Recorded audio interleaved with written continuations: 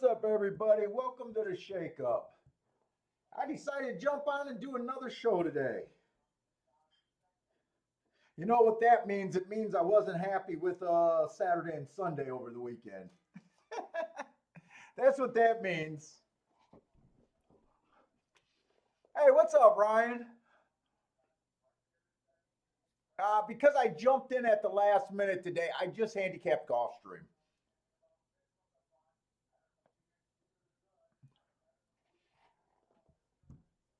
Let's see, where we at? Hey, what's up, Joshua?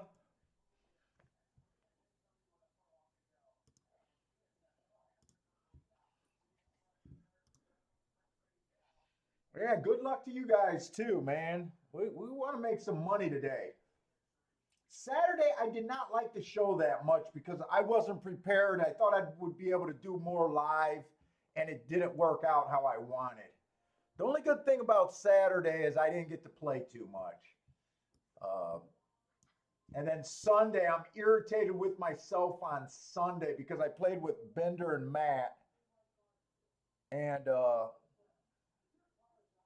just fucked up that race where that 6 horse, that 25-1 won that day. We all messed that race up so bad.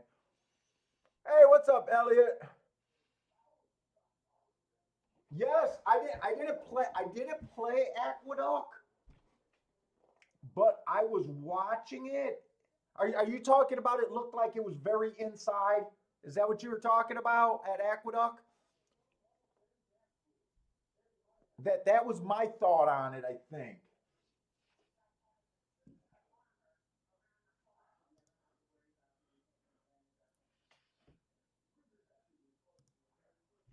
Let me get this stuff set up. Hey, what's up, Saturday? So I do just have Gulfstream. I didn't realize they were going to be off the turf today, but I still decided just to go through with it. I'm hoping to catch a glimpse of the track, though. I want to see if it's a swamp or are they just off because they got rain, but the main track isn't that bad. I'm just curious to see how this track's going to look.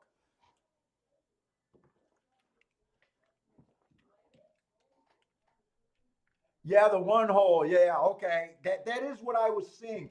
And I want to say the day before it was all speed if I remember right. I didn't play either of those days though.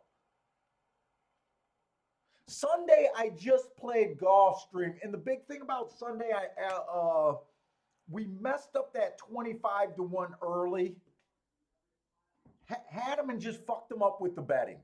Well, we had three horses. The three horses hit the exacta. The horse that you would have wanted to win won, and we still fucked it up. I was so pissed. And then the rest of the day, it was nothing but chalk. I mean, it was ridiculous chalks on Sunday. Shit, I need a light.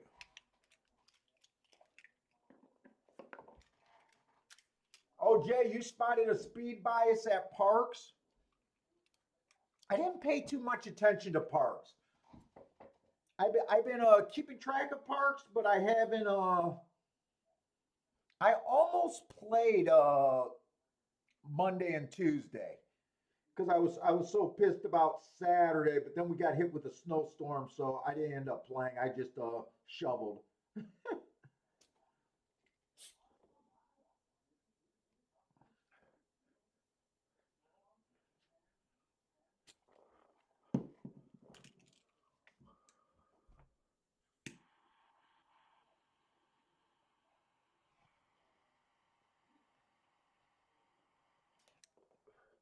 I don't think they showed the track yet. I'm hoping that it's going to be inside.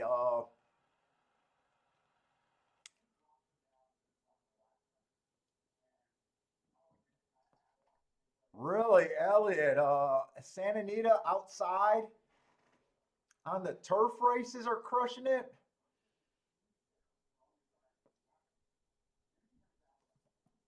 Man, Elliot, it sounds like between Santa Anita and Aqueduct, you probably had a really good week.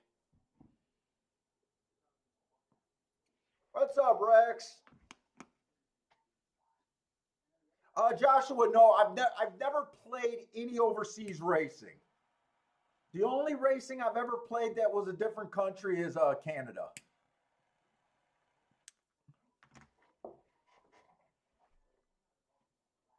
Hey, what's up, C Money?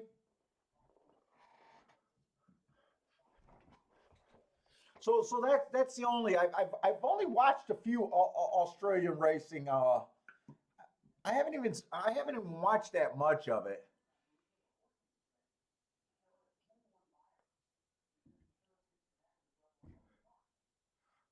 Jay is saying there was a big speed bias at Parks yesterday. 7 of 8 races went wire to wire.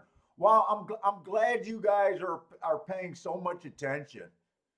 I'm glad you guys are paying so much. It sounded like a few of you guys probably with with the tracks running like that probably had a really good weekend or a start of this week.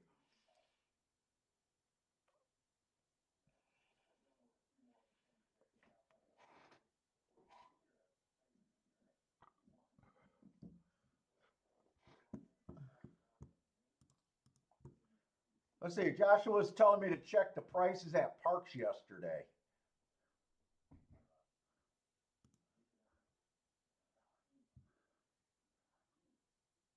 Let's see. That would have been the 16th, right?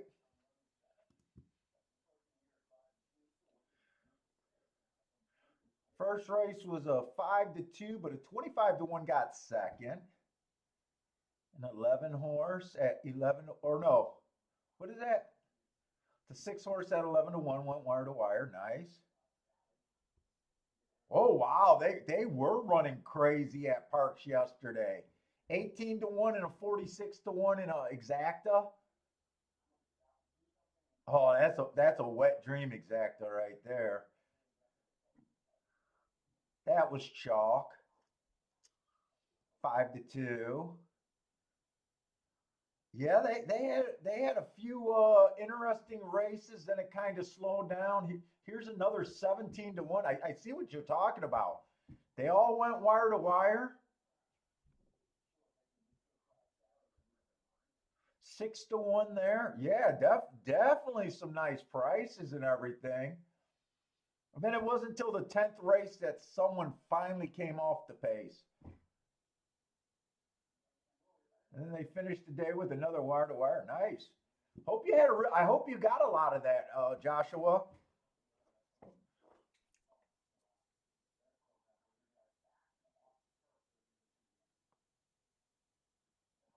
You hit a pick three for $2.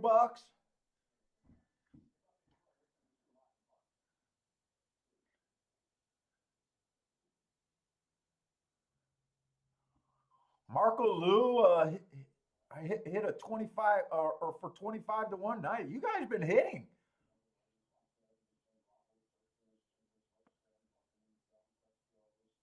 You guys been hitting. Nice. You might Joshua, you might want to keep a track. Isn't Parks racing today? Did Is Parks racing today? I'm not sure.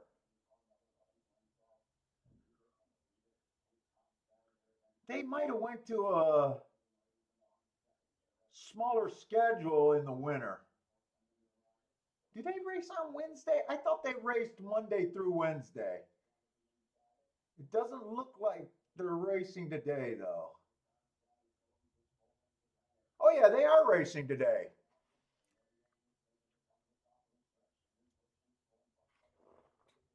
You're telling me to watch a race at Parks?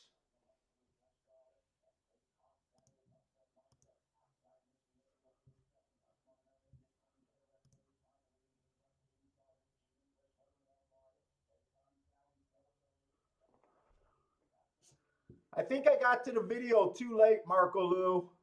They look like they're crossing the wire. Was that a wire to wire winner?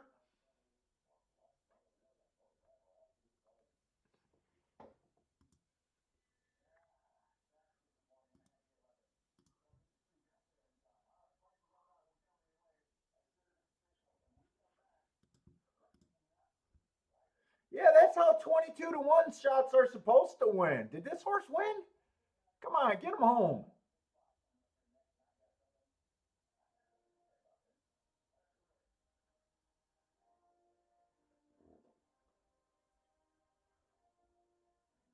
Boy, they did come after him late, though. I don't know if he got it or not. Right there, I don't think he got it, but he definitely ran well.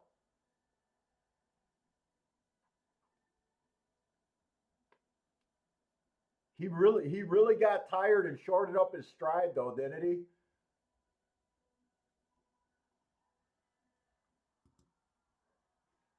Did they wire in the first race today?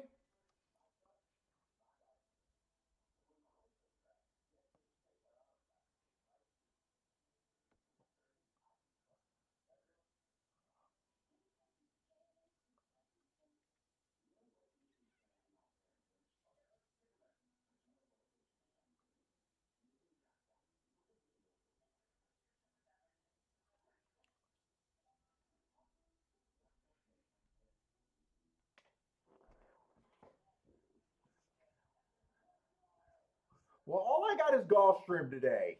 We'll keep an eye on Parks.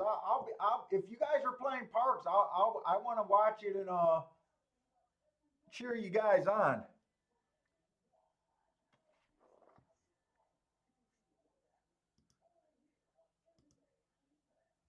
Who won the first race, by the way? I'm going back to seeing the results for the first race.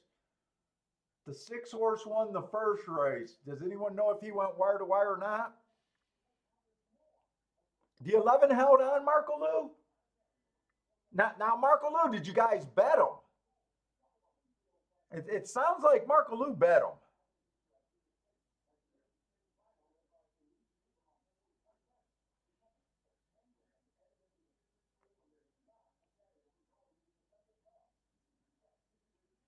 Ryan's calling a big outside bias at Santa Anita right now. Wow, you guys are spotting them everywhere. Good. I hope you guys are crushing them.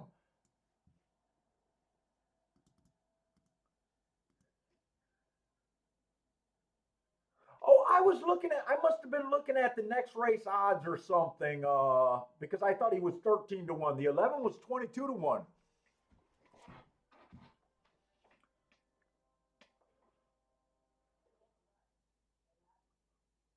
Yeah, that's a big ticket. $324 for a dollar exacta. Nice.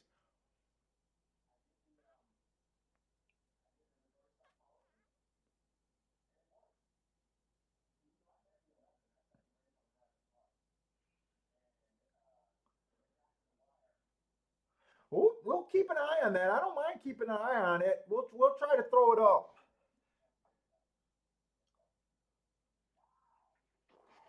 But anyways, I'm going to start out with Gulfstream.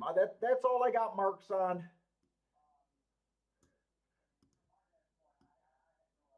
And it is cold in this house today.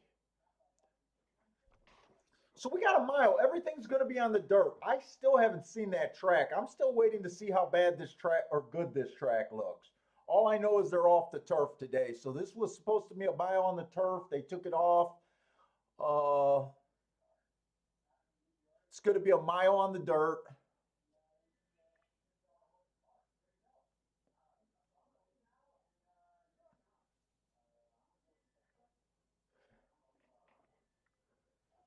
And what is it? Made it claiming 35,000. Uh, so I guess let's get started.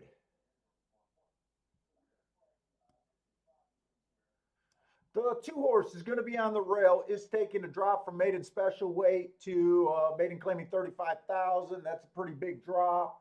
Uh, Last race, one race sample, flashed a little bit speed at that higher level, but I can't really judge that race other than that. Two races ago at the higher level, inside of the track was good. He ran against the inside. I gave him an asterisk for that. He was at average match strides with the slowest winner slow that day.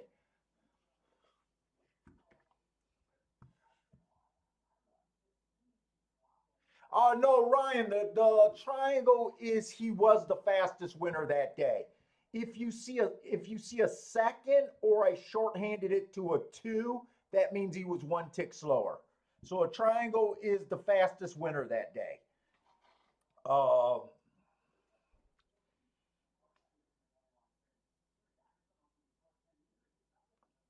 is Are you guys talking about Santa Anita because you guys crushed that Santa Anita, or is Santa Anita actually running right now? I see a lot of talk about Santa Anita. I thought they usually started very late my time.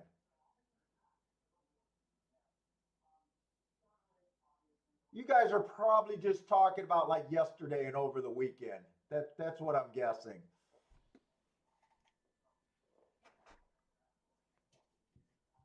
Uh, so that's the two horse. So the four horse. What do we got here? We got one, two, three, four. This is a five horse race, so I don't know how interested I am in this race for a betting thing. Oh, the four horse, bad rail last time he ran. He was in the 12 hole. That didn't bother him. It was a stalking closing day. He came he broke 2 by 1, so technically he's a stalker. He was average, average, average that day. I like that race. 2 races ago, rail was bad. He was on the far outside again. Slow, slow, average. And 3 races ago, it was just a bad rail stalking closing day. Didn't really bother him. He's been surfacing around this level, bouncing around between 20 and maybe claiming 40,000. So he's roughly been at this level. I don't like him or not don't like him. He's just in the race. The five's a big favorite right now. 4 to 5. I'm not that interested.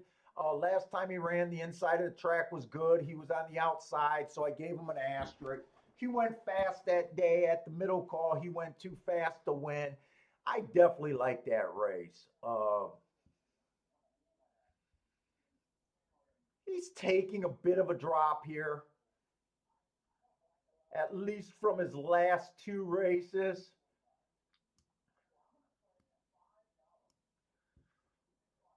But before that, he was basically at maiden claiming 40,000, which it's just a bit of a step up, not too much.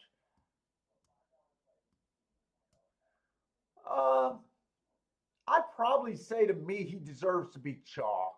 Running against the bias and having 2 races, he went too fast to win. I didn't see a lot of speed in this race so far, so let's see if there's more speed in this race. Oh, the 6 horse. Inside the track was good last time he ran. He was in the 5 hole asterisk there. He was slow, match strides with the slowest winner. Last race he didn't get in position, but he's been close enough. Uh, ran with the 5 last race, was nowhere near the 5.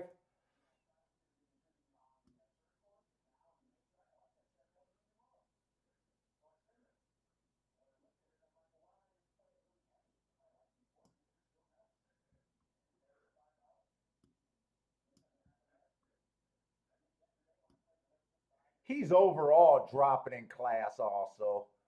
If I just got yellow, I'm just trying to mark the block that they kind of dropped in class. He looks okay for a stalking trip. I'm just not that interested in this 5 horse field. The 8 horse looks like he got to improve quite a bit. He was at a lower level last race, 5 furlong sprint. He might have some speed here. He went fast for the first call, 1 tick slower than the fastest winner, but I have a hard time getting to him. 2 races ago, inside of the track was bad, so he did run against the bias there. Before that, he was a higher level. I overall just don't like this race. I guess if someone's going to do it with the 5, it'll probably be the 8. I think the 6 is going to stalk here.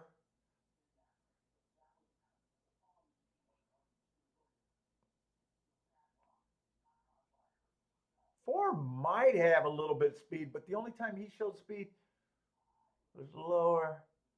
Yeah, I'm not touching this race. I think the 5 is pretty much the right horse here.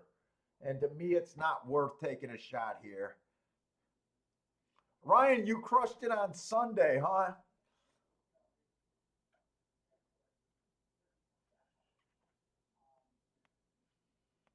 Ryan's saying the 5's going to win easily here. I definitely think he's the right horse, or at least the horse that deserves to be the favorite here.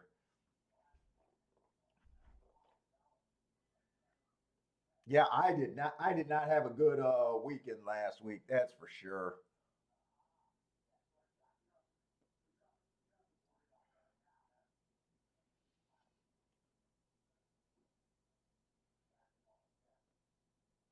Let's see who else is in here. Hey, what's up, Joey?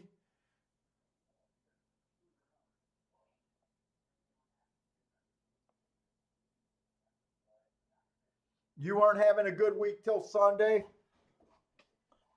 Nice thing about racing, we generally only need 1 or 2 days a week uh, to make up for a lot of things. What's up, Garth?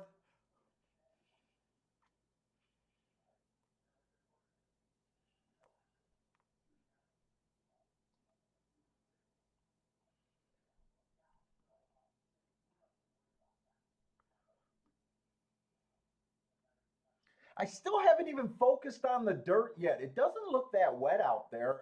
At least so far, I haven't seen standing puddles. So it just must mean that they got rain overnight. So I want to find out if this is on our way to be a drying out track. If it's a drying out track, I tend to struggle sometimes. So we'll see. Hopefully, it's still in that nice fast stage. What's up, Frankie Tubbs? Yeah, let's go. Let's have a good day today. Anyone got any action on this race or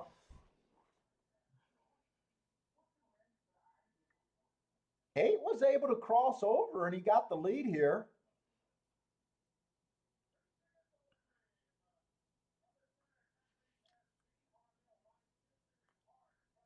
Oh, that cigar tastes so good today. Hey Ryan, the heart is the horse went too fast to win. Too fast to win. That's why I love that move. Too fast to win at that point of call.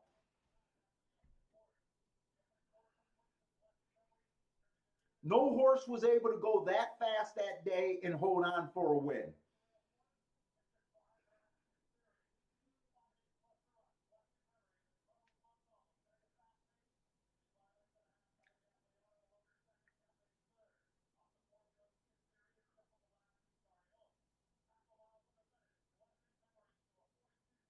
5 kind of got himself in a position where now he's waiting for a hole to open. I guess he got lucky that the rail did open up.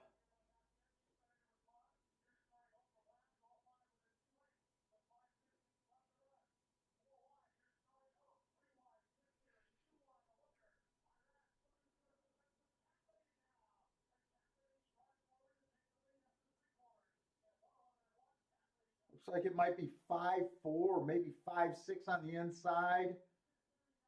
5-6-4. I'm pretty sure the 6 held on there, but it got tight. Hey Ryan, don't worry about it, man. You want to ask questions about the marks? It's I don't think it's annoying because it helps people that haven't seen them at all. It helps the new people, and we've been getting a lot more new people.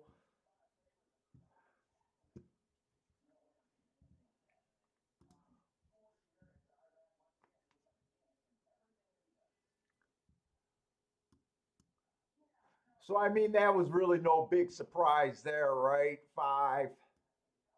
Whoop whoop whoop.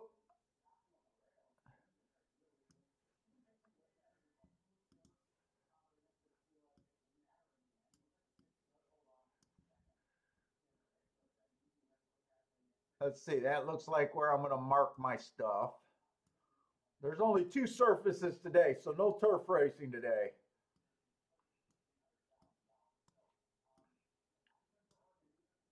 That was a mile race. 5 basically stalked that race. Ryan, it was kind of a pissed off energy that made me jump on today. Kind of a little pissed off energy. I jumped on Saturday and did that impromptu show with me and Parsons. Uh, and we got a lot of new viewers on it. I actually got 13 new subscribers, which is quite a few for me to get in one day, anyways. Uh, and the whole time we didn't really get our feet under us. I really was trying to mark the form up as we went. It was too hard for me to do with the mouse. Uh, the only good thing about it, it was more of a hangout, and we didn't really have a lot of plays. So it wasn't that I got beat up, even though I had a losing day. It was more so I just wasn't completely happy with the show. So I just felt like jumping on today. I also had that extra energy because I messed up that horse and didn't have a good Sunday. Uh, I had a lot more nervous or just pissed off energy, not nervous energy. But I was just pissed off that I fucked up that 25-1 on Sunday, and I just said this morning, if I can get Gulfstream marked up, I was just going to jump on. Oh, thank you, Michael Lester.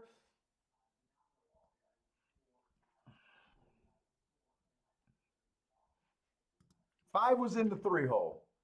That's all we want to do over. Good for mentioning that to me. Thank you. Yeah, so that's what it was. And to be honest, I'm kind of going in two different directions.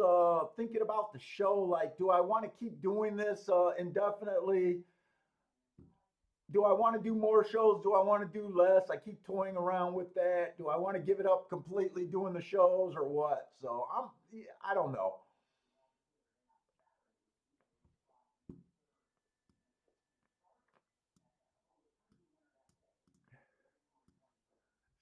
But Parsons will tell you whenever I have a bad weekend, I get my homework and my notes and everything back to him and done at a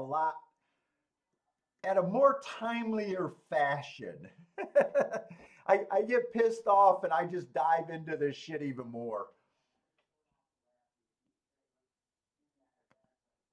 So, but from the sounds of it, man, I'm glad. It sounds like a lot of you guys had a pretty good week or weekend or start of the week. If you guys played Gulfstream Saturday cards, you probably know what I'm talking about how chalky it was. And there was basically 2 races all day Saturday that were worth playing. Everything else was just basically big chalk. The problem with Saturday is a lot of the chalks to me didn't look like standouts.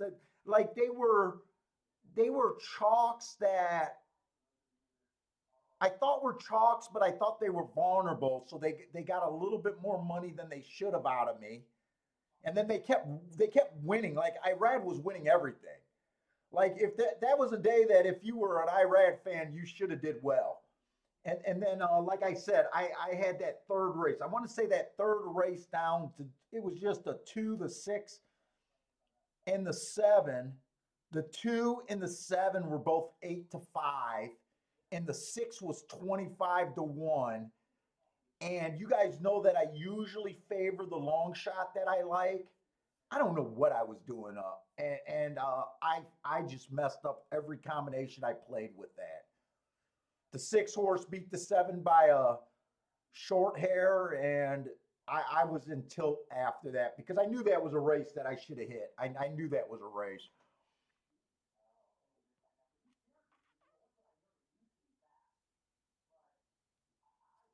Hey, what's up, brother, man? I haven't seen you for a couple weeks, man. Glad to see you back.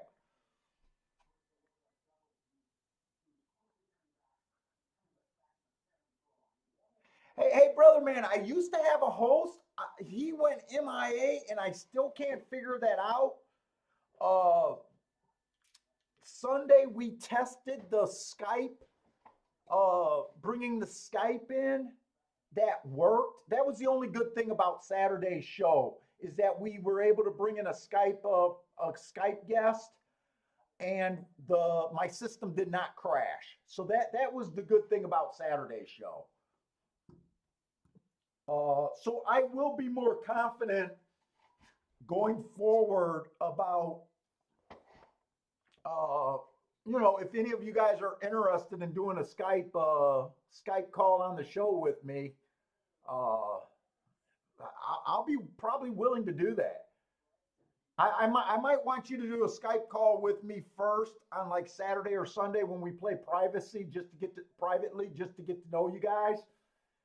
But I am willing to try that if we could get it to work. So Saturday was a good sign of that working the whole day. Yeah, brother, man, we used to have a wild man for the show. He was a lot funnier and wilder with his bets than I was.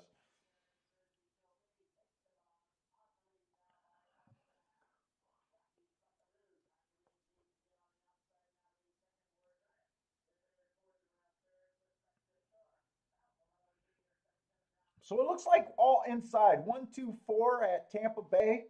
I downloaded Tampa Bay's form, but I didn't have enough time to mark it. So when I don't mark up my stuff, I don't play it personal. Uh,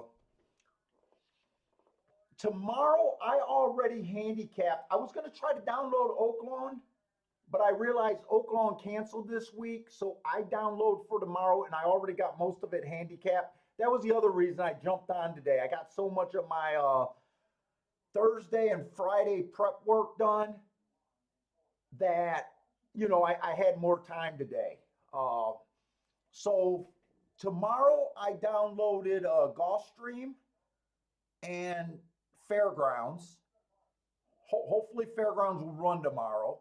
I didn't want to do New York because I was just worried about the winter, and I only want to do two tracks at the most. I'm not going to try to do three tracks anymore. And then Friday I downloaded Florida, Gulfstream, and Tampa Bay.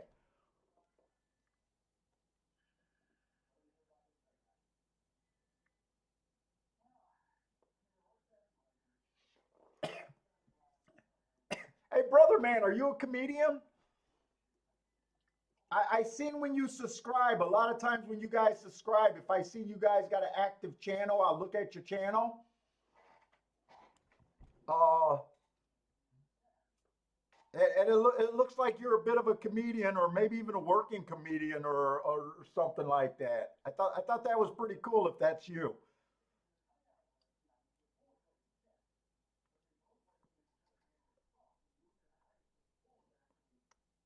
Yes, you are. Are you a working comedian? Is that your full time gig?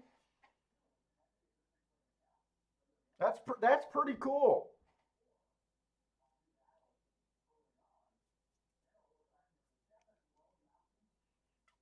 You definitely seem like a guy with a pretty big personality too.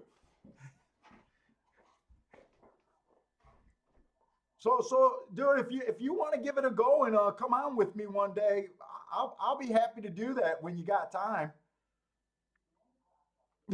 Jay's not a comedian, but he plays one on the internet.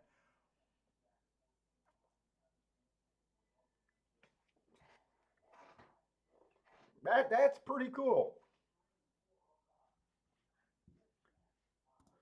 Do you guys got more action at Philadelphia, or I'm sorry, at Parks? If you guys are playing other tracks, feel free to put in your plays. Feel free to throw up your plays. The only thing I ask is if you guys just, when you guys put up your plays, just put what track you're playing at.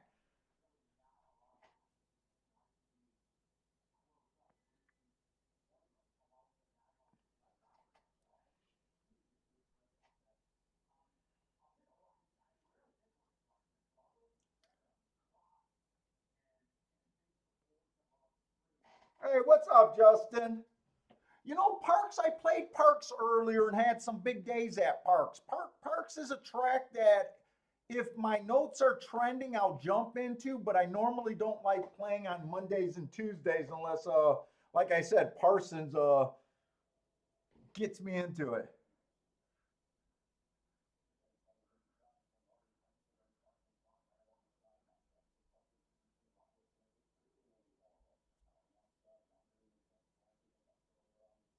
Oh, you get flown out to do X-rated comedy.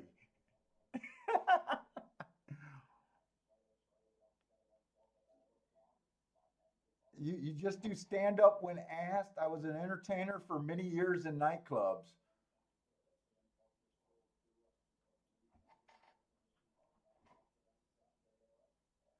Well, that's pretty cool.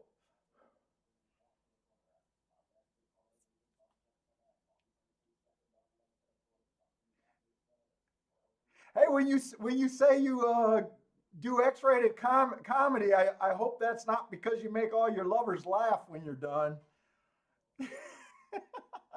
Okay, that probably wasn't that good. Oh, you're a DJ by trade.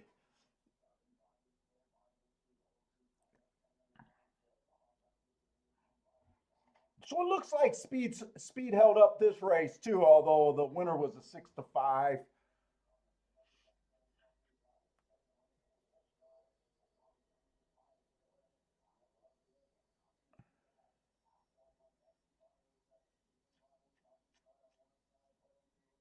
3-7. Okay, let's just get back over to Gulfstream because that's where doing most of the handicapping at, or all of my handicapping action. Also, Gulfstream, we got whoop, whoop, whoop, whoop. We got a maiden claiming 12-5 on the dirt. You are not politically correct. Well, good. Thank you for that. I like that. Ryan friend hit a 6-5 and he's happy. Ah, that's all right. Some people can make those work.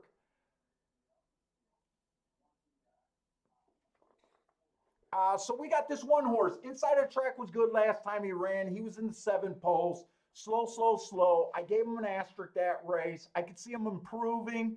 Probably will be a little hard for me to get to here. Doesn't really show any speed. First 2 races were definitely at a higher level. He's dropping. Uh, got a nice price right now. Just kind of hard for me to get to for a bet. Uh,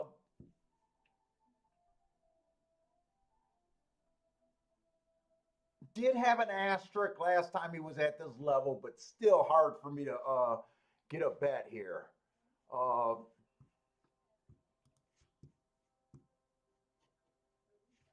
and the other thing I noticed is he doesn't have speed so far in 3 races. He hasn't been getting position at the top of the stretch. Just hard to get to. The 2 horse inside of the track was good last time he ran. Him and the 1 horse are coming out of the exact same race. They both had the same excuse. They basically ran pretty much the same race. I guess the 2 horse ran a little bit better, finish wise, and a little bit closer to the pace, but he was still slow, slow. 2 races ago, the rail was bad. He was slow, slow, slow. 3 races ago, no real marks, but he was still slow, slow, slow with no real feeling about the track that day. Just, I mean, he got the inside today. He's just hard for me to get to. The 3 horse only ran 1 race. Another one, just hard to get to. Even though I don't have an asterisk and he was just slow, slow, slow that day, uh, he is dropping a bit in class.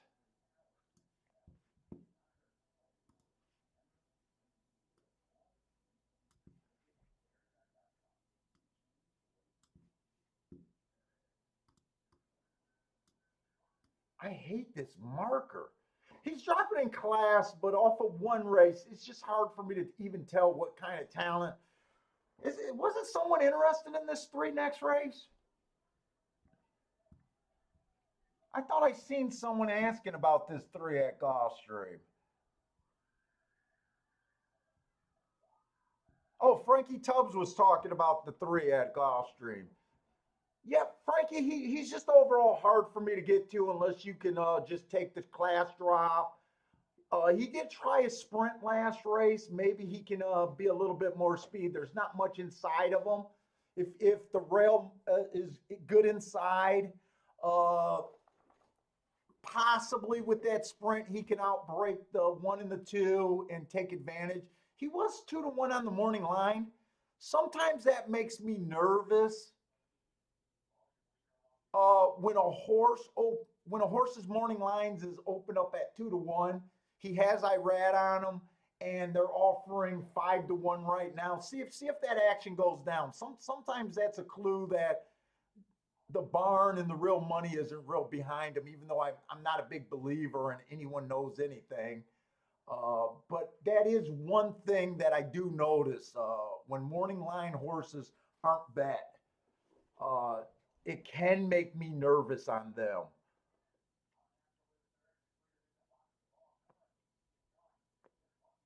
Oh, the 4 horse, slow. Match strides with the slowest winner last race, slow. That was at a higher level. I want to look up that Turfway Park race 2 races ago. So let me pull this out. We should have plenty of time. I'm going to concentrate on handicapping instead of bouncing around. So that is December 18.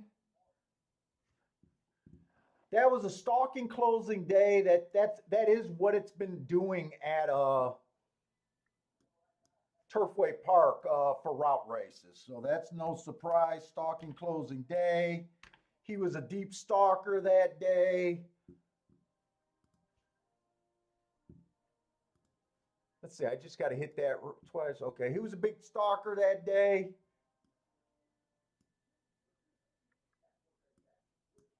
His adjusted times don't look that bad. He was average that day. It was at roughly this level, maybe even a little bit lower of a level, depending on what you think of Turfway Park to Gulfstream. He's a little interesting. 3-1 on him isn't enough to make me where I gotta. He's interesting, but the price, I'm not crazy about 3-1 on a horse that might not have speed.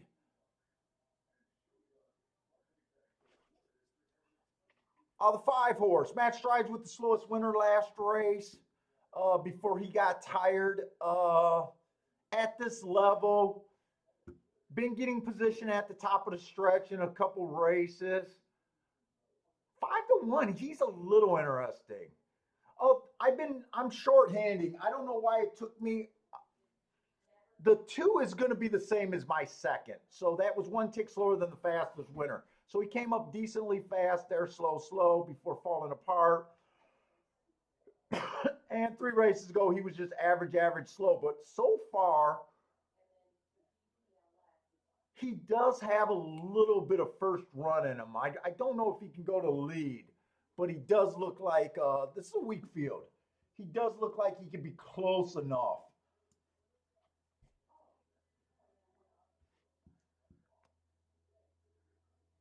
What's wrong with the 6? 6 is making decent. The 6 is dropping to a new low.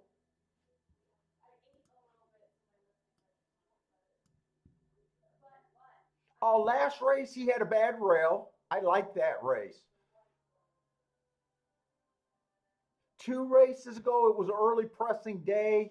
He didn't get in position, but he kind of kept running there.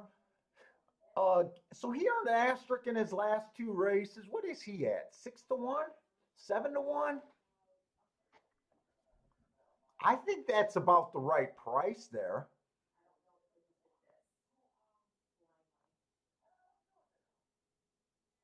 Seven's on the slow side of things. He's been at this level. Almost won last race. He ran with the 5 horse. I think 5 horse is gonna get a better trip, especially if the inside's gonna be better today. I'm not sure if it is. It's just usually they are.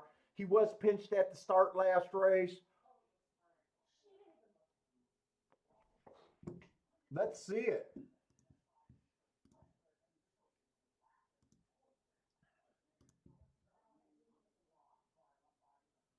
Results are not in. Let me get set up here.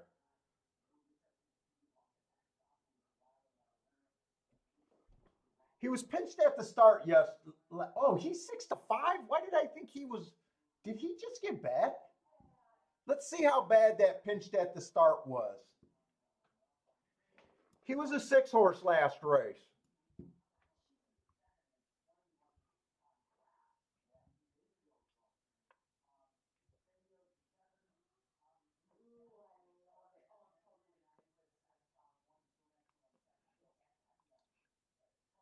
That looked pretty severe. That looked pretty severe. Not enough to get me excited about a 7-5, but he definitely had some problems there. And the 8-horse doesn't look like anything that interests me. Uh, so I kind of got the contenders at the 7. The 6 looks a little interesting at a price. The 5 looks a little interesting to me. Uh, the 4 I can see, and possibly the 3. I know that's quite a few of those. I'm going to look ahead real quick to see if I got a double here.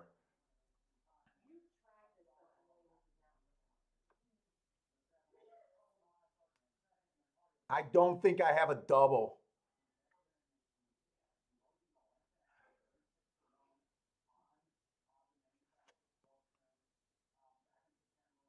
The 8-horse does look tough next race.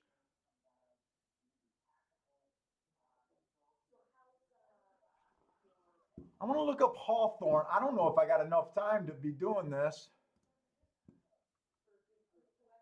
Hawthorne, real quick. December 27th. Shit, I don't have that date.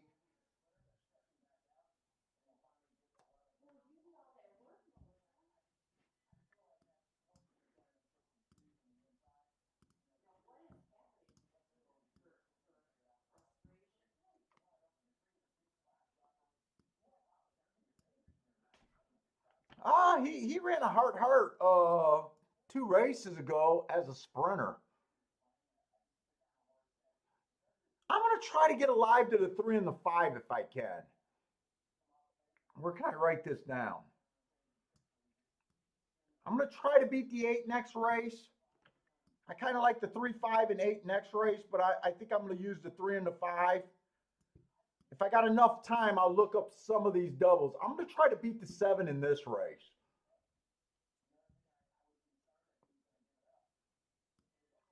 I definitely want to use the 5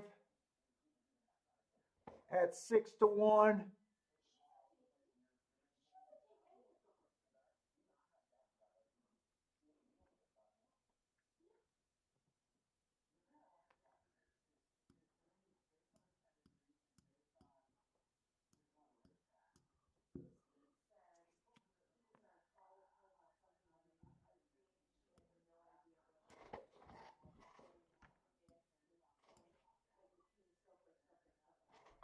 I think those doubles might have somewhere to go here. Oh shit! And let's see if they're gonna give me my doubles. Let me see. Let me see. Oh my god! They gave me the doubles right off the bat. 6 to the 3 is paying good. 6 to the 5 is paying good. 6 to the 8 is not paying good. I think I'm gonna have to try to beat the 8 next race. 4 to the 3 is paying okay. 29-1. 4 to the 5 is paying great. I want those. 3 to those horses are paying solid. I think I got to throw out the 8. I got to try to beat the 8. Got to try to beat the 8. So I'm going to use these 4 horses with the 2 next leg. So a 3, 4, 5, 6 is what I'm going to do here.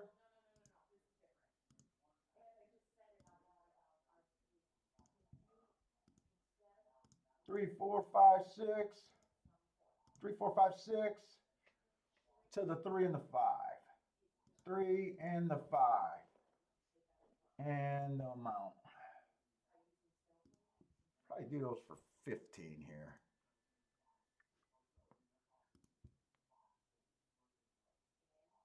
Hey, Richard, no, I just decided to jump on today. I had that pissed off energy from the weekend. And I got so much stuff done for the next two shows that it looks like I'm going to do Wednesday, Thursday, and Friday this week. But let me shut this door.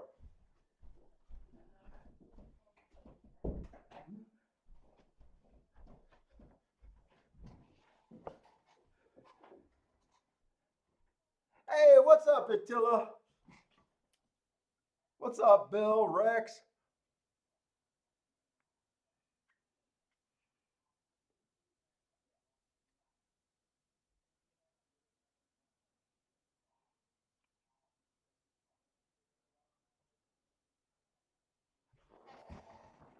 Oh, man, it is freezing in here today. It's cold by this window, too. I got a brand new window, and it's cold by this window.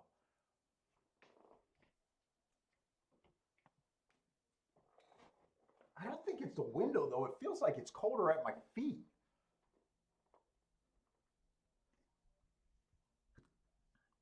Yeah, I always play on Wednesday. I don't always do I don't do shows on Wednesday, but I play. I play every Wednesday through Sunday.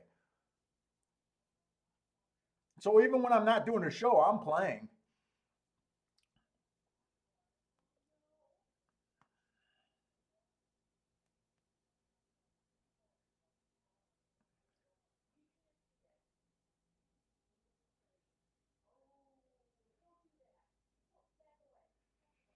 Three is going to show some speed. I'm a little happy with this.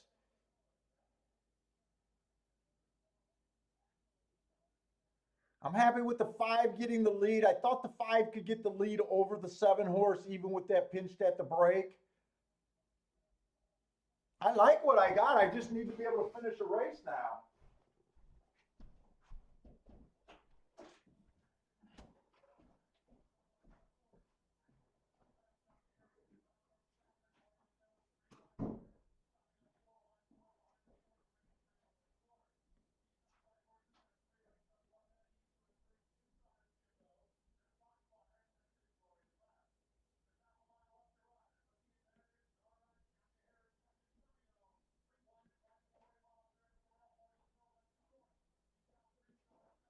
Well, this does not look good with this seven gearing up.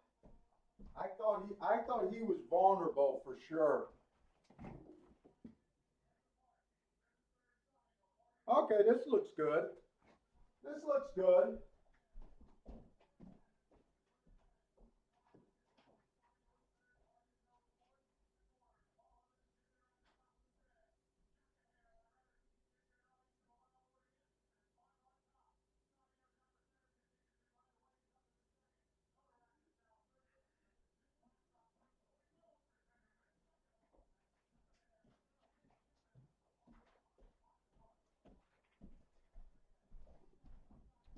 All right.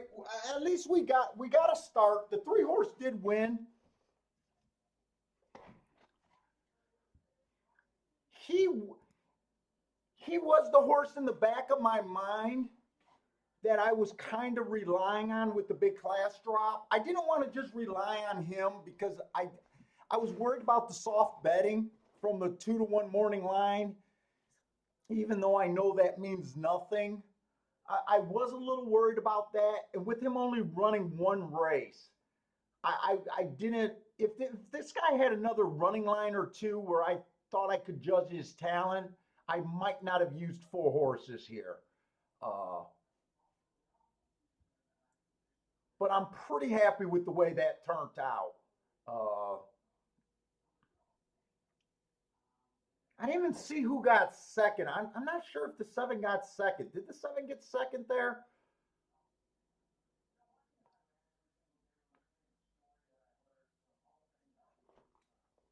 And who asked me about that horse? Was that Joshua or was that Frankie Tubbs?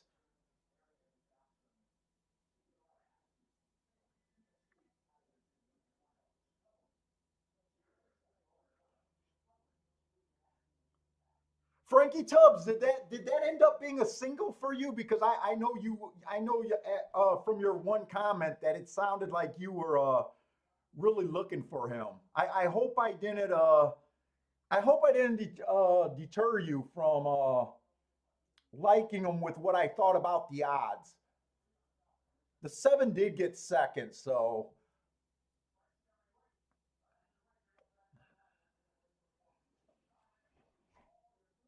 let's see. Van took them. Hey, what's up, Rando Gordon?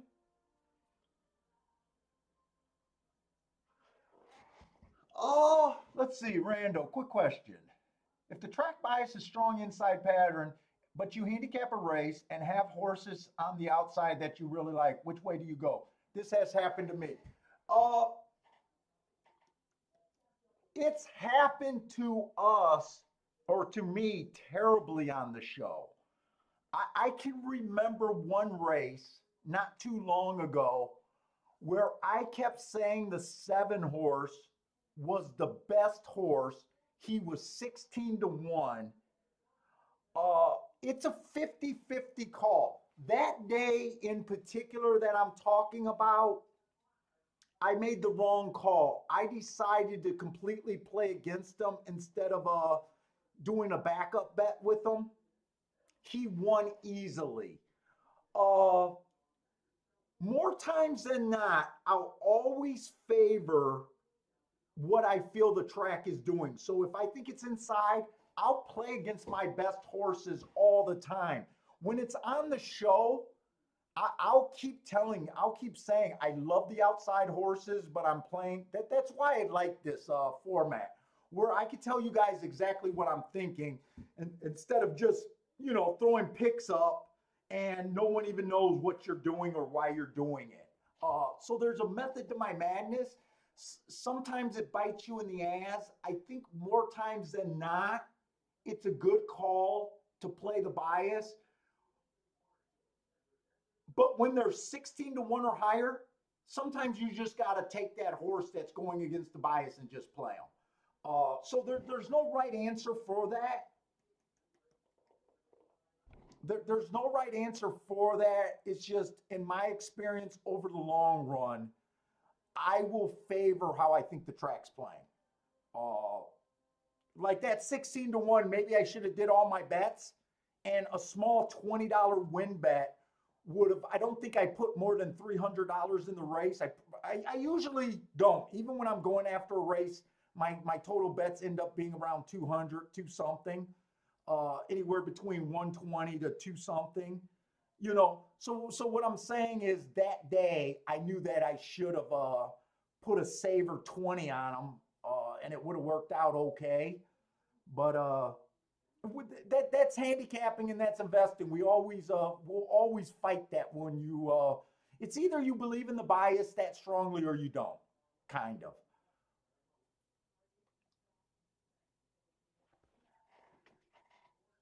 I think that price on the 3 was 5. It was definitely between 5 or 6 to 1. I think it was 5 to 1, but it could have been as high as 6 to 1. It was definitely a good start.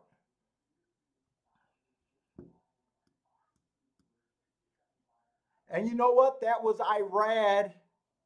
And what's the rule on Irad? I say you guys can almost play Irad blindly whenever he's 4 to 1 if you guys are just an Irad fan. I'm not that type. I'm not that type, but 5 to 1. If we got 5 to 1, that's falling in line with the great price on him. Hey, what's up, Disco?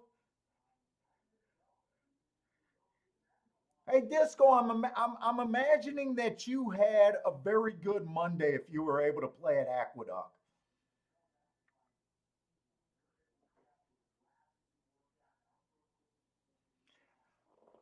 Attila, I don't have a formula for like thinking how much a horse is going to improve off of a bias or how much it's going to hurt a horse.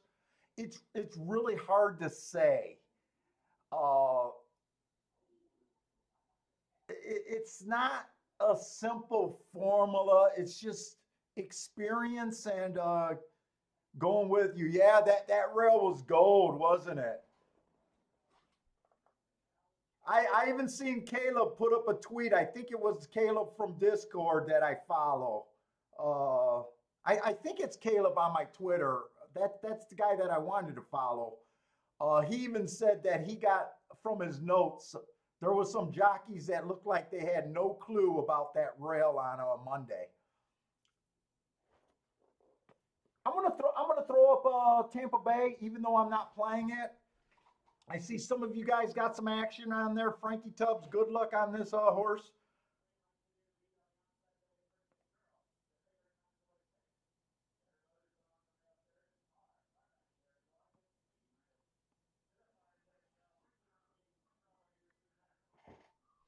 Looks like, well, Joey, I think you got a good start. It sounds like you hit the exact thing. You started with him on your pick five. Good luck. Hope you take that down.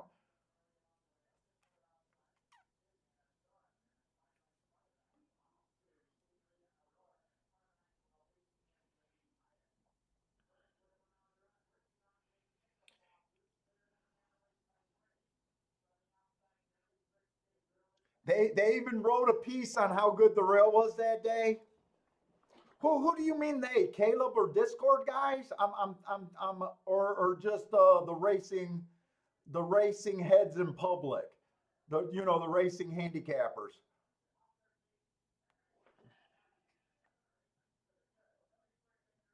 Oh, thanks, Frankie.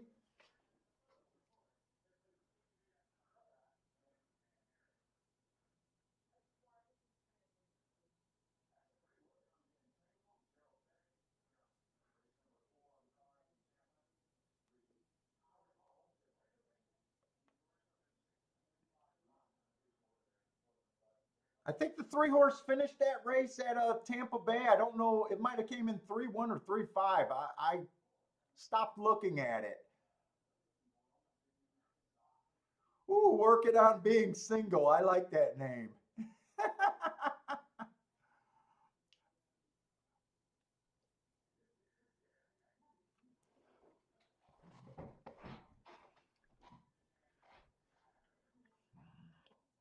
3-5-1-2.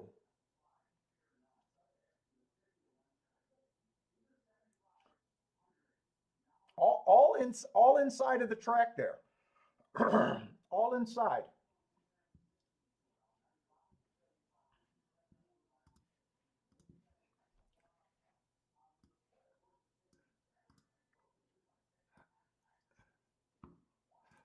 It looks like Parks is are you guys playing Parks since you guys were saying that it was so inside or speed friendly yesterday? I think you guys said.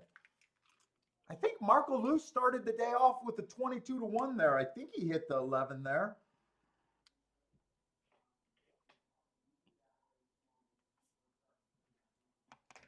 Man, it's cold in here.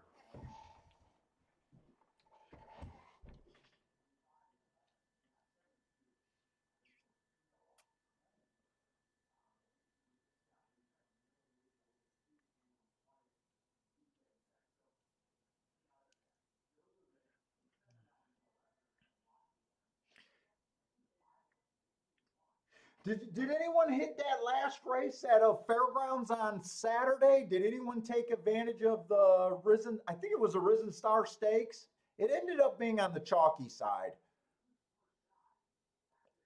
I ended up I we ended the show early. I didn't want to stay on that late.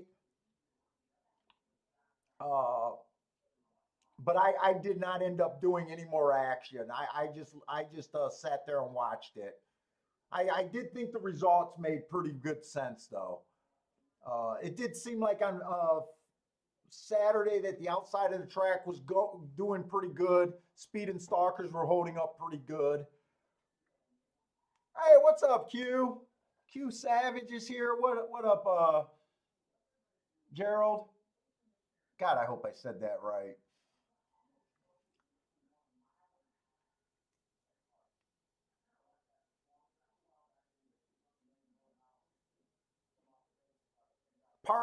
Bill Robinson, you good luck on your 11. You look like the only guy that put action up there for Parks. Q Savage likes the 12.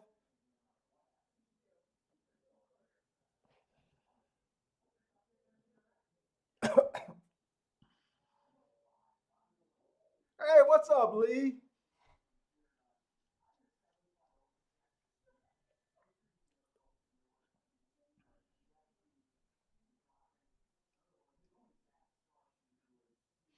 gonna go grab a water.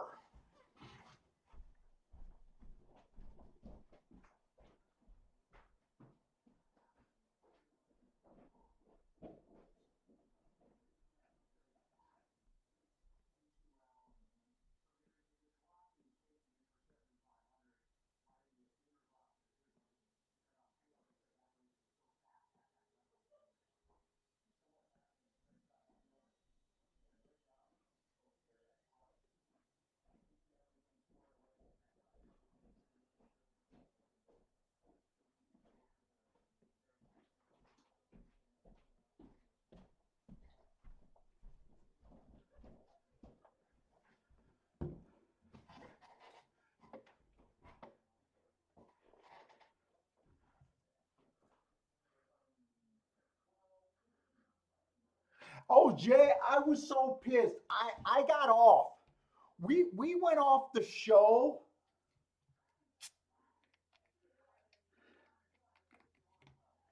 We went off the show right before that turf race. And my bias reports are telling me that you want to be off the pace on the fairgrounds turf, right? And I really thought there was, I think I thought there was two horses that could close. I did not bet it because I was just dejected on Saturday after the show. I just did not think it turned out to be a good show. I should have stayed on for one more race. You hit that 10 nice. I think it was like 45 to 1 or something like that. Oh, you hit the pick four also? Nice.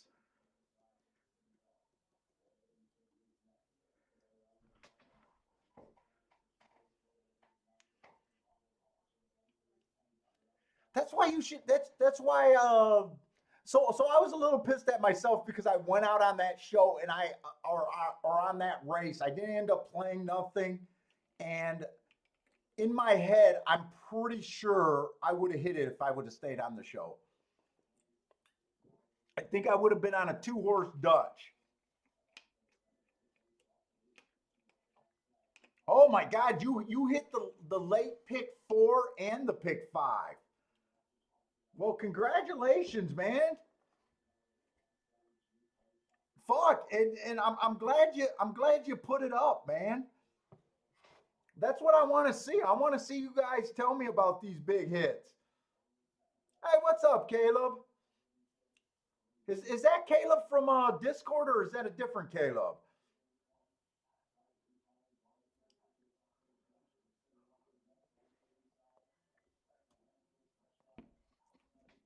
I did not see if this four went wire to wire. I'm going to guess no because I think it looked like the three was in front of him coming down the stretch. But Caleb's saying that it is you. Yeah, I was saying that I also seen your tweet. I think it was your tweet saying that some of those aqueduct jockeys didn't catch on to that rail bias on Monday. I want to say. I think that was your tweet.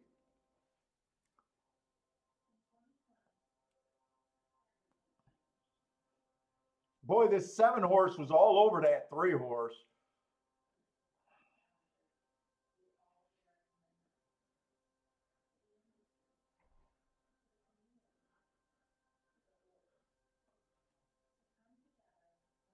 I used to like handicapping with Caleb back in the day when we were hammering Turfway Park a couple years ago.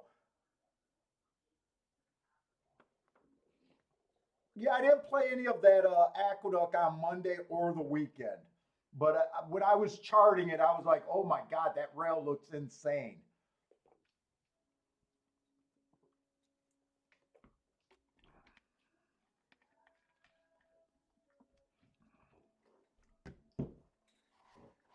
I've seen you guys are back to doing on the wrong lead. You guys took a pretty big hiatus.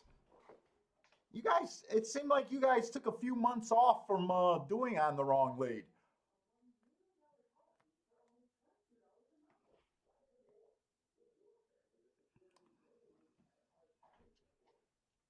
The most recent show I seen you guys do the Risen Star preview the day or couple days before the Risen Star.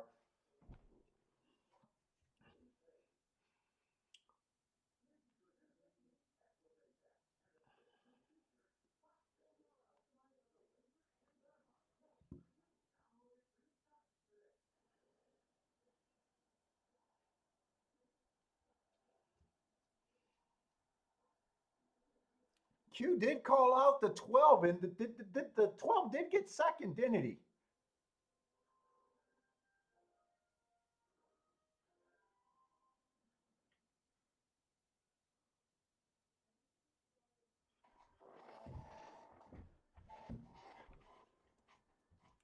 Yeah, I keep watching you guys, Caleb. I want to see you guys do your. I like your shows best when you guys were doing on the day on your betting challenges and stuff.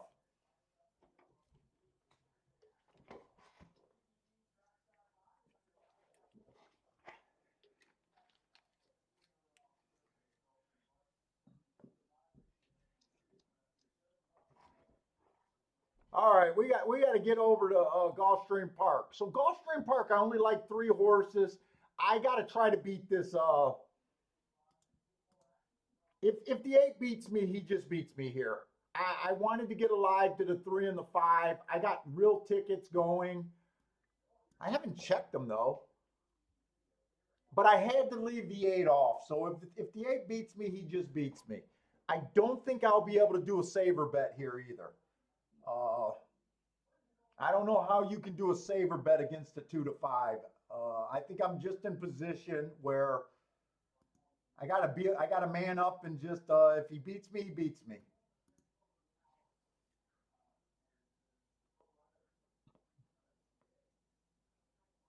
Oh my God.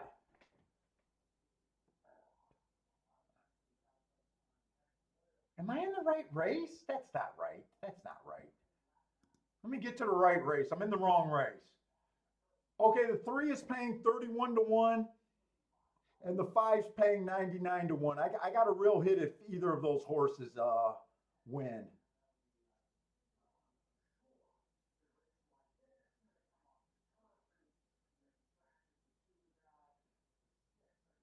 I guess I could have used the eight. The eight's paying 12 to 1.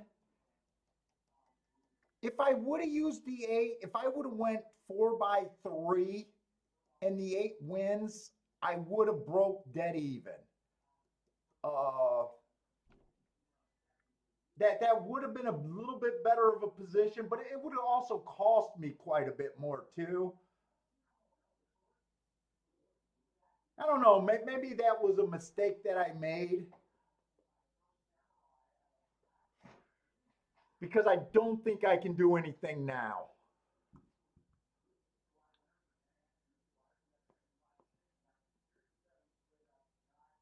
1, 2, 3, 4, 5. What we got? 6 horses in the race. I can't get to one. He's a first time starter. If he wins, to me, it just makes me think that the rail might be okay. I kind of think the rail's okay, anyways. I'm hoping this three horse can do something. The four, one race, or he only ran one race. He can improve here, but I think he has to improve a ton to beat me. Uh, I'm surprised he's 5 to 1. Oh, he's a Todd Fletcher horse.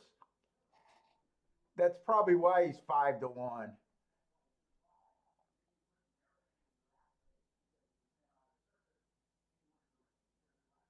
I got two sprinters here.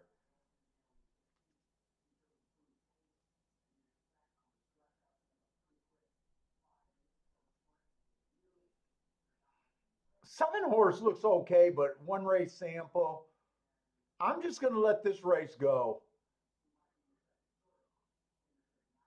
Hopefully the eight can't win, but the eight is kind of my best, one of my best marked horses. Would not surprise me if he beat me here. I don't think the exactas. Let me just make sure I can't do an exacta here, but I don't think I can. Eight on top of the three is paying 11 to 1. Eight on top of the five is paying 10 to 1. Yeah, I'm not doing anything.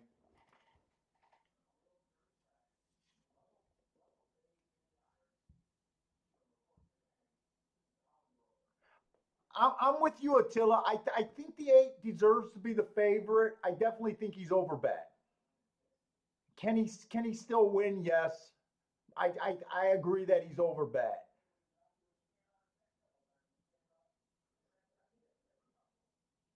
I'm thinking he should be about even money 6 to 5 here, but that's also another Todd Fletcher horse I just noticed.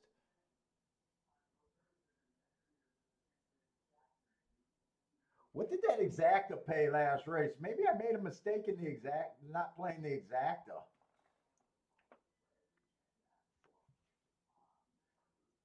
Let's see. The seven got second last race. Did I make a mistake there? Let's see. I got to see results. I paid 22 to 1.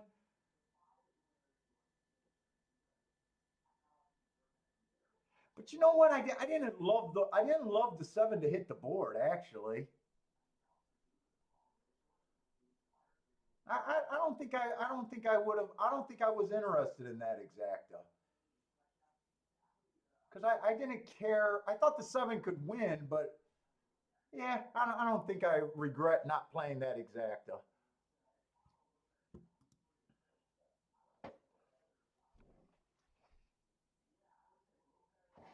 Let's see. Van's alive to the 7-4-3. So Van, I'm only rooting for your three horse. Can we get a three horse, Van? We can both be happy with the three.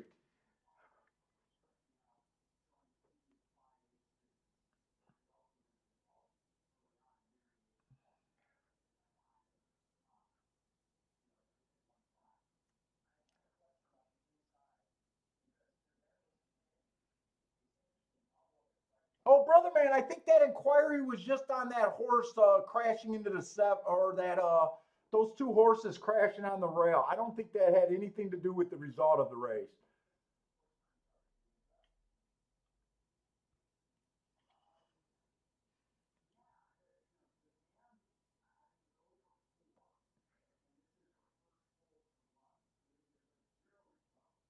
Who who hit the? You guys hit the exacta over there at Philly? I didn't even notice that. Did some of you guys hit that exacta?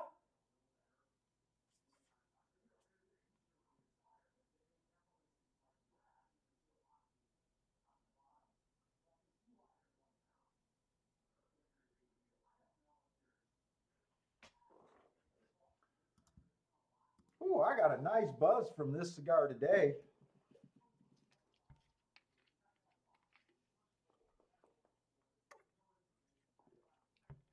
If this first time starter rides the rail and he wins,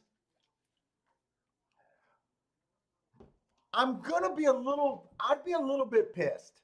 And I'll tell you why. I don't want to, if the eight was not 2 to 5, or if I was alive to the eight, I probably would put a flyer on this one horse as a saver, like 20 bucks on him to win. With the eight horse 2 to 5, I think I'm in a position where I can't do nothing else. Uh, if he wins, it'll just make me think that the rail's really good, and hopefully later today I can take advantage of it if it is. But if he beats me, the best I could do is a saver on him.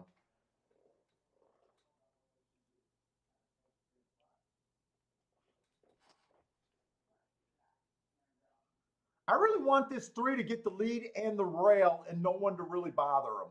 Even though five's the bigger hit for me, for some reason I think three's the better end of the bet.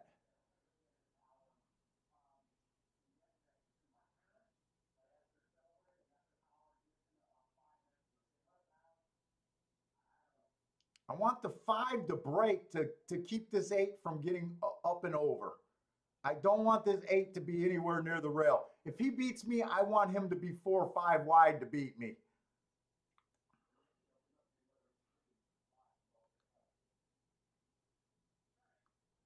Hey, 3, the rail, buddy.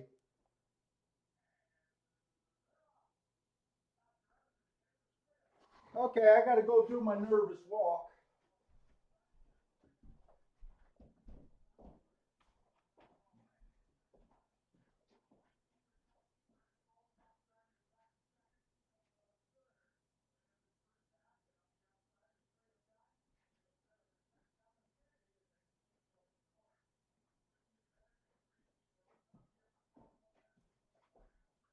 What was that first quarter?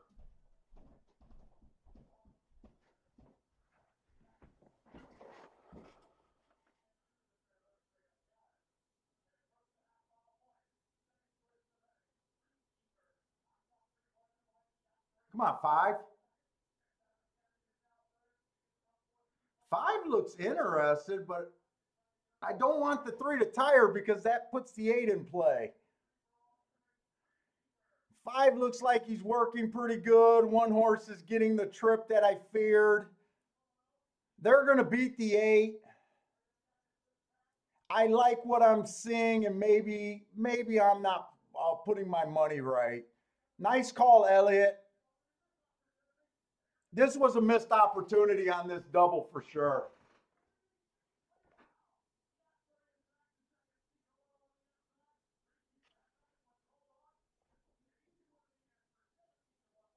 I like what I'm seeing there. Yeah, it is the cigar, Elliot. I hope you played that. I think you did, Elliot. Nice call there. Got the trip that you said he was going to get to, right up that rail. That rail does look good. I I probably made a mistake because I explained to you guys why I didn't want to add more money to this bet, and we know that I probably should have.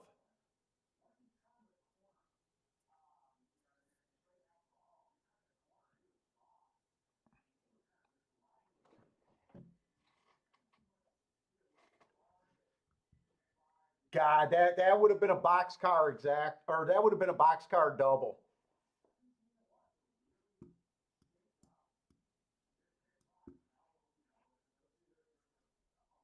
I feel like I should have at least had a saver there.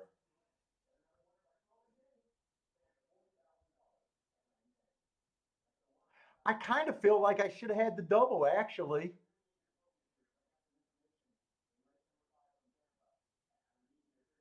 We start the day thinking that the rail is good.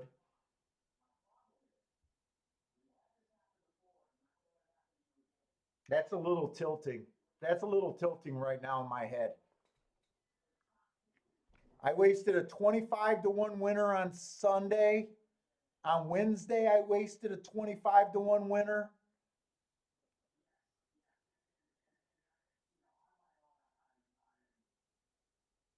That's a little tilting. That's called Irad Fuck You Special.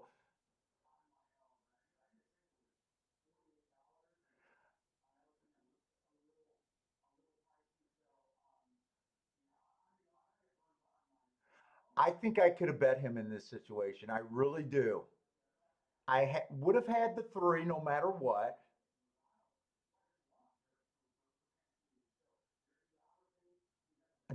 I know this is just a missed opportunity.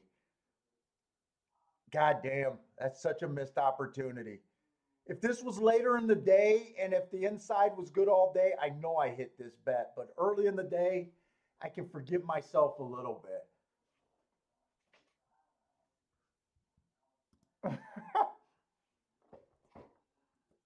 Hey, hey, Lee, I'm not going to be that hard on Irad. Irad showed the speed this time. He ran his race. To me, he didn't have the horse. To me, he didn't have the horse. The one makes perfect sense. I don't normally bet first timers, but I don't know where else I could have went.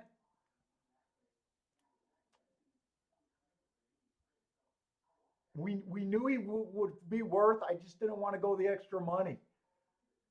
I'm gonna I'm gonna be crying in my drink when I see this double payoff. Really. See, I read that guy's nasty email about how there's no such thing as biases, and now I don't want to play my biases blind. See, don't send me nasty emails, and I won't fuck up so much.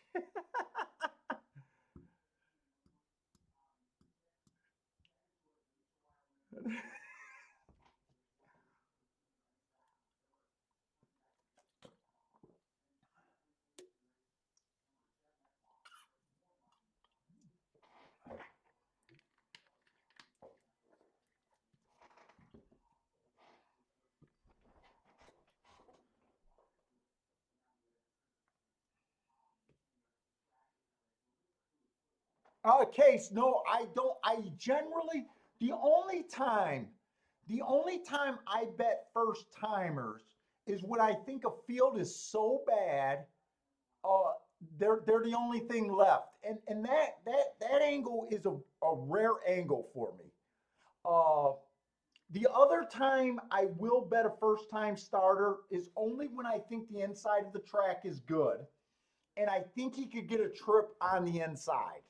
Uh, and that's the case of this horse. Uh, you'll see in my older videos, live stream, you'll see me do that with first time starters, especially during the summer when the rail was gold at one time. Uh, but those are usually the only time I'll bet a first timer. Is when I think they have a bias advantage.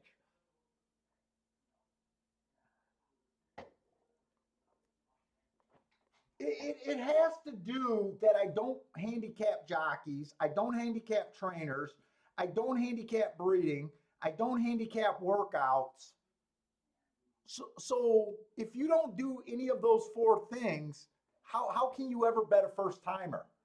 And if I don't bet on them in established races using those factors, to me it doesn't make sense to use those factors on first time starters. Uh, I think they're overbet factors. So that's kind of why I tend to just ignore first timers. But this race, honestly, where else could you have gone after you went to the three and the five? And the five didn't look that good.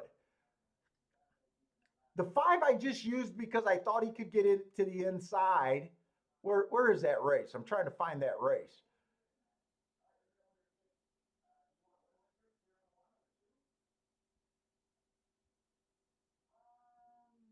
The five just ran against the speed favoring day, and he was a sprinter stepping up. In the race before, he was a one race sample.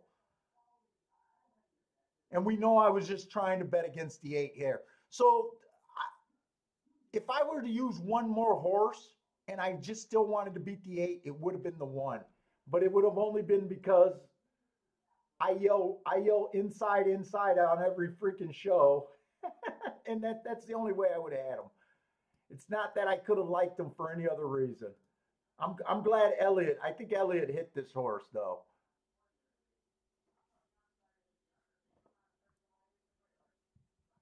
Yeah, life goes on, but that would have been a monster hit.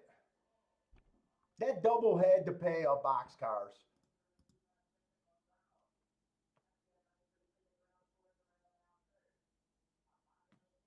I didn't pay as much as I thought. It paid 101 for a dollar. I'm saying only 100 to 1, like I didn't want it, but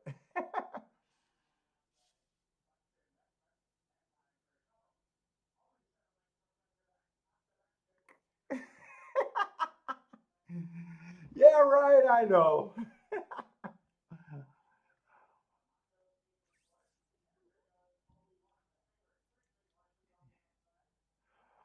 But obviously I like the inside today.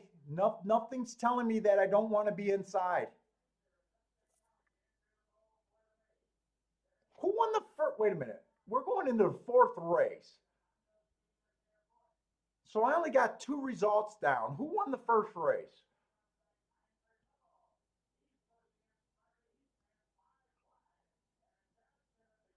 The 5-horse won the first. Oh, I don't got the 3-horse. How did the 3-horse win?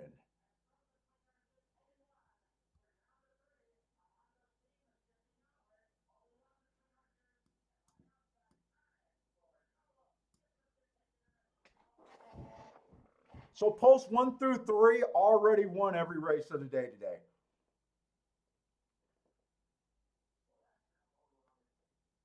What's up, Cash?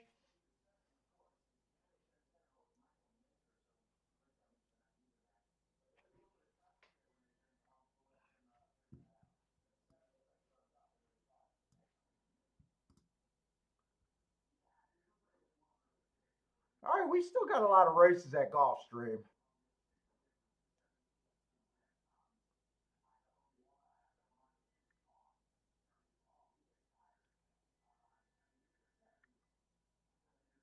We got a claiming 12-5, not winners of 2 lifetime here. AC money, it's the tic tac toe board is a thing that I read in the book years ago. Uh, I use it a little bit different from what I think the author used it, if I remember right. It's a really old book that I read. But basically, what you're looking at, let me do this for the newer person, people.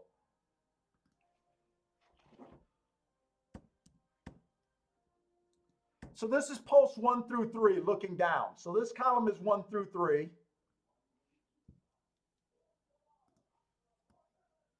The next column is 4 through 6. And it's how we just keep track of the track. Sometimes they'll put us on a big bias. Sometimes it just helps us, usually later in the day, to make adjustments. And then this last row is going to be 7 on out. Okay, so that's it. So basically all we're doing is keeping track of the post positions of the winners. This 5 was in the 3 hole because of scratches. That's why he's there. But usually he would be over here. This top column is speed, horses that went wire to wire. This second column is horses that stalked. And this third column is closers. So basically, it's so hard to write on this damn dumb thing. So closers. And these are my route races. These are my sprint races. If we had turf racing today, I would have 4 of these. But we don't have any sprint race, or I'm sorry, any turf racing today. So right now we've seen 3 routes. The horses are definitely grouping up. You know how I keep saying that post 1 through 3 is only winning, I think it's about 51% of the races on the dirt at Gulfstream. So today,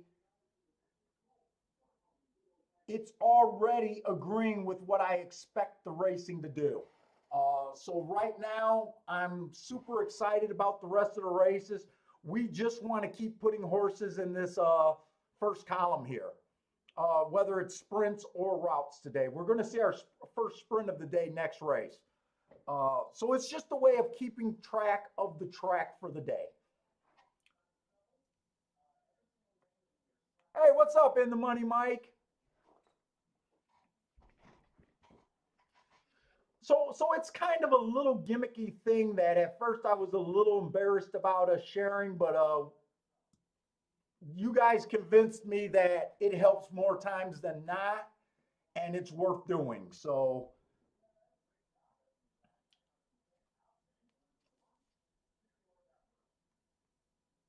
that's the tic tac toe board and how we keep track of how the track's running today. Oh, no problem, man. We try to answer all the questions. This is a handicapping show, and we try to help. Uh, the other way you can do this tic tac toe board is when you're handicapping a race, you could put all the horses in there. Sometimes I'll do it before a race goes off, and we put all the horses in there.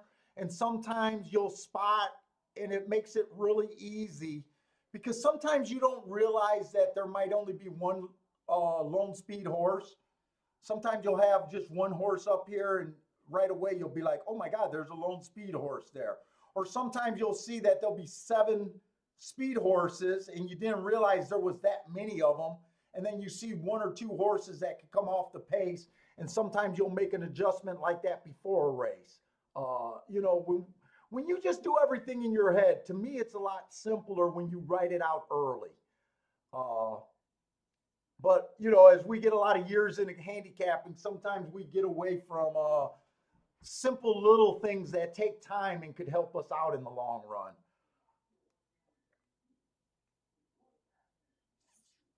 Oh, you hit an 84 to 1 at Australia last night. Nice hit, man.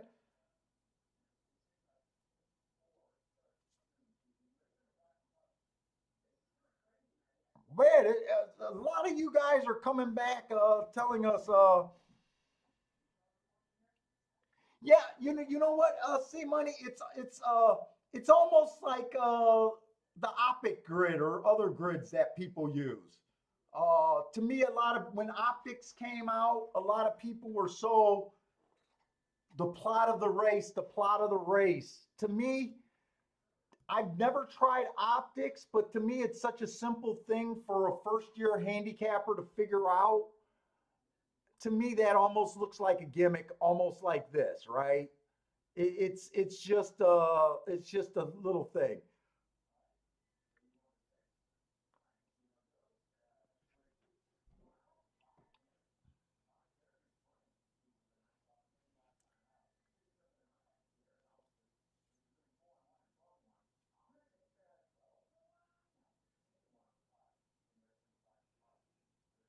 All right, so we got the 4th race.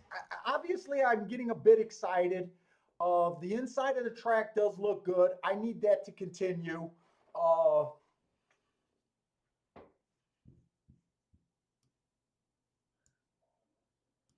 let me get some of this stuff.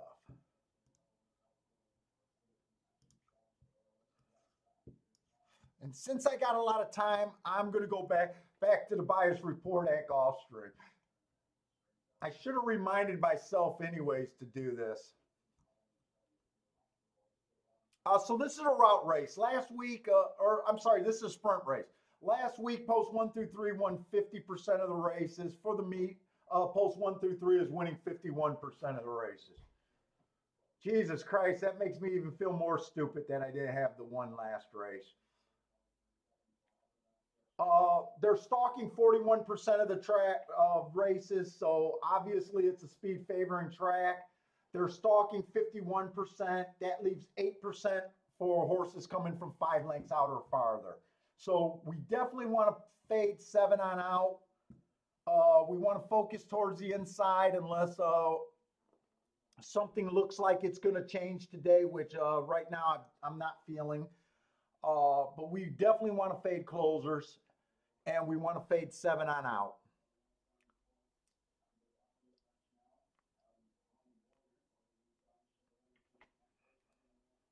Let me let that rest for a little bit. All right, so this is the bottom of the barrel.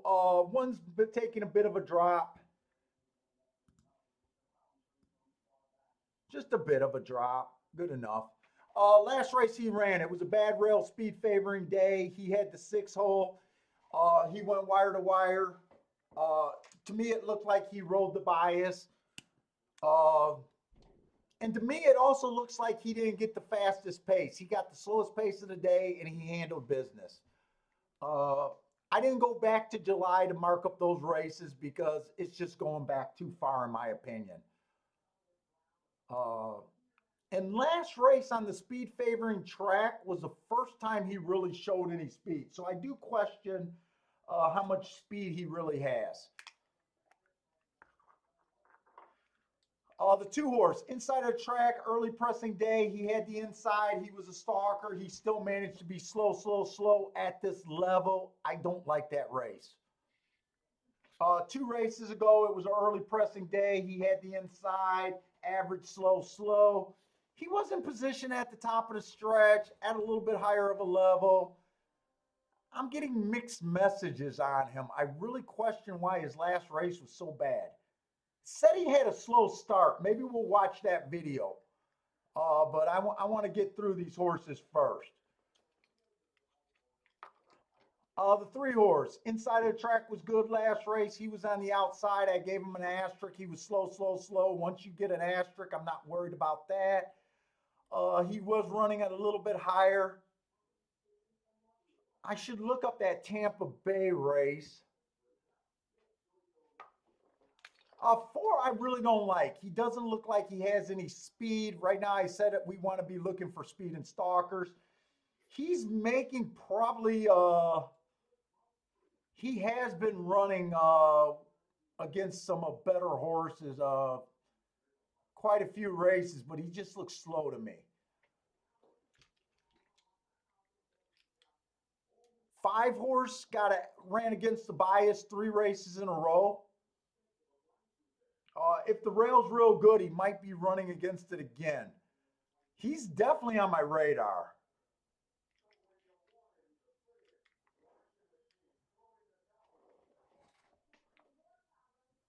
6, last race was at a mile. It was a 1 race sample. It was at this level. Come on, go in there. And 7, I'm just going to be against because I know you don't want to be in the 7 hole very often. I want to look up that replay on that too.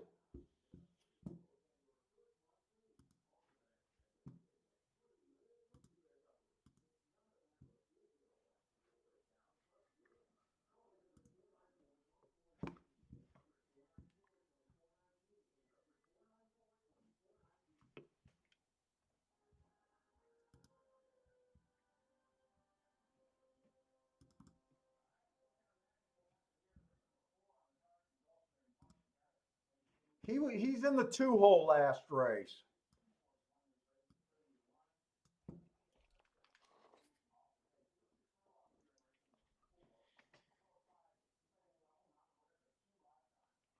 And he's in the 2 hole again today. There's some real prices on the inside.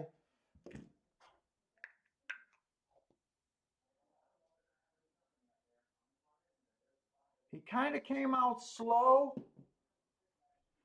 He's going to end up rushing up.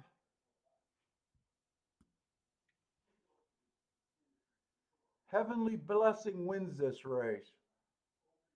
Got second, so the 1 horse ends up winning this race. I don't know how bad of a break that was. Let's see if we can see on the head on.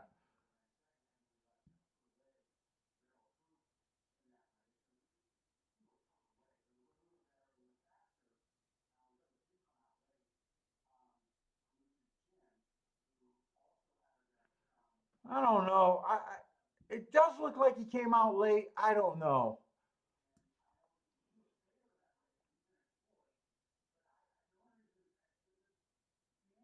Sounds like Matt on TVG is talking about him right now.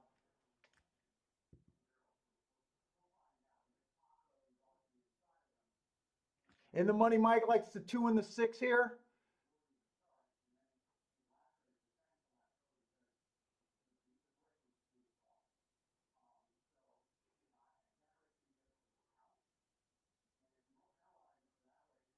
I want to look up this Tampa race on this 3 horse. I think I know. I'm definitely interested in playing this race, though. I'm definitely trying to beat the 6 horse here.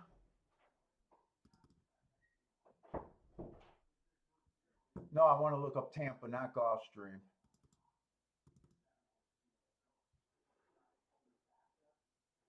January 1st.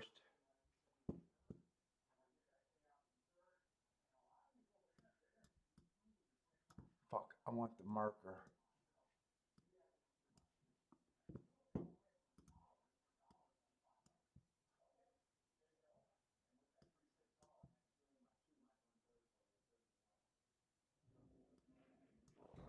I'm mostly interested in the 1, 2, 3 here.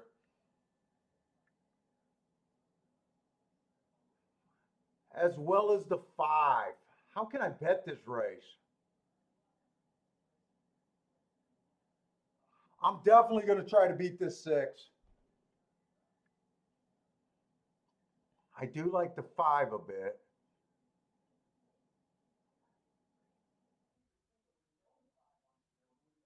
I'm definitely putting win money on this 2 horse and probably the 1. I'm going for this.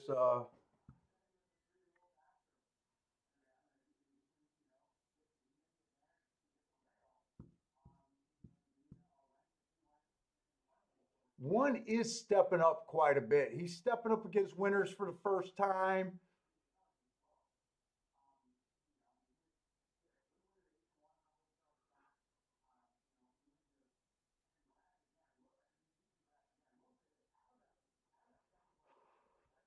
Is there a double?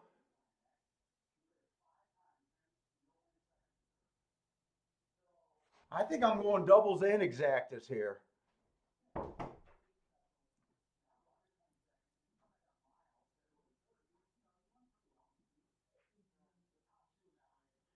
I definitely want to play to the 2 and the 6 next race. I need enough time here.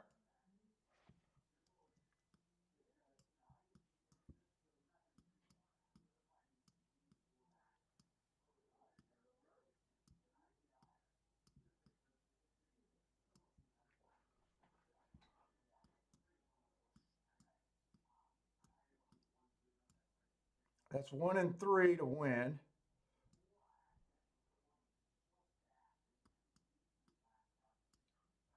Jesus, why? I hate this pin.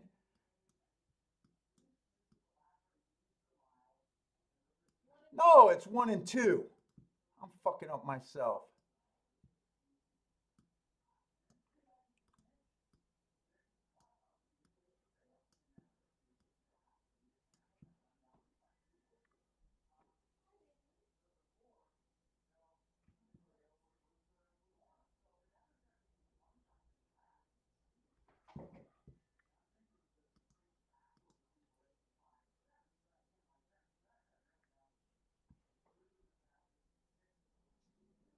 And I'll probably turn that exacta around also.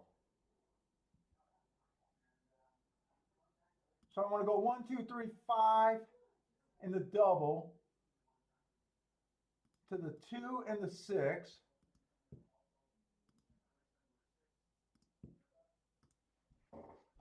I definitely want that double. It's the exacta that I'm not sure. Do I want to key off the 1 and the 2, or do I want to key off the 2 and the 3? Or even the 3 and the 5? I think I want to go for the bigger hit and key off the 1 and the 2. Well, exacta. Not double. I already did the double. 1 and 2 to the 1, 2, 3, 6, or 1, 2, 3, 5. And then I want to turn that around for a bit too.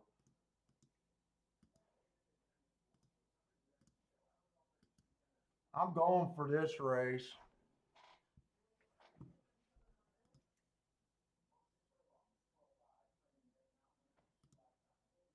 And I want to place bet on that 2 horse also. So 1 and 2 to win. Then I want to place bet also on the 2 horse.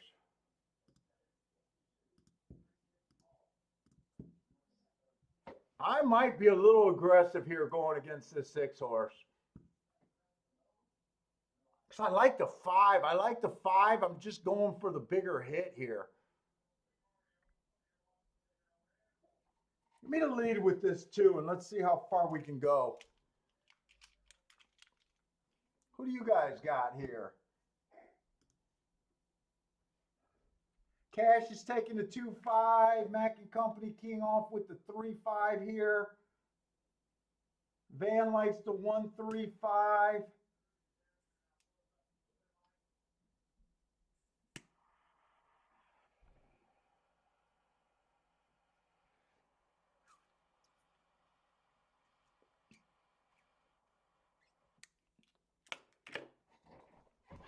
Come on, 2.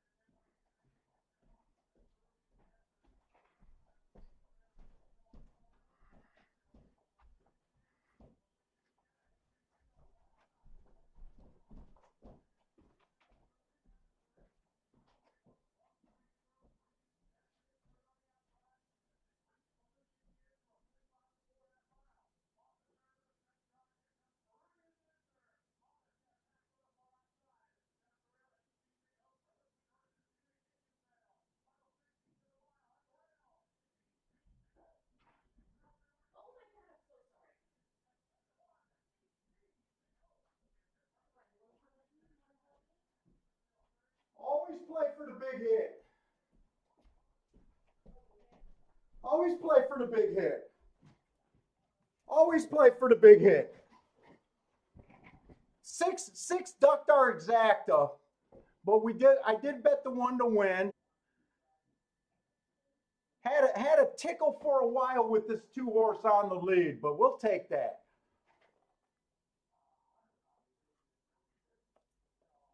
We're live in doubles.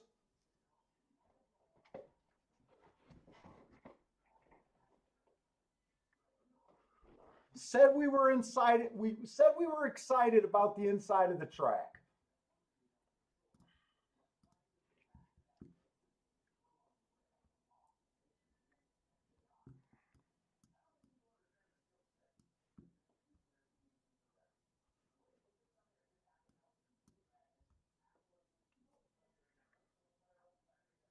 Too bad we couldn't get that 6 out of there. Too bad.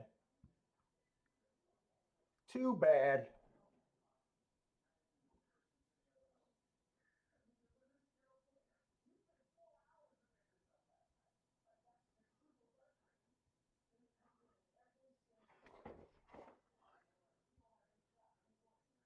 I might regret not throwing that 6 into second position. I keyed off the right 2 horses, the 1 and the 2, in my opinion. Whenever I look, when I do these exactas like this, I keep thinking that this is 2 $4 combinations for $1. And I keep forgetting until after the race that this is actually a $3 combination, for a $6 total. I probably should have threw the 6 in there, but that's all right. That's all right. We got the win ticket. The exacta's probably only going to pay like 20 some to 1. We still got doubles going.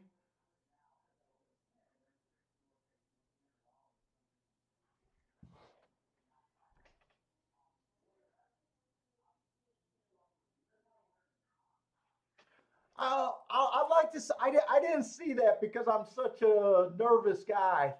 I did not see the trouble on the 5-horse, but if we can watch the replay, I'll definitely be interested in seeing if he ran into a little bit of trouble. Marco Lou's saying that he thought the 5 deserved an excuse. He was squeezed and went back almost right from the beginning. Never really competed. So this is where Lee's saying that 5-horse was a dud. We want to see how bad his start was. We don't want to be too far against him if he had a legit excuse.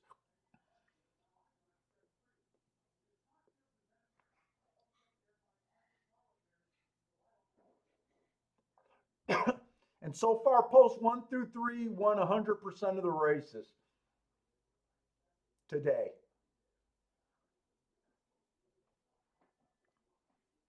Man, I am freezing. I'll be right back. I am fucking cold.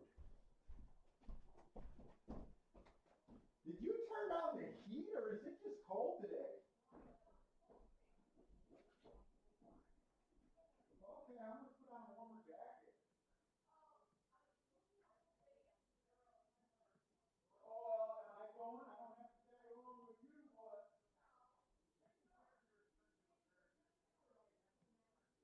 $98. How much more? No, fuck you. I won't bother you. Oh, we're gonna have a shouting match.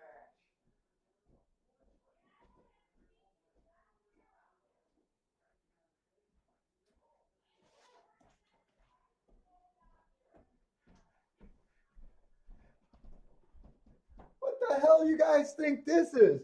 My wife's trying to book Vegas and she's telling me that I can't go.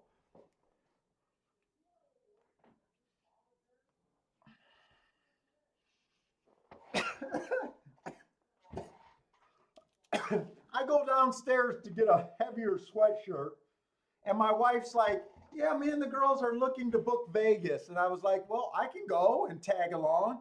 She's like, yeah, we got flights for 98 bucks. And I was go, well, I can go. You're not going to see me the whole time anyways. I don't want to pay for you to eat. You can stay home. We don't want to put Bentley in the home again. What kind of shit is that?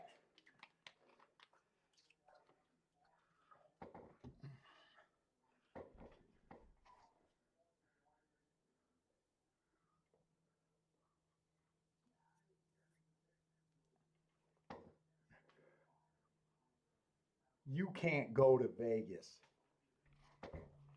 Grounds. Gary says grounds for divorce. Now, I will admit, Vegas has lost its appeal to me, and I've been complaining each time that I went there without a tournament. But at the same time, it's like last time I thought about not going, time for a new wife.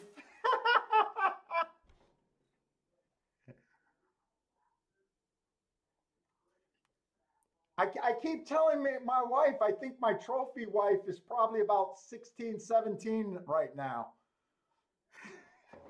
I got a couple years before I can approach.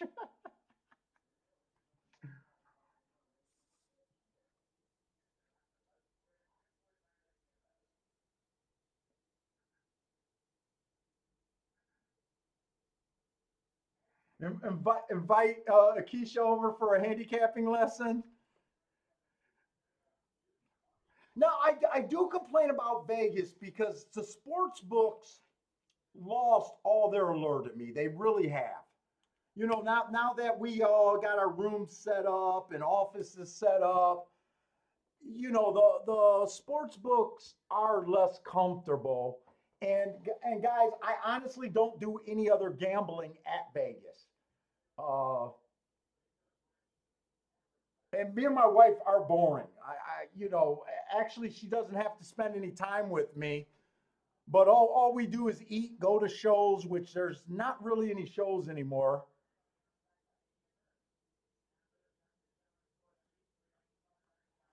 But I don't know if I could sit home knowing that someone else is having more fun than me. My wife is having more fun than me.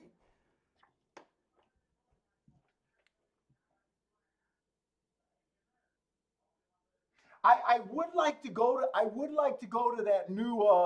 What's that new casino with that giant TV out in the pool, and they got a three-level sports book. I think it's in downtown Vegas or near downtown Vegas.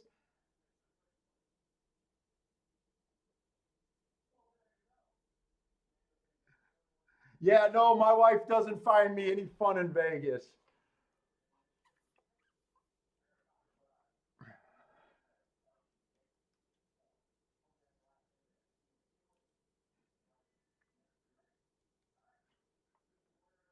Oh, Circa, but they don't have horses there, really? Is that true? Hey, what's up, Cole? Is that really true?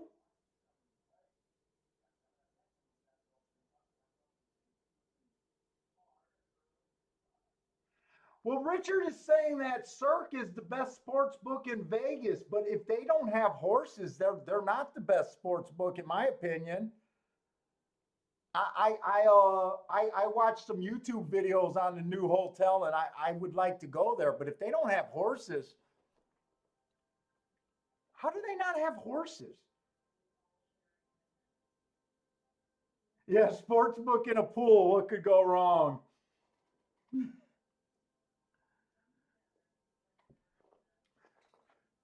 Dude, I've been drinking water, flavored water, ever since we came back from our last trip from Vegas. The minute we stayed at the, God, I can't even remember what hotel we stayed at. I'll have to ask my wife. But the moment we got our room, they had one of those walls where the entire wall is a mirror. Dude, as soon as I walked in the room, I felt like the biggest fat ass and was miserable for like the first 2 days. and I have not drank pop since that.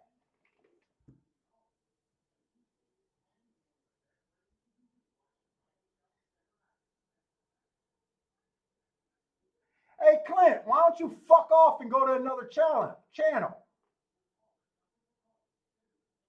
How about that, Clint?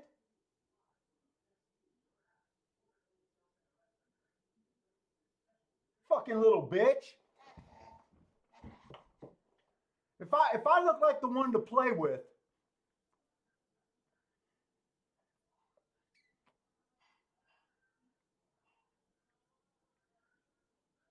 motherfucker.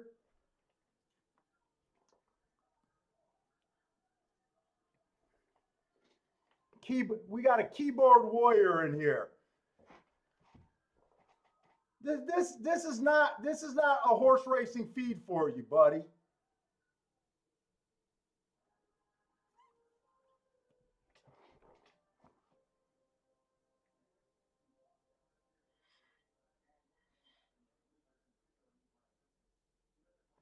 Oh, Cole, you're going to be there this weekend. Yeah, let me know about that. Sorry.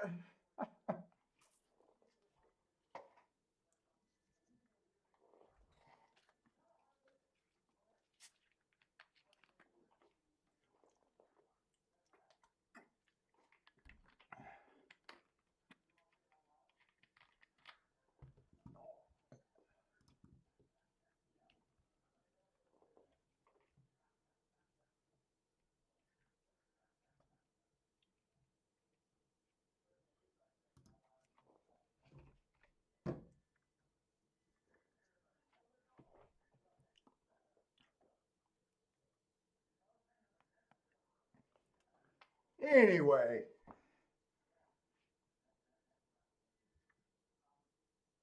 Oh, inside the sports book, they got horse racing.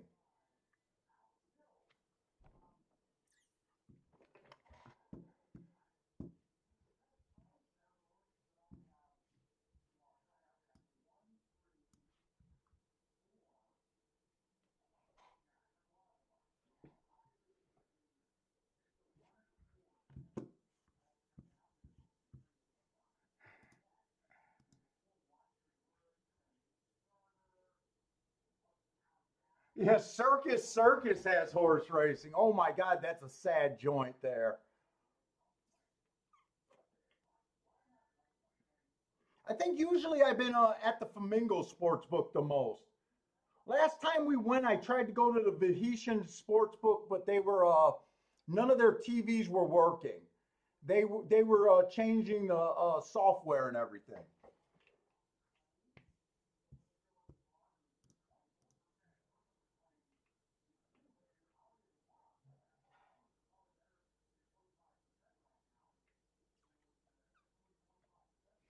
Yeah, Circus does have cheap craps. I did play some cheap craps at Circus before. Oh, they got a good steakhouse. I've only stayed at Circus once. Usually we stay at the Orleans.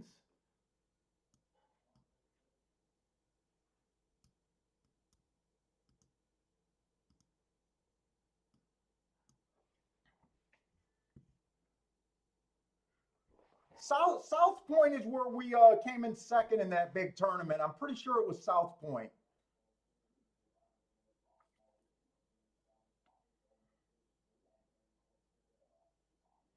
Yeah. Oh, you want to know what? No, Caesar's Palace is where I hung out last time, and it was freezing in there.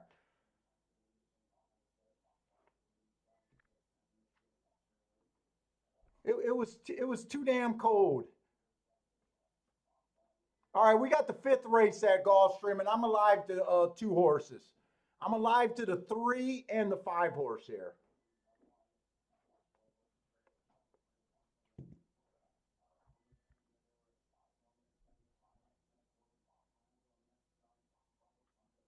Hey, Kiki, where did we stay at last time? Harrah's. We stayed at Harrah's last time. Why did I play in their sports book? It just sucked, didn't it? Yeah, their sports book just sucked. I want to say they just had a couple TVs with horse racing. It was the super small TVs. Nothing. We went during COVID and nothing was even on. We went in October. There was no sports. They were showing replays of old sports games in the sports books instead of horse racing. So I didn't like Harrah's because of that.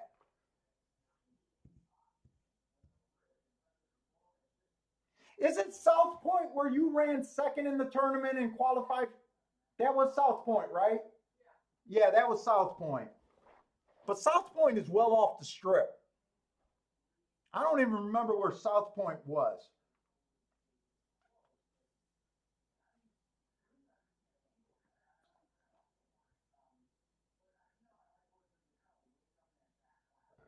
Yeah, Caesar's Palace got a super nice sports book.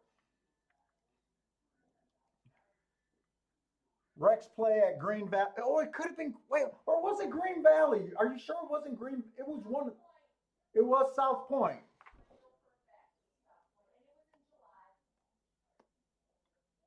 We that was a tournament where we were in the NHC and we belt. Or no, we weren't in the NHC. We were in the Orleans tournament. I didn't think we had a chance to win on the final day, and I went online and found another tournament, and we went over to that tournament, and I went out of my mind and qualified under my wife's name for the NHC. How much was that second place worth? That was a pretty good hit. I think it was worth like 7 to 10,000, something like that, for second place.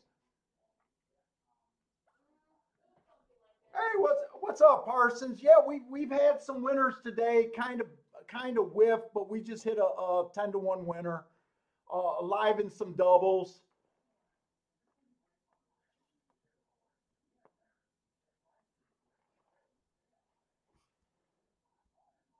Let me see. I got to get my bearings back to where I was. So we're definitely alive to the 3 and the 5. We're going into fifth race. Let me get back to where we were.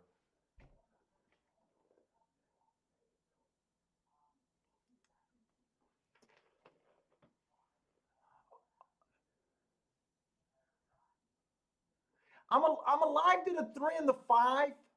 I definitely when I played this double, I wanted to go lighter in this leg. I thought that the 1 and the 2 horse, I'd be able to come back and bet back. So the 1 horse was definitely on my radar. I probably should have played him over to the 3 horse. Uh, but I do think he'll be at good enough odds where I could still bet him again.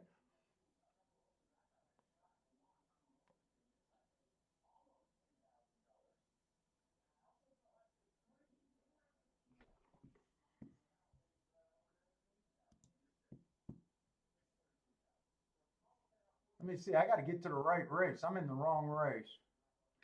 The 4 horse is scratched. Okay, I had that already. I am going to be worried about this 6 horse because he is fast and he's dropping. I think it's easier to do with the.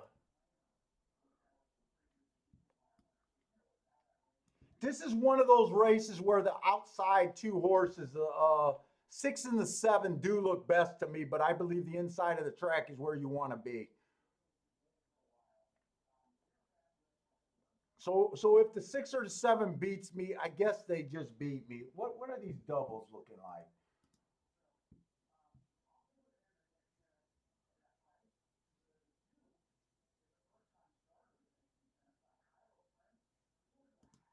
Let's see, Will pays. So my double to the 3 is paying 200 to 1, and my double to the 5 is paying 59 to 1. So I'm on some real hits. So I got to decide what I want to do here. Or since I had the win ticket on the 1 horse, do I even need to do a saver? That's what I'm dealing with right here.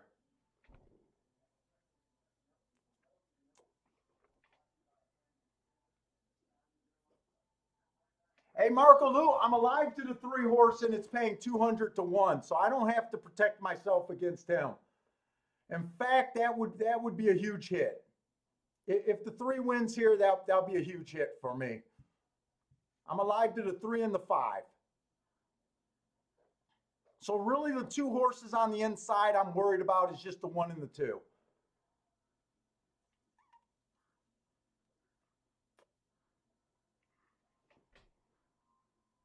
No saver. Clark says to press it. Well, I'll be up a few grand if the 3 wins.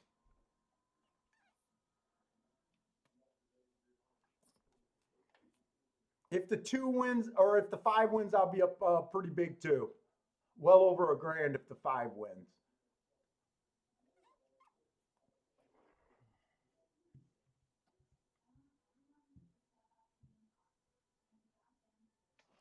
Let's see if I want to continue a double. This feels almost like a day that I should have been just rolling, rolling, rolling today.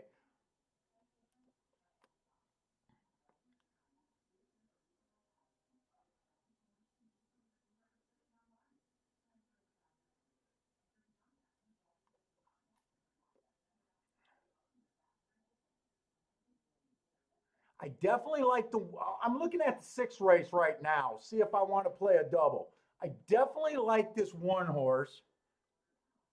He won his race 3 races ago. Inside was good at maiden special weight. Then he went to allowance 1X, was fast and then slow, but was in position at the top of the stretch.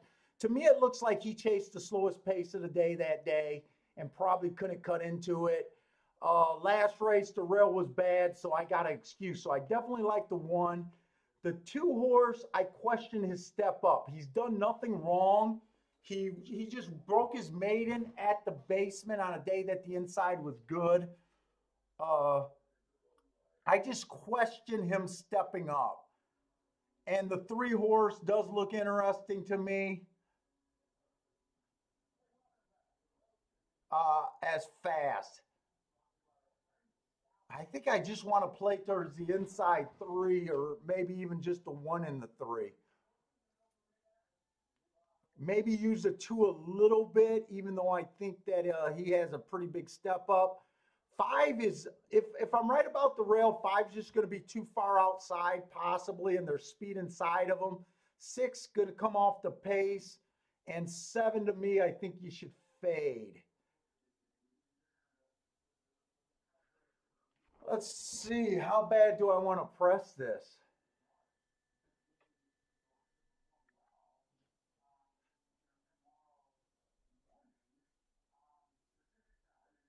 Cash is saying the 1 is a single with Irad. Is that next race or this race?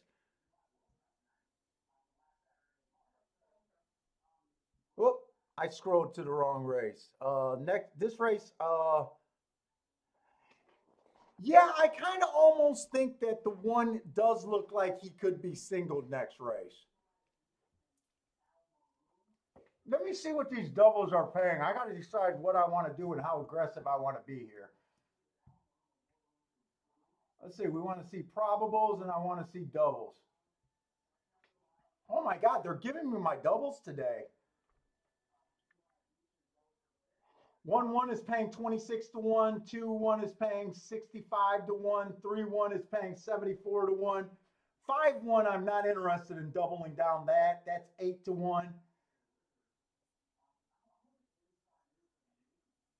6-1 is paying 28 to 1. 7 to 1 is paying 11 to 1. So I don't want to play the 5 or the 7 to the 1. But I might throw in the 6.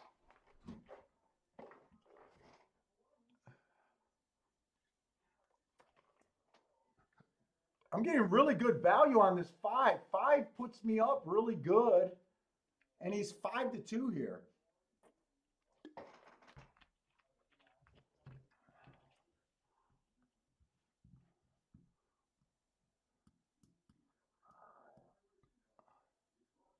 I really don't have to continue the 3 either, because if the 3 wins, I'm up a few grand.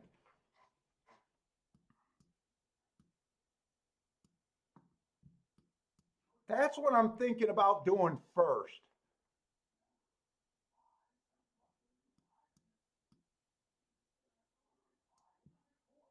If 7 beats me, he just beats me.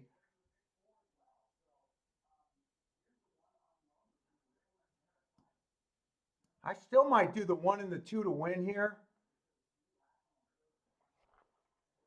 And who's the other horse that I like next race?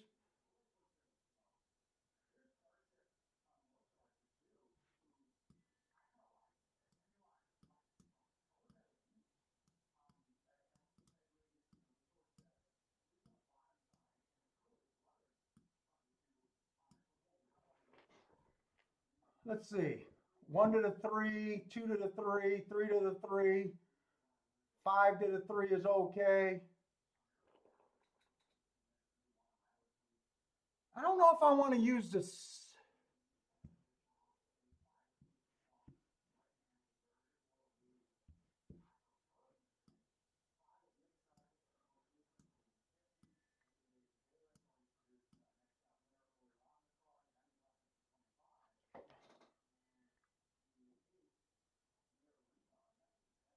I could go 5 and 6 to the 3.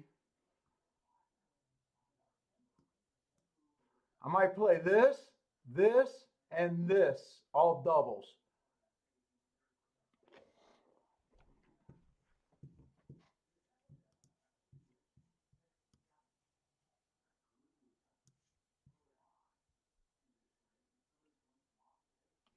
Yes, I am thinking inside on the sprints. That's the whole thing behind this bet. I'm just trying to wonder how aggressive I want to be. That's the biggest question to me. How much is this race worth? I'm thinking it's probably worth at least $100 though.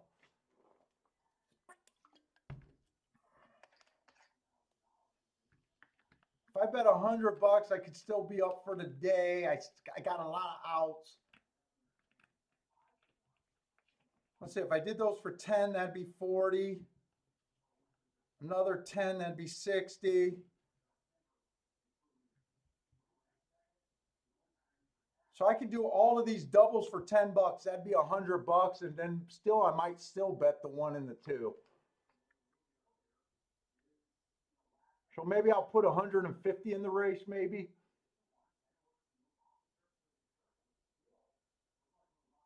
I gotta beat the 7 though. If the 7 beats me, I'll still be up a little bit. But it'll be back to the drawing board if the 7 beats me. The 7 or the 8. I don't think the 8 can beat me, but I do think the 7 possibly. Let's see. I think I'm going to go for this. 1, 3, 1, 2, 3, 6. Whoops. Those are win bets. Doubles. 2, 3, 6 to the 1. 1, 2, 3, 6 to the 1. All right. That's in. Then I want to go 1 and 2 to the 1 and 3.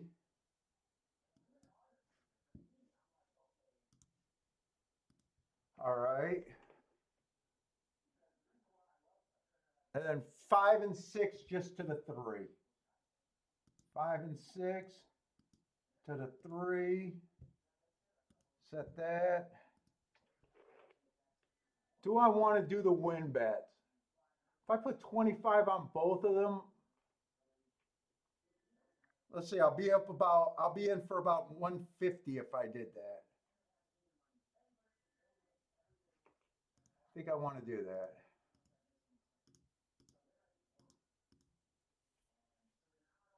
Yeah. I think I want to do that.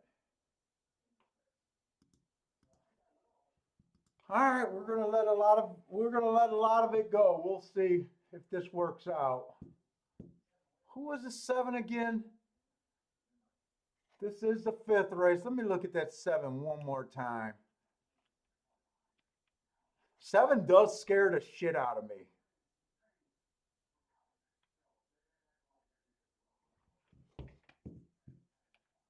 pools.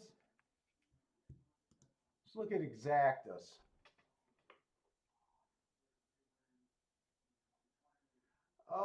I was thinking about doing the 7 on top of some of the inside horses and exactas. I can't do that. They're not paying enough. To me, it'll just be adding on money for rebates, and that's it. We're going for it. We are going for it.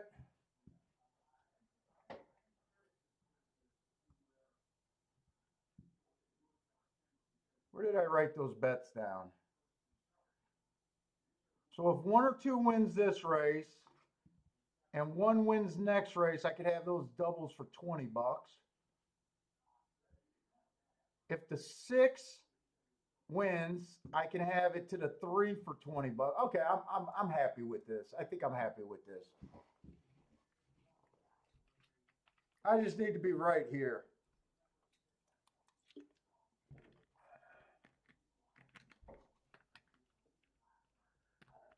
Yeah, got to take that lucky walk. I like to do it as soon as they break. Come on, put this 3 on the lead or in perfect position. I want the 3 to at least be within 2 lengths of the lead. I don't know if he's capable of getting the lead, really.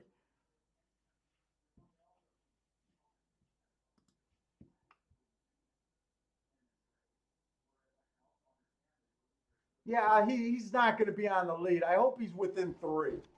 If he's within 3 at the first call, I think he has a shot. The 5 wins here, I'll take down over $1,000, and I'll just be alive to the 3 next race.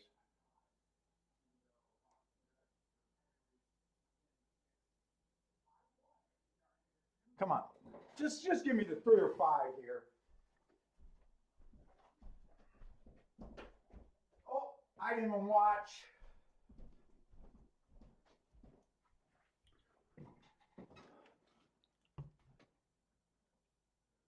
Two completely missed the break. Come on, 5. I'll be happy with the 5. I'd rather take the money now.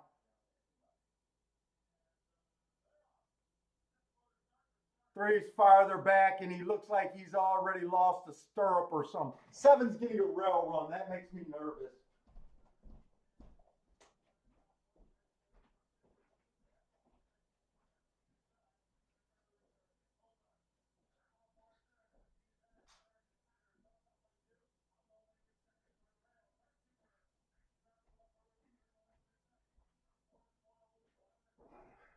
I'm ready to pay for my Vegas trip, Jiggy.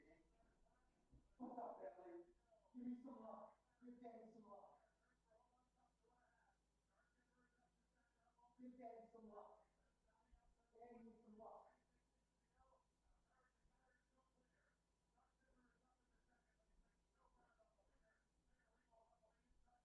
Danny needs some luck.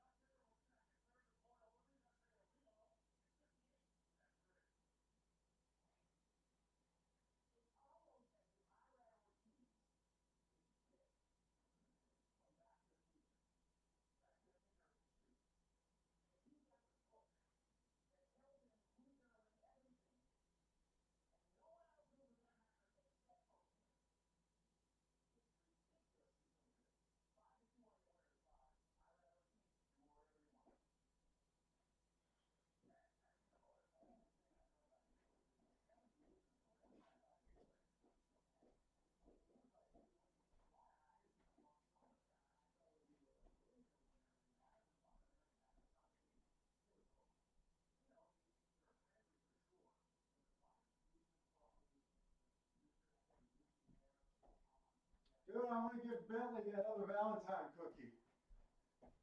Because I think I'm going to hit this race. Did the 5 win that?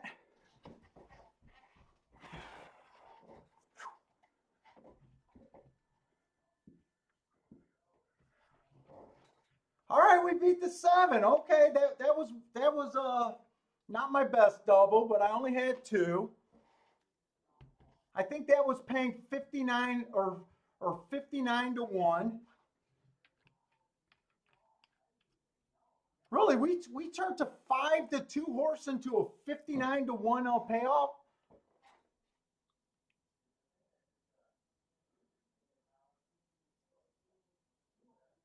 I think I just paid my trip to Vegas. Hey, Kiki, I'm gonna book my trip to Vegas. She just said not when she's going. No, no, no, no, no, no, no, no, no, no, no. You're not invited to my trip. Don't tell me we can go in April if you're going alone. Dude, all the dancers are out of work right now. Oh, they do need me. The dancing angels need my support. Yes, they do. I'm gonna get that private dance in the room.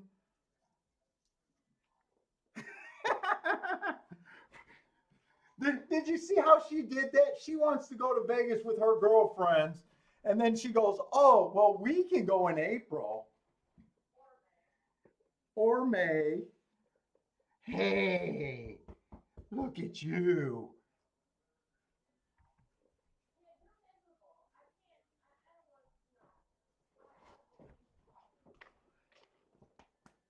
Why? I'll just eat that crummy pizza every day. You won't see me with those girls. I won't even call you up to the room for needs.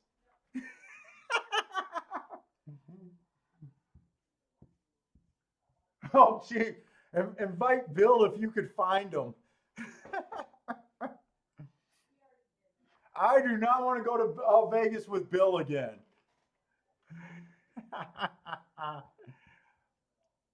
All right, so I am alive to the three horse with the five, but the real thing is I crushed this double.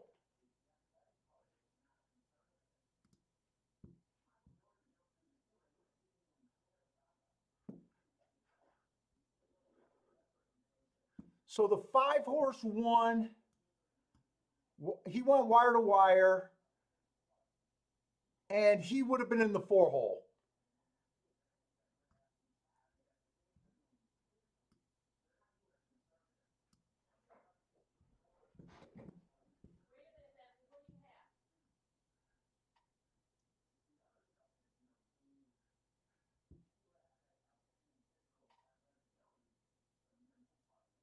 I think the double paid 59-1. I think I just got under 1,200 back on that. That's what I'm counting on. That's what I thought I seen. I have not seen the result. I needed to pay 59-1, but that's what I think it paid. Yeah, 59-1. $59 and they gave me 30 cents.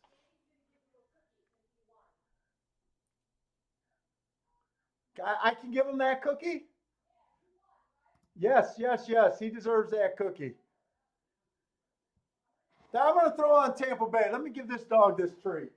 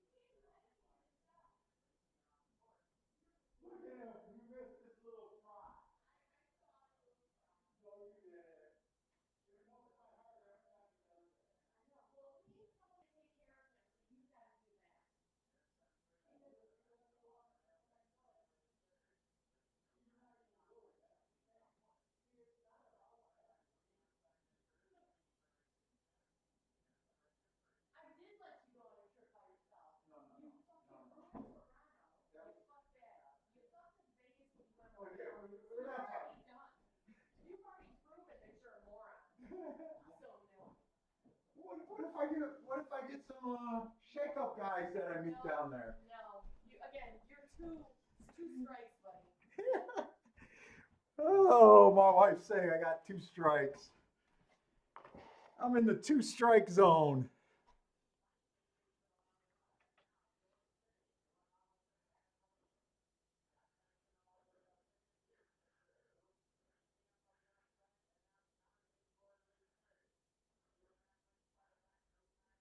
Dude, guys, I really like doing the one track handicapping, guys. I think the show's so much better handicapping one track. Is Tampa Bay on the turf today? I'm not sure if they were on the turf today. That I'm not sure about.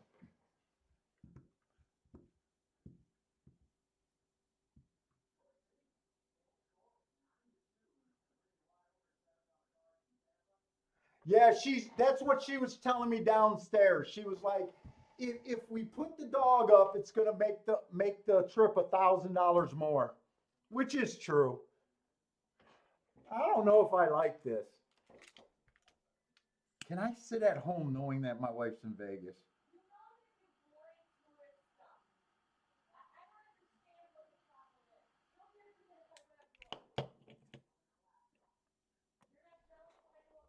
Yeah, because I don't like going up north. I don't like that whole. You know me. I can't do that wholesome shit.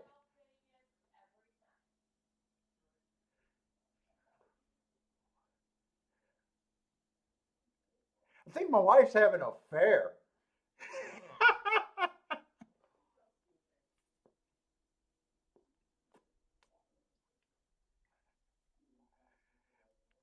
Hey, what's the girl's name that you're going with? Matt, Mike, John. Oh, they are off the turf today, huh, Parsons?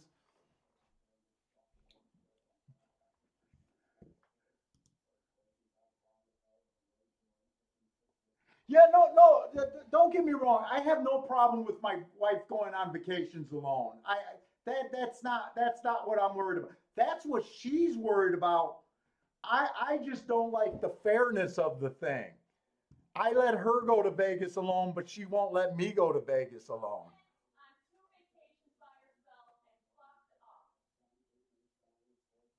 Those weren't vacations, though. You can't count the time that me and Bill went to Vegas by ourselves. No, you really can't because you couldn't go. And it was a time that I would have done nothing. Nothing. I know. She's like, we're not going to have this discussion on YouTube. I know. They're stirring up some shit. William goes, I wouldn't have problems with my wife going to Vegas alone. I'll have problems with her with the credit cards alone. I'm not worried about my wife for that either. My wife used to be a crazy spender, but she cured that habit. I trust my wife. It's not about that. It's the unfairness. She doesn't trust me. Trust.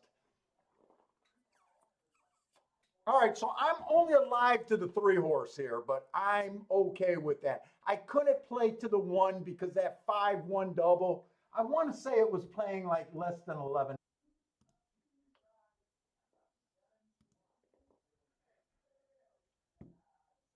Let's see what it was playing.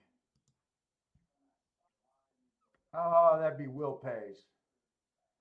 Oh, 5-1 was paying $12, but 5-3 is only paying 21 to 1. That for $10, so that's $200. So not worth saving. Oh, Jay, you just booked a trip to Oaklawn. You know what? I've never been to Oaklawn. My wife wants to go to Hot Springs. What is that? That diamond mine is near there or something, Kiki? She wants to go to that diamond park. where you take a bucket and you look for diamonds.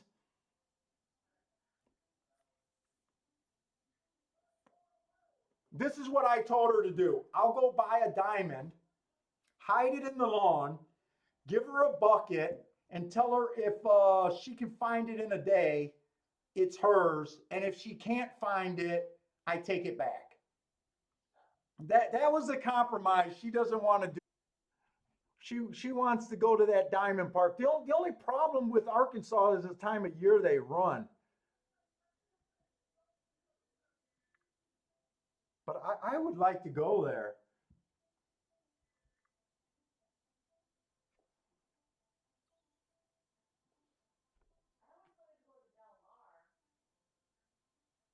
Yeah, we've never been able to make it to Del Mar. I'd like to go to Del Mar also. Yeah, yeah, like a long weekend at Del Mar.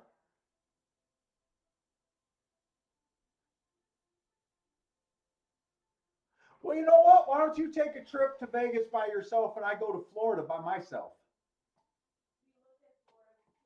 Oh, Florida was too expensive?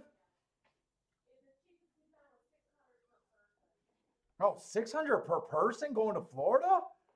Wow, yeah, that's a big difference from a you said Vegas is $100 round trip?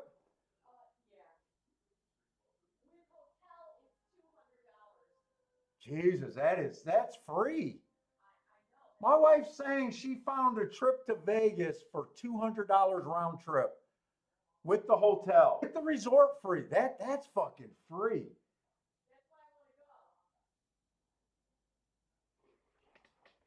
Hey, what's up, Vernon? I think this is the first time I seen yours. He's saying that there's some crystal mines.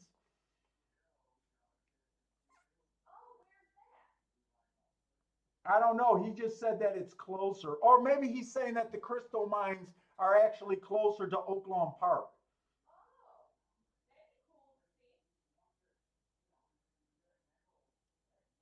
Wow, 200 bucks to Vegas is cheap.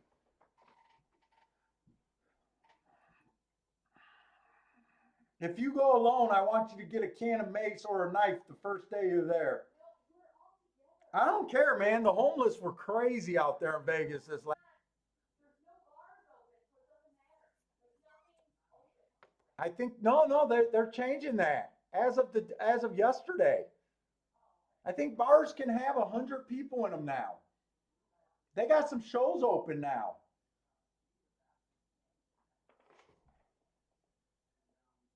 Vegas has some crystal meth too. I, man, I keep joking. I've been so sleepy and so low on energy. I've been considering crystal meth just for a pick me up in the morning.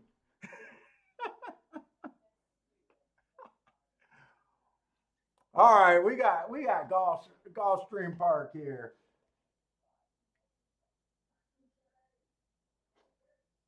Yeah, he's saying the Ron Coleman crystal mines are like 20 miles.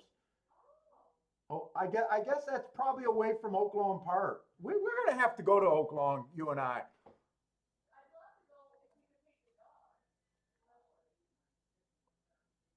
Well, then you run into the same problem of just where to leave them when we're out. I don't think you can bring a dog even in a picnic area to Oaklawn Park, even if they have. I don't even know the layout of Oaklawn, but I doubt it. I don't think I've ever seen dogs at a track before. All right, we got the sixth race at Gulfstream Park. Let's get started. We should be having a good day. That double.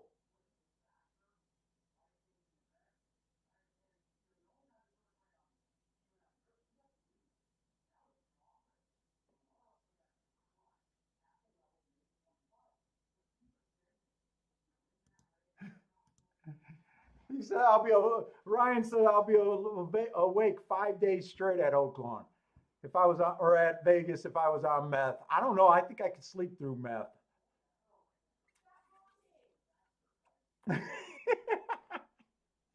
All right, we got the sixth race at Gulfstream. It is claiming 20,000. I still think the inside of the track was good.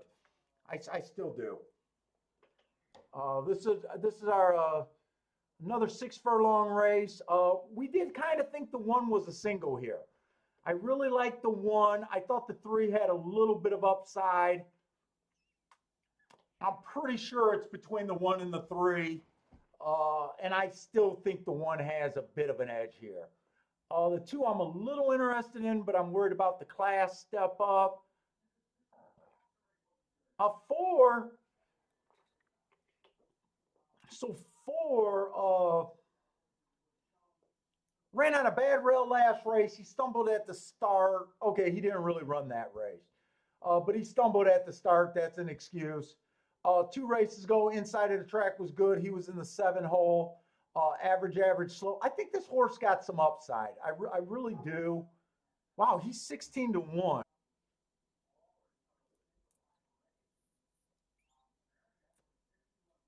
Boy, this is a competitive little field right here. It might be more competitive than I first handicapped.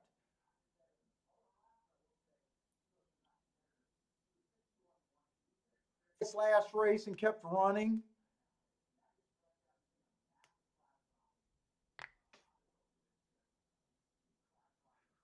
6 looks like the only off the pace horse in this race. Possibly the 7. 7's just lightly raced. I don't know. To me, I still think the 1 and the 3 has a pretty big edge over this field.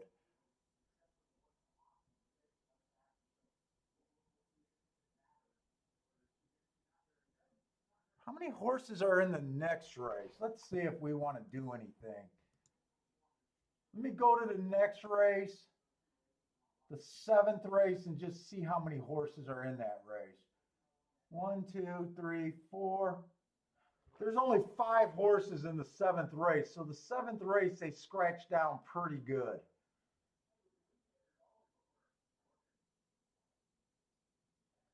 Looks like a few of you guys like the 7 horse in this race here at Gulfstream. He is taking some action. I just overall think the outside of the track is too hard to win from. But it looks like a lot of you guys probably thinking that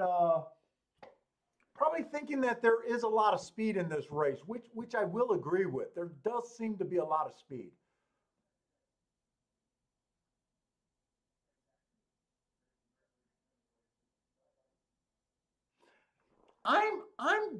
I'm trying to get myself a little interested in this 4 horse here.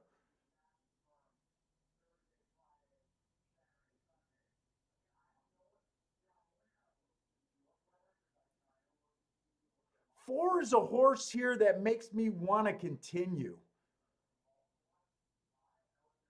I definitely use the 1 and the 3 the most, the 2 a little bit, and the 4 medium if I was to go in here. Let's see, how aggressive do you want to be after you're having a good day today? How aggressive should we be?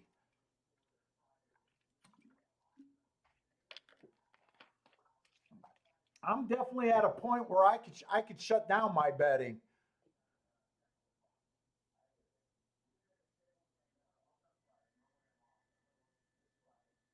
Wait a minute. Am I confusing myself?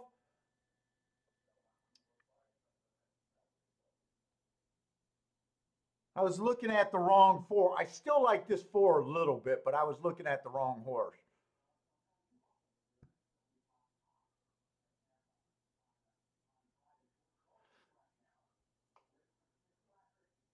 Let's see. All the 1 did was break his maidens at a maiden special weight. 2 broke his maiden at the basement. 3 broke his maiden at maiden claiming 25,000. 4 broke his maiden at 25,000. I just think the 1 has a pretty big edge here, especially if you consider what we think we've seen on the inside of the track today. 4 at 16 to 1, I'm still a little tempted. Who would I use next race? While next race is one of those allowing 16,000 that just looks like it's going to be a tough field. I do like the one in the 2 next race, as well as the 4. Boy, that's a tough 5-horse field. 9 to me looks like a complete throwout in the next race.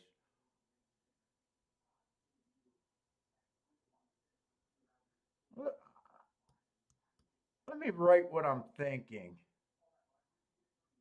1, 2, and 4. And I really want to use the 1 and the 3.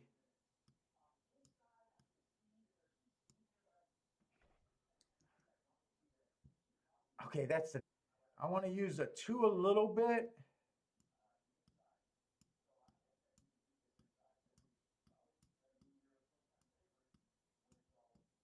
Let me see if I can even play these.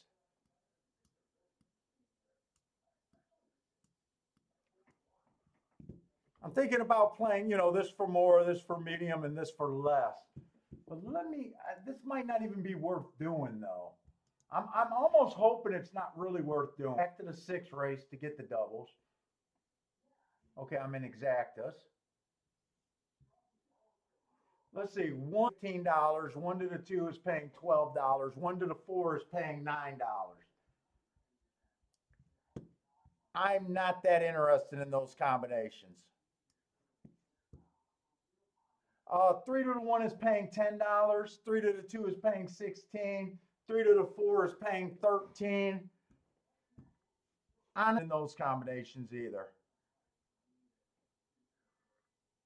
4 of those horses are paying good, and 2 of those horses are paying good. So do I want to bet my 3rd and 4th choice trying to beat my first 2 choices here? Or do I just sit out?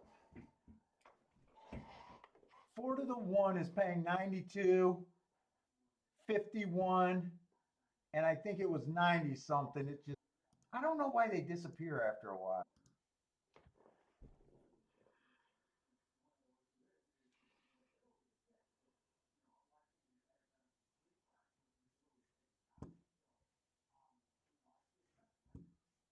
Does this bet make sense?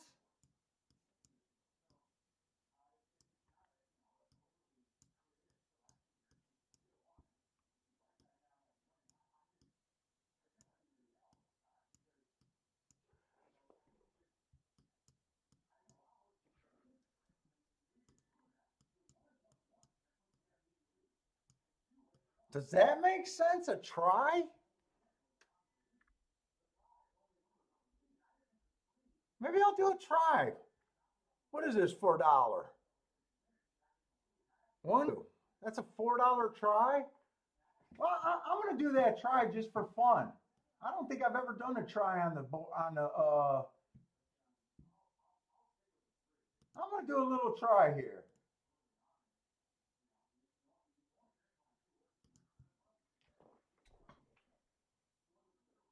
So that's $4. That's $4 for $1.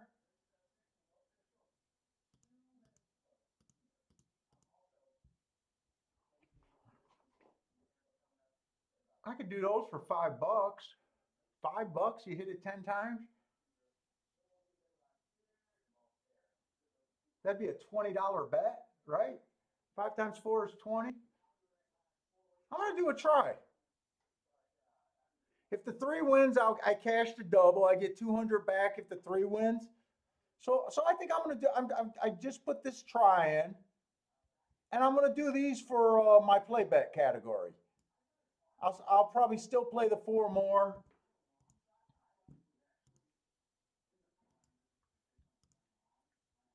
Or do I just want to? Oh. 1, 2, 4. 4 to. All right. And then I want to do 2 to those same horses. 1, 2, 4. But I want that for less. Okay. Yeah. Maybe I'll hit a try. Hey, what's up? Not sure.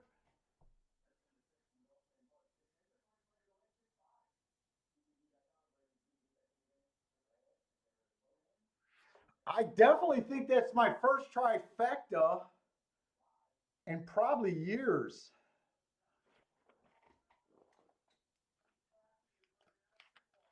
So it was 1 to the 3, 4 to the 2, 3, 4.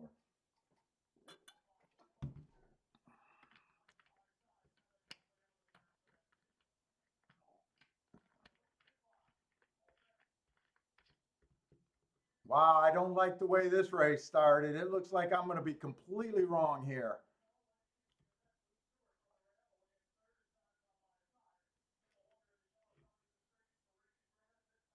All right, I guess this is the right race for me not to be close.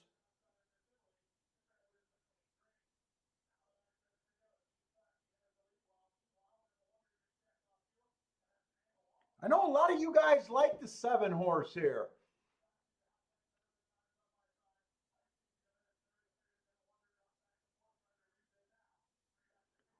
Oh, shit. Right now I'm regretting I don't have a 1-4 exacta. Or is this 4 just going to flatten out? Come on, 4. Wait a minute. I got the 4 in the double. Come on, 4. Come on, 4. Get up there. No, I think we don't have enough racetrack. I don't think no matter how I lean. Oh, I did not think of doing that exacta. I did not think of doing that exacta. Oh my God, I did not think of doing that exacta. We needed a 3 or a 2 to get third. That was worth a shot. Oh, that's a missed opportunity right there. That's definitely a missed opportunity. What was that exacta paying?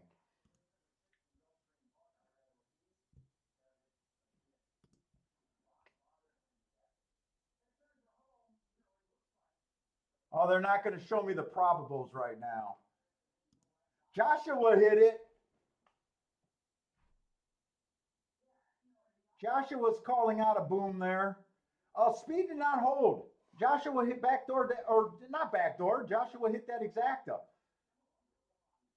145, not 154. The 4 got second. Oh my God. I think I'm going to regret not hitting this exacta. Never dawned on my mind to play that exacta. I hope it does. Well, you guys got it, so I hope it pays everything. You know what? I was going to say I hope it doesn't pay more than 25 to 1.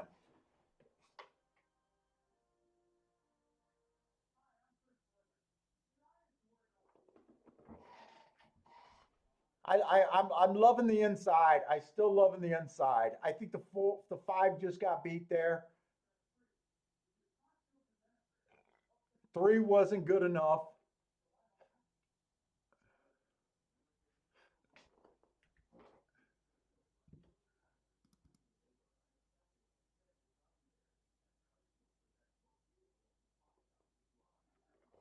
Is that 50? If that pays 52 to 1, that's paying too much money for a dollar. If it's paying 52 to 1, that, oh my God, that's a big mistake. That's a huge mistake on my part.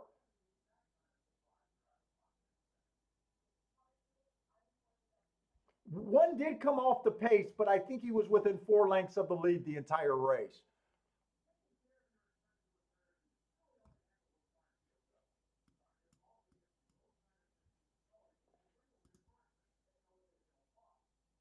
Man, if that paid 52, I'm gonna be a little irked for not hitting that. I forgot I had that 4 on top of some doubles.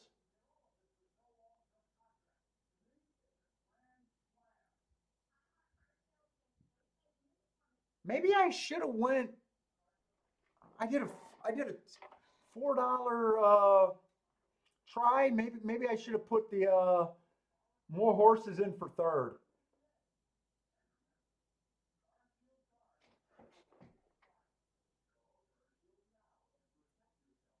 Marco Lou's saying that it's paying. Okay, you guys are saying that it's paying 22 to 1. 22 to 1 is still solid. I wish I would have had it. 22 to 1, I definitely wish I would have had it. If it paid 52 to 1, I would have lost sleep over that. I would have lost sleep over that one.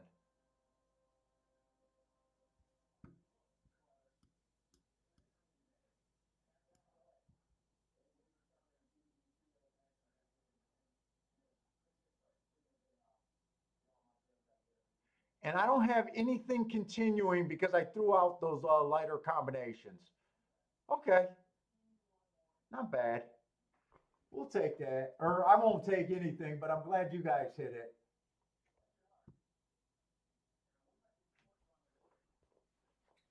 I'm not sure you hit the try there. Okay, good, nice.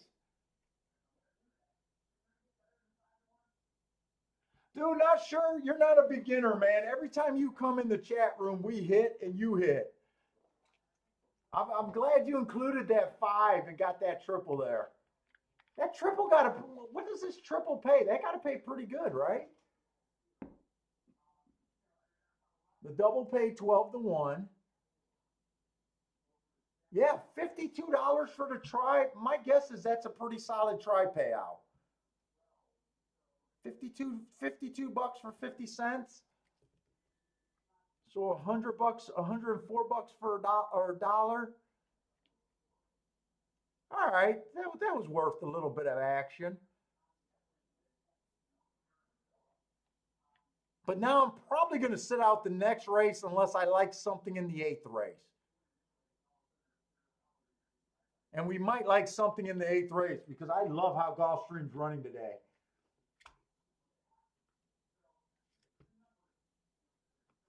Jared, you hit the exacta at Tampa Bay for 116 to 1. And Jared's hitting the he's on a heater. You're hitting at Parks and Tampa Bay. Nice.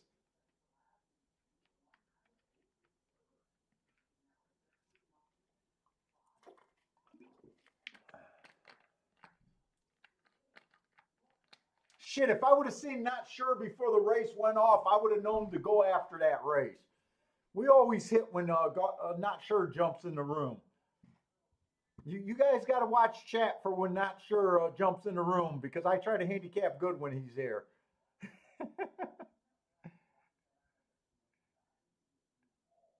Is Aqueduct? Wait, no, Aqueduct's not running today. Today's Wednesday. Today's Wednesday. Tampa Bay, I'm going to throw up this Tampa Bay race.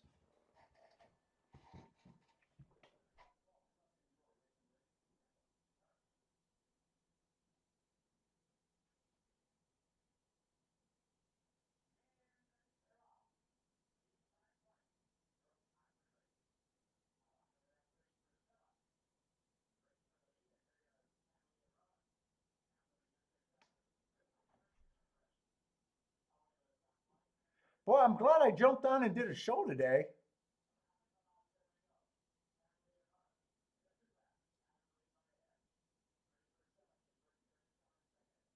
Anyone got any action here at Tampa Bay?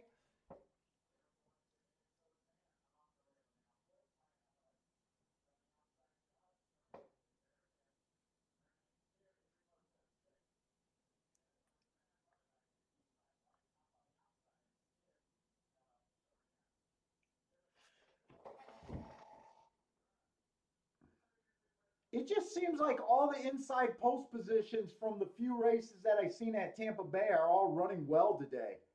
Am I the only one that feel like that's what's been going on at Tampa Bay today? I don't know if these horses are going to finish, but these two horses definitely look like they have a better chance than most. Unless the 6 comes and snaps them.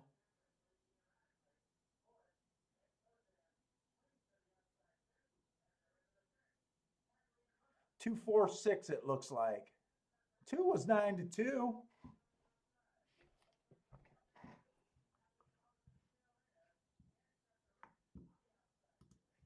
Two, 4, 6.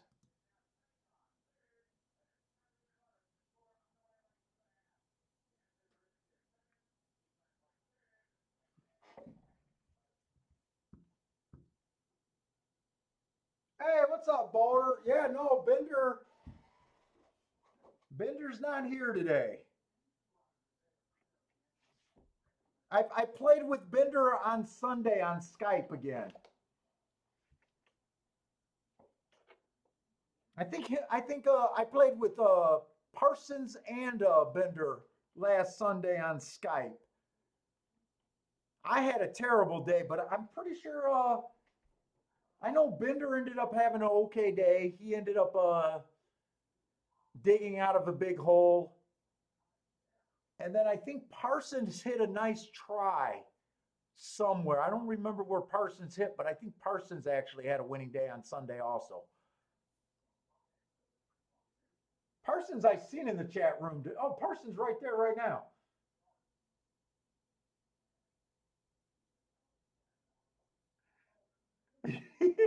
Yeah, Mark and Lou, when I play on the weekend, they're private shows just on Skype.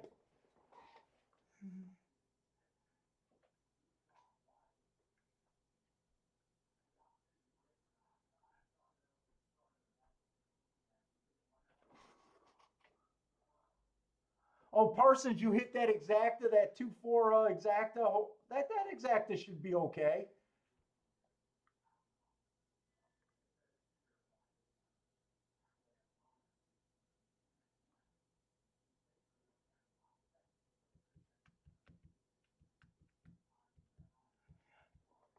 I don't know if Bender's looking at the racing today, but I know when I think he works in the middle of the night, and sometimes he falls asleep uh, during the day. I think that's when he sleeps. I know when he looks at the result charts, he's going to be pissed that he missed today, unless he's playing on his own somewhere.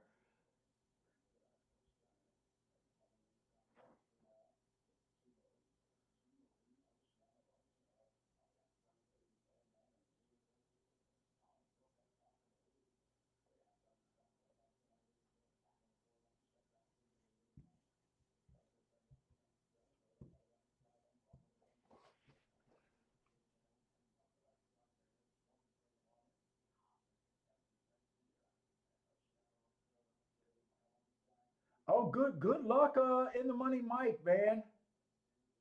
You want us to watch it, or you just want to tell us that you're going to hit that horse at 60 to 1?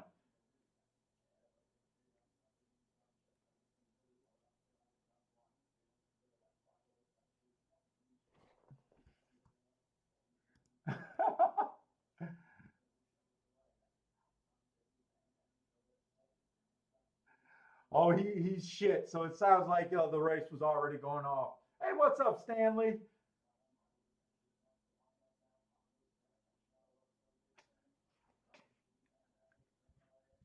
Let's start looking at this seventh race. What do we have today? We got the seventh race, the eighth race, nine. Oh, there's still 10 races today.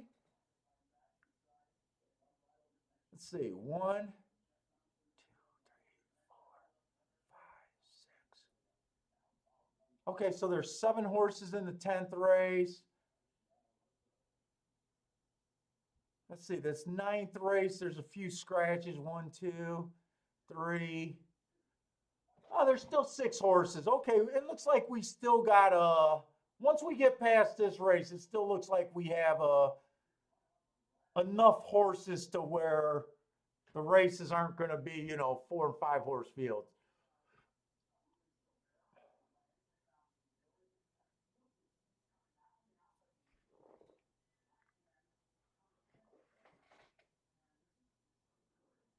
Has anyone still been paying attention to Parks? I lost my video feed on Parks. We were trying to watch that to see if speed was holding, like you guys were saying that it was yesterday. I'm just curious if anyone's still playing Parks, or did they give up, or if they're doing anything there.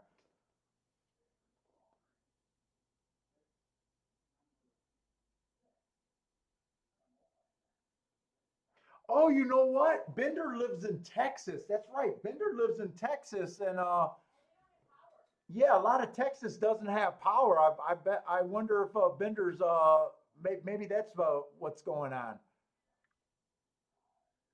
I forgot about that. That's right.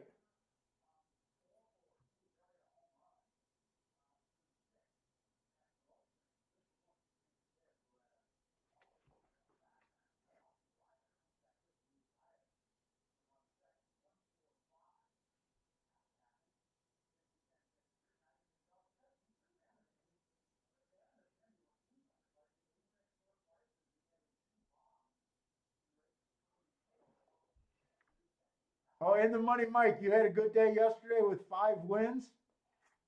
Sounds like a good day if you had 5 wins.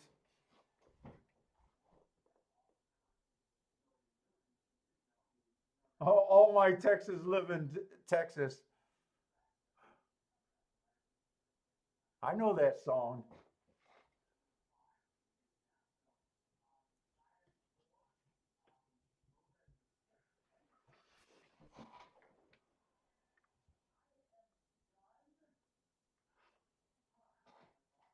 Let's see. I was just trying to get alive to this race. I was just using the 1, the 2, and the 4. Uh, but I don't think I really want to continue this race. I thought that the 1, 2, 4, and I still think the 6 is a real contender here. My only opinion was I thought the 9 was a complete throwout. Uh, and just looking at the betting board, they're kind of all over my 1, 2, and 4. So I really don't know if this is a spot that I want to continue anything.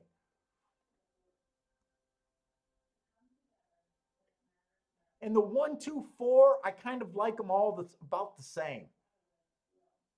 It's not like I like any of them with a big edge. I just think they were all kind of horses you got to use.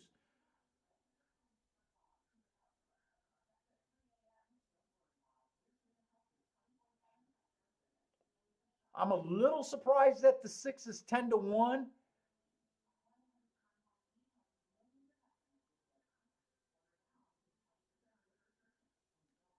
But I kind of like 4 horses in a 5 horse race.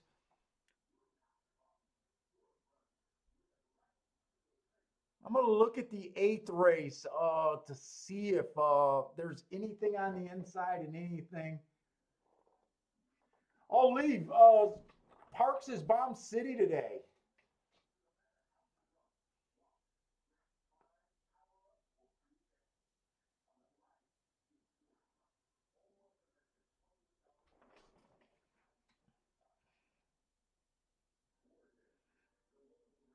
So the 8th race is going to be 7 furlongs on the dirt, $6,000 claimers.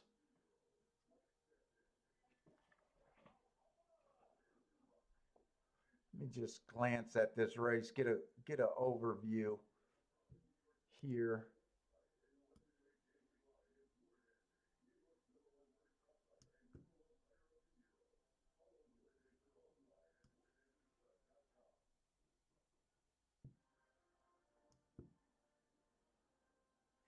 Just kind of looking at, just kind of trying to get an overall view.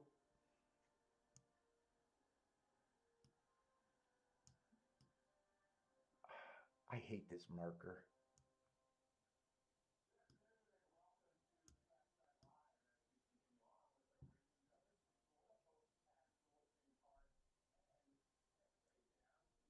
That's kind of when he made his class drop.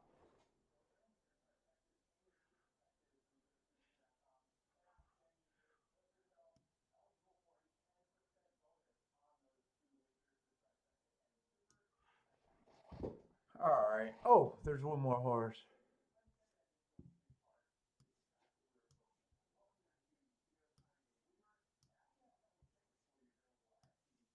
He's uh all right. Get this horse. That's annoying. He's been bouncing back and forth. I'm not gonna like the 8 anyways. I don't think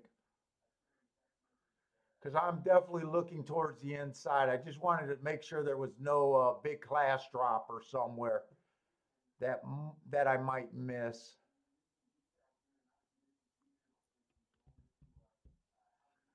The one horse, early pressing day last time he ran. This is the 8th race. I'm just looking ahead to see if I want to try to do a double here.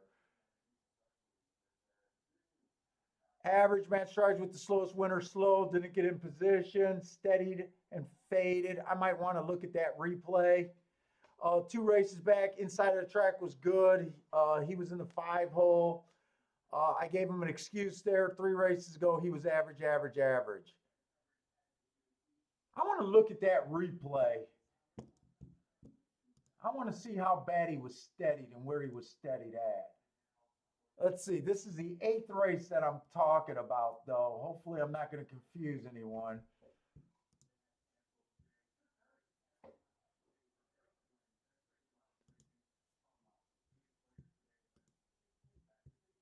He would have been the 6th horse in the 5 hole. 6th horse in the 5 hole.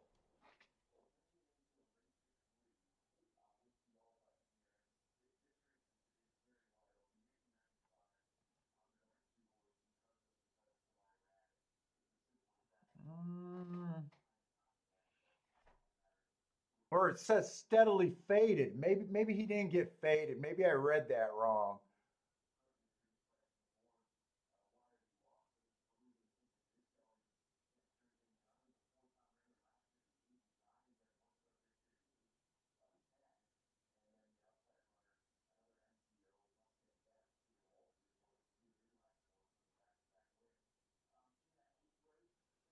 I didn't see anything there. I definitely don't see anything there.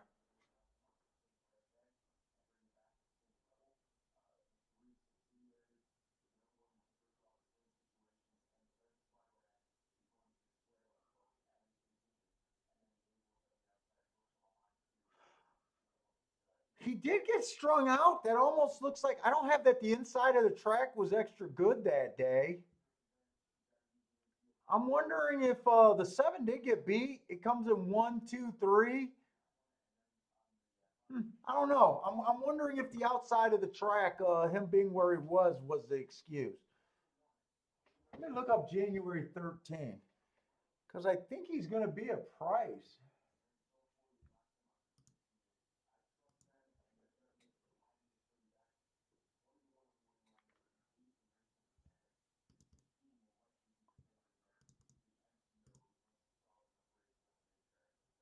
Let me see. January 13th is the day I'm looking up. Uh, it was kind of inside that day. Maybe maybe he did deserve an asterisk there. I might be digging too much.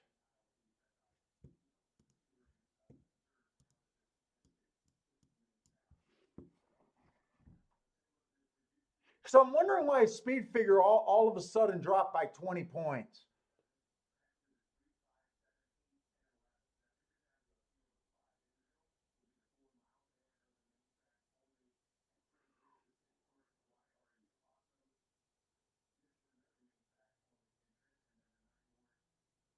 This horse is the 4 horse is a router. I don't like route to sprint.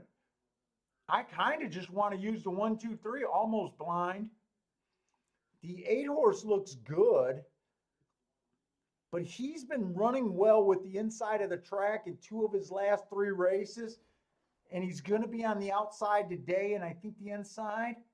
I got a feeling that's going to be your favorite. So I think these doubles to the 1, 2, 3 next race could be worth something.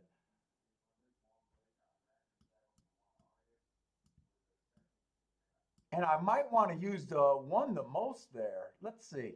How bad do I want to do this? I kind of like the 1, the 2, and the 4, right? 1, 2, and 4. Let me see if those doubles are worth anything.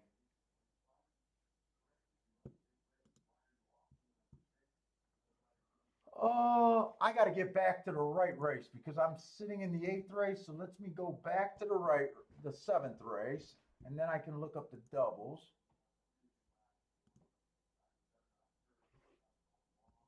And now they're not giving me the doubles. Okay. You know what? Why do I keep doing this?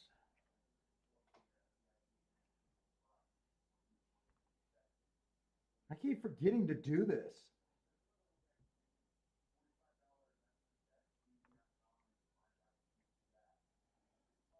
No, not equine base. I'm going to Twin Spires. Wait, Twin Spires. Wait. Slow down.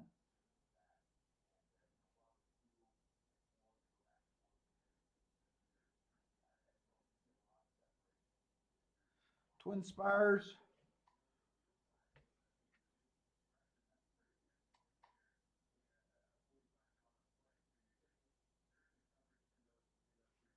Continue. I might run out of time before I even get logged in. Gulfstream. All right, doubles. Let's see, 4 to the 1 is paying $28. 2 to the 1 is paying 45. I can play these. 1 to the 1 is paying 31. They're hammering the 8 next race like I thought. 2 to the 1 is paying good. 2 to the 2 is good. 2 to the 4 is 19, or 2 to the 3 is $18. Those are paying okay.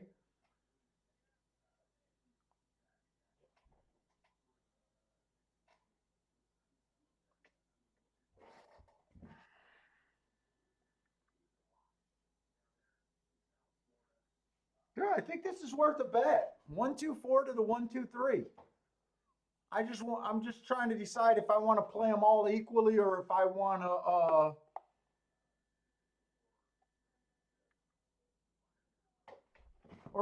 play them for different amounts. That's the only thing that's going through my head right now.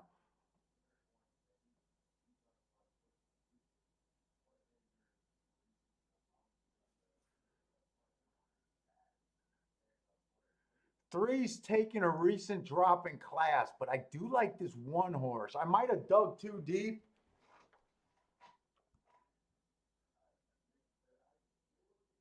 This is what I'm thinking of doing. It's the same bet, but I'm thinking of going 1, 2, 3 in the next leg, going 1 for more money, and then playing the 4 and the 2 for less.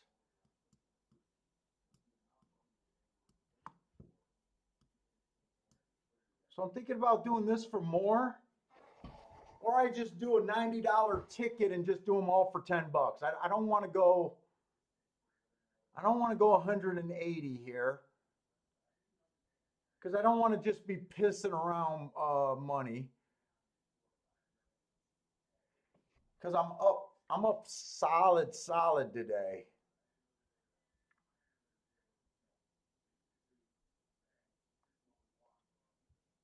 Let's see, and what I would probably do if I'd do this one for 15 and those for 5.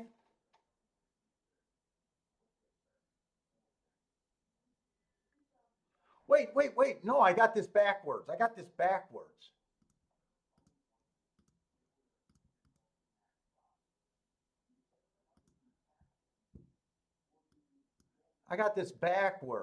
The one in the next race was the one that I was thinking about playing more.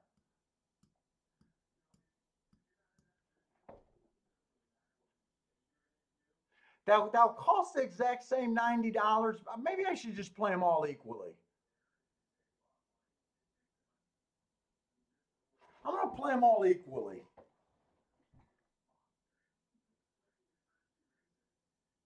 Because this hit would only be a little bit more. Let's see, $90. The smallest one would be if the 3 wins next race. I'd end up getting about even money, a little bit better. Yeah, I think I got to play them equally if I do them. Stanley's saying don't leave the 7 out. That's next race, right? There's no 7 in this race. Who's the 7? I like the 7. I don't like the 7 next race. I'm trying to beat the 7 next race. He's a router going to that is a sprint, right? 7 furlongs. Yeah, I don't care for him. Let's see, 7th race. Oh.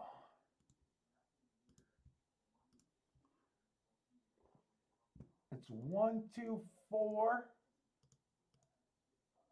to the 1, 2, 3. 1, 2, 4. 1, 2, 3. 90 bucks. That's all I'm doing here.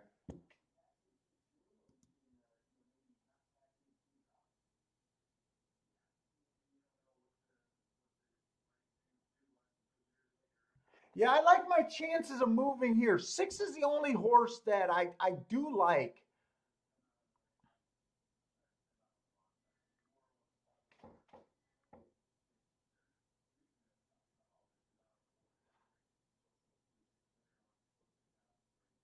Six, you know what?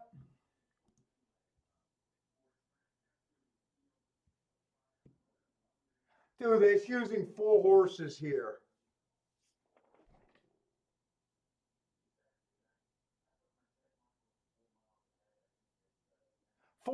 6 is the only horse in this race that scares me. I'm going to leave him out. This might be egg on my face. I'm going to leave the 6 out.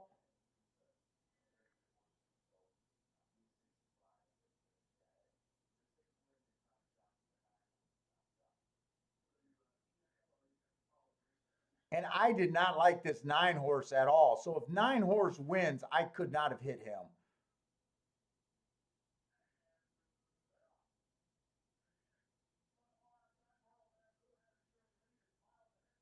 This looks fast. I think I don't know if I like this right now.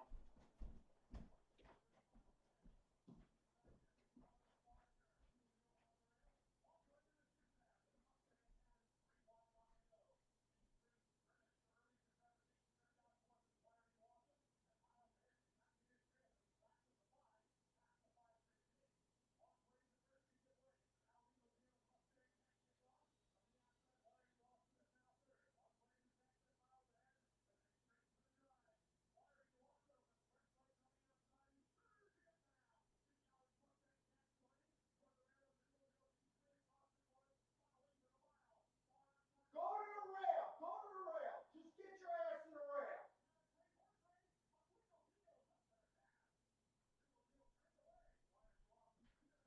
Jesus. I need to do all that yelling to get a 5-2 home. I need to do all that yelling just to get a 5-2 home. I did not like this 9 at all. 9 ran an impressive race.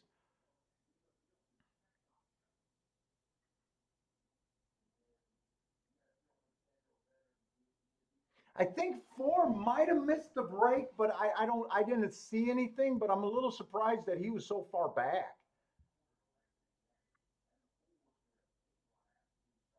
I thought as they were turning from home that there was no way that one was going to hold on. There might be an objection with this one horse drifting so far off the rail. I don't know. There could be an objection here.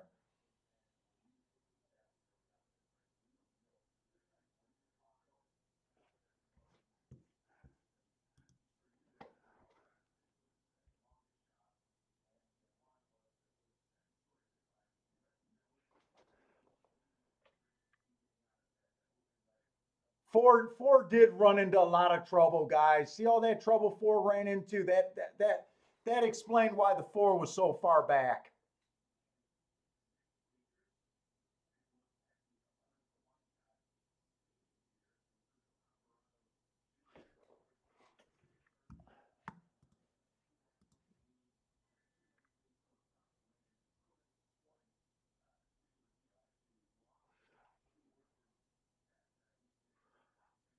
I did not like this 9 horse. I'm a little impressed.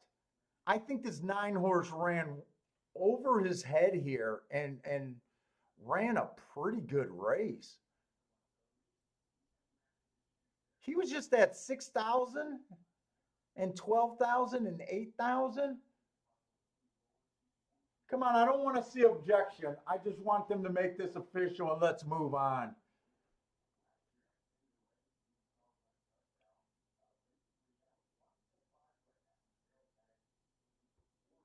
Yeah, I used 3 horses and wanted to use 4 horses in a 4 horse field. Oh, that's not great.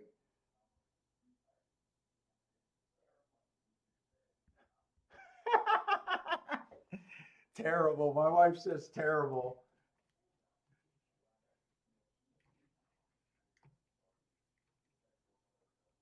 Yeah, do the right thing. No objection. And the stewards are eating one of those Cuban sandwiches, hopefully. Hopefully they got their Cuban melt and they weren't even watching that race. I don't know. I just had that thought during the race that did the one caused these horses to be that wide. Okay, it's official. Okay, so we're live to three horses.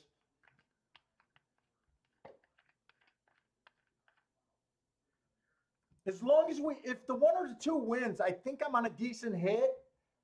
Not great. I only got them for $10, but a few $100.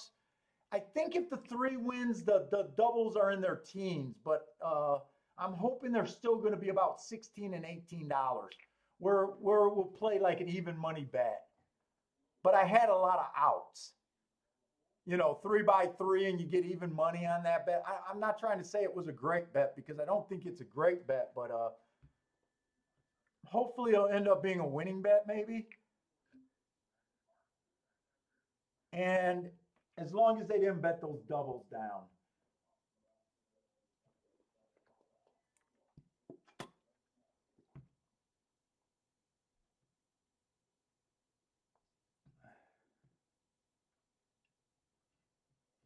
Yeah, I agree with you, Case. These DQs, man, no matter even when you see them, it's still almost always after as long as I've been playing, I never know where I stand whenever there's a disqualification for the most part. It's like no rhyme or reason, and the inconsistency is the problem.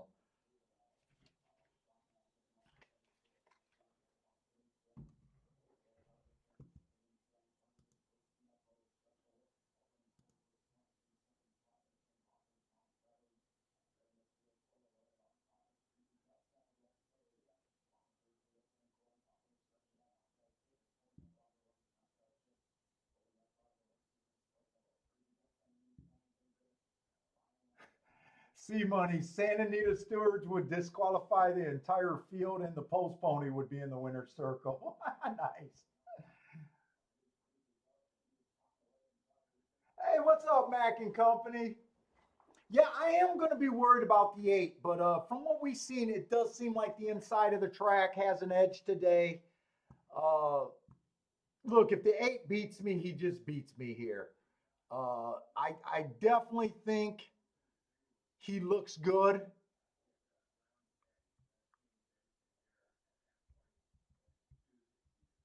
but I'm hoping just to be right about the inside of the track. And I'm going to have to watch that replay because the one did not get the lead. The one stalked, correct? I think the one stalked now that I think of it. But by the way, C Money, you were the one asking about the grid. See how the grid is really just dominating the post 1 through 3. Other than that 5 horse that closed out that double that got to the rail instantly and went wire to wire. It right now going forward, it really does look like an inside track, right? And sometimes we don't spot this. Today, it's been inside for so long. I tend to just it's pretty safe to guess that it's going to be inside, but right now this really does look like a biased day.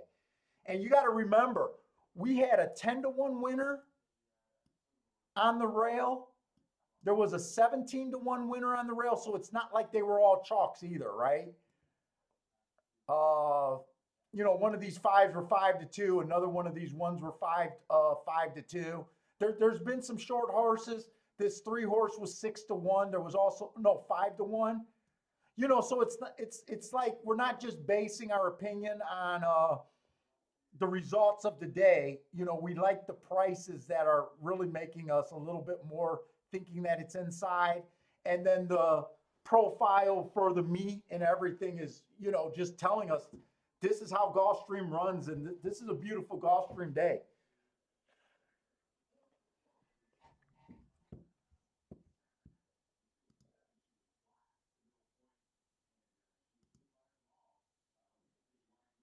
Yeah, Case G, the 5 horse won the first race, but if you look back, there was some scratches, and the 5 horse was in the 3 hole. That's this horse right here. We got him marked down. He was in the 3 hole.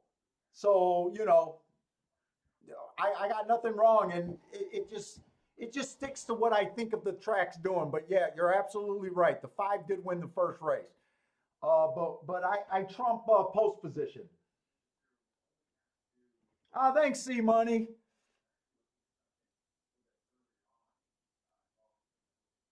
Because I will admit, when I'm confused about a track, that's not part of my game. I don't feel like I'm good enough to handicap fair tracks anymore. Uh,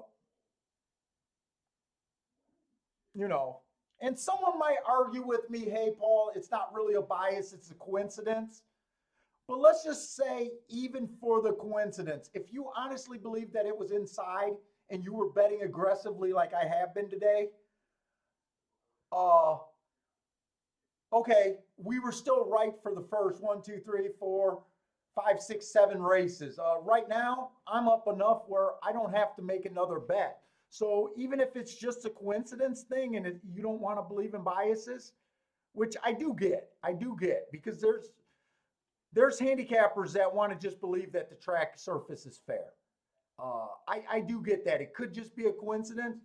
But to me, if it was enough to make you bet heavy earlier today and take advantage of it, right? Who cares if the last 3 races it's all run outside if you pocketed your money and you made your nut for the day, right?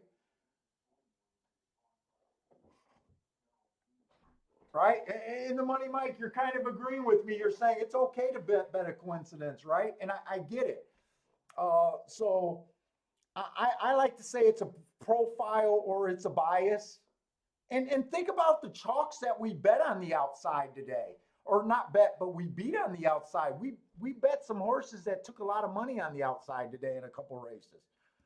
So like I said, I believe in them completely. They're responsible for all my big hits, and this is just how I go through my day. I'm going to throw on this Tampa Bay race. If you guys got any action at Tampa Bay, good luck. I'll take out the dog. My wife's telling me to take out the dog. I'll be right back, guys. No problem. Where's my guy at? Oh, you got to check to make sure he's not laying in the bed. He's a luxury puppy. Come on, baby, you want to go outside?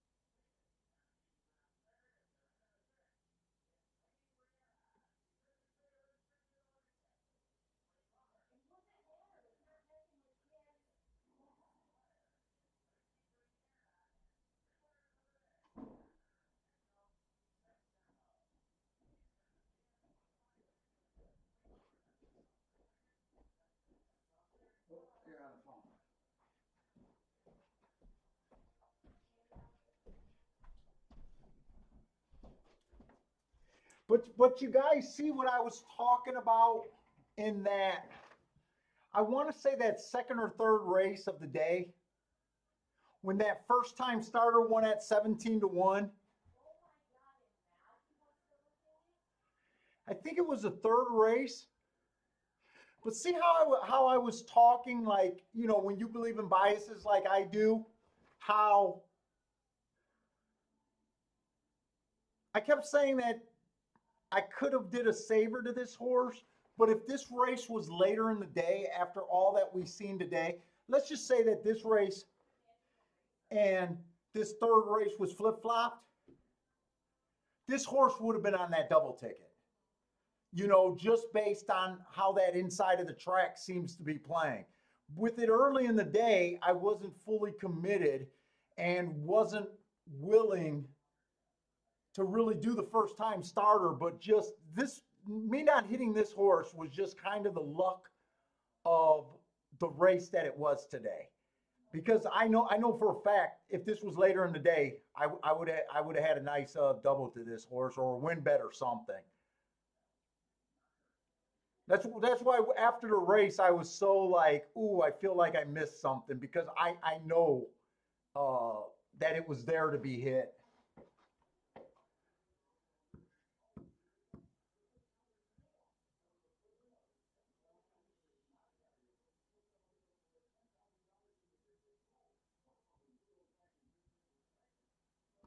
Hey, what's up, Louise?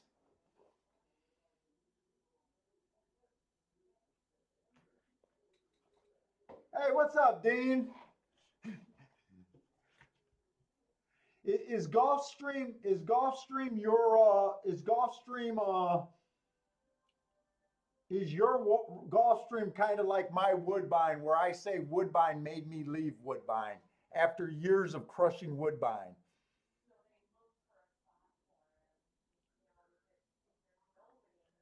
I had to leave Woodbine.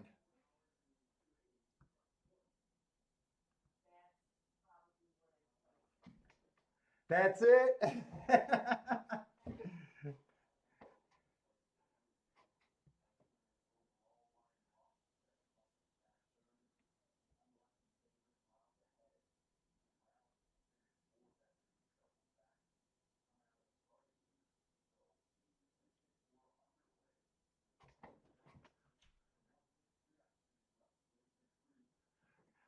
Jay, you're convinced about the inside of the track.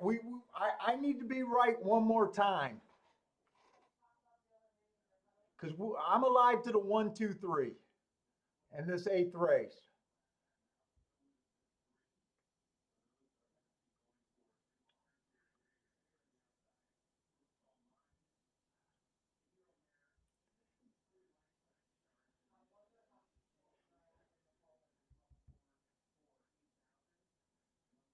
Of the horses that I don't have that scare me the most is definitely the 4 and the 8. The four's at 9-1 is still an attractive price, but the 8 is if he wins, he just wins. He's gonna have to do it from the outside.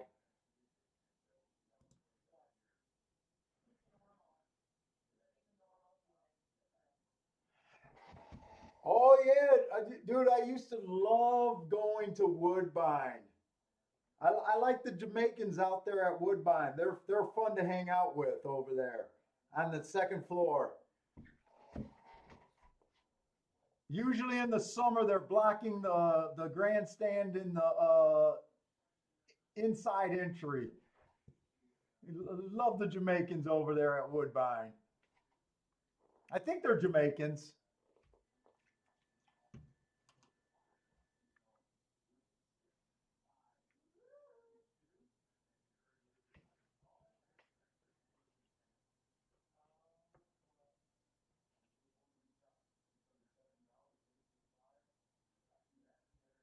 Stanley's taking a shot with the 8 here.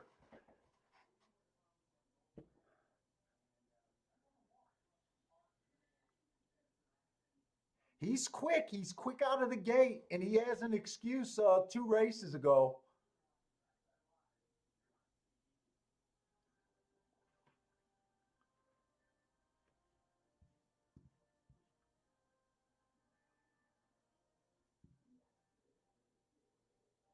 And he tends to win when he's entered at 6,000.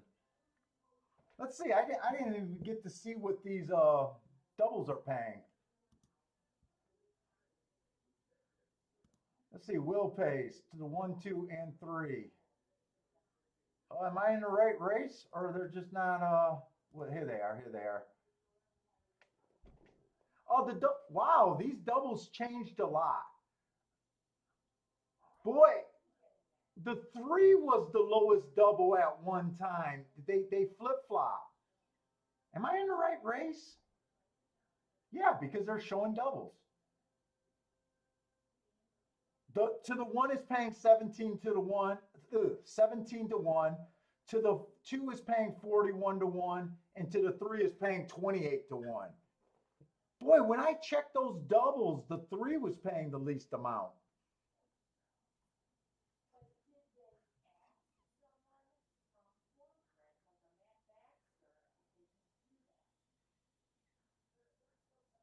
I think the 3 got a little bit more upside than the 1 here because the 3 ran on a bad rail last race, and before that he was at 16,000 being relatively competitive.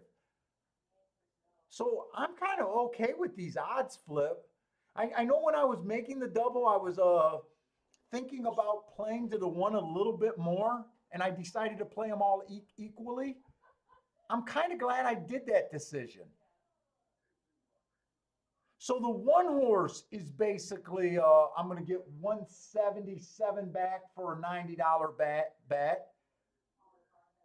If the 2 wins, I get 400 back. And if the 3 wins, I get 280 back. So not the biggest hits, but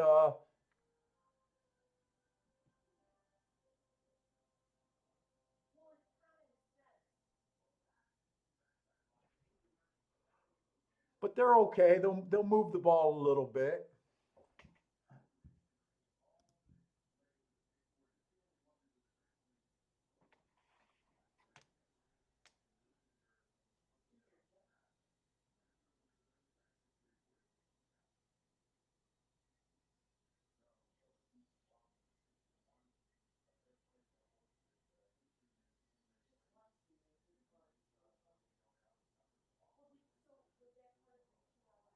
Just around.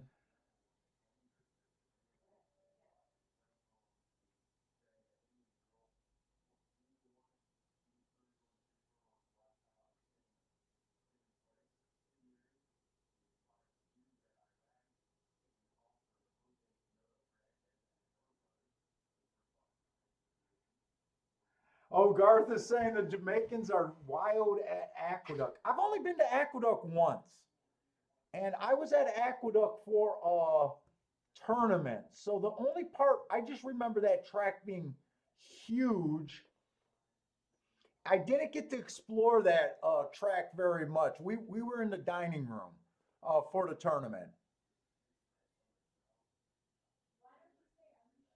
I just remember going in there and it felt like a huge venue.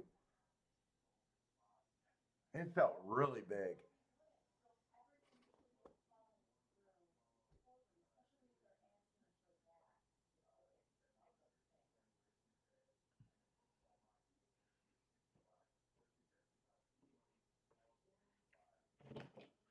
Oh, the biggest bet I ever made?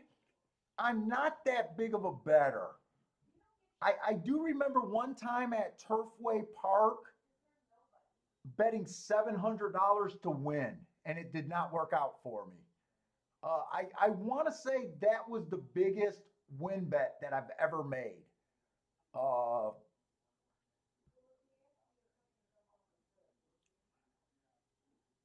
uh, and then for a long time, I used to bet $200 to win on horses. That was earlier, and then I decided I liked instead of betting a single horse, I'd rather bet between $100 and $300 in doubles, because you get more outs in them. Uh, so whenever I'm doing these $10 and $20 tickets, like for instance, this ticket, you know, was 3x3. It would have been $9 for a dollar. I did it for 10. So this just ended up being a $90 bet. But I don't, my bets add up and I handle quite a bit for the year, but I'm not considered a super big better. Uh, in fact, I don't even come close to $200 on a win bet anymore. Now, when I'm talking about I'm going for a win bet on a horse, just a win bet, it's usually when I'm medium say I'm going for a win bet, it's usually $60. When I say I'm really going for a win bet, it'll be 80 or $100. I usually don't bet to win that big anymore.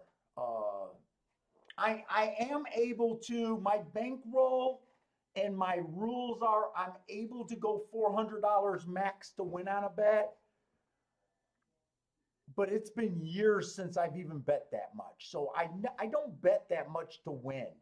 I and when I come to doing a $400 win bet, honestly, I'd rather do like a $30 or $40 double and have, you know, a lot more outs. It's kind of how my bets get expensive. Like an average bet that I say I'm going after to could be around $200 to $300. Just, you know, if I do a $20 double, let's just say I got 4x3 horses, a pretty big bomb, right? Or grenade horses. I got 4x3 horses. That'll be $12 for a dollar. For me to do that for $20, that'll cost 240. That's basically kind of where I live at now. You know, I usually don't play. Every once in a while, I'll do a $50 or $60 double when I got less combinations, but not too. Oh, I lost the string. Not too regularly.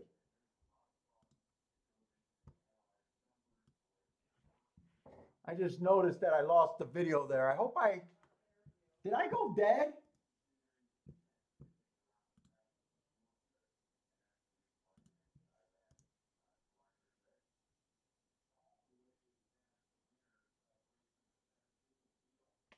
I hope I didn't go dead.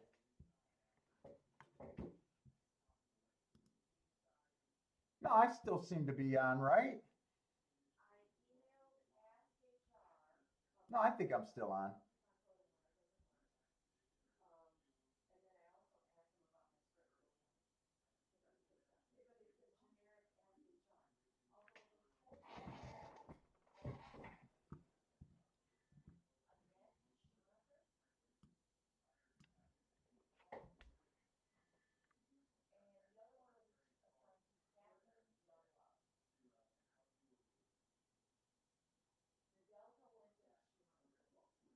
Stanley, you box 5 horses for $60 lots of times. Is that are you talking about like in an exacta where that's a $30 punch and then you times it by 60? So a $1,800, something like that total ticket?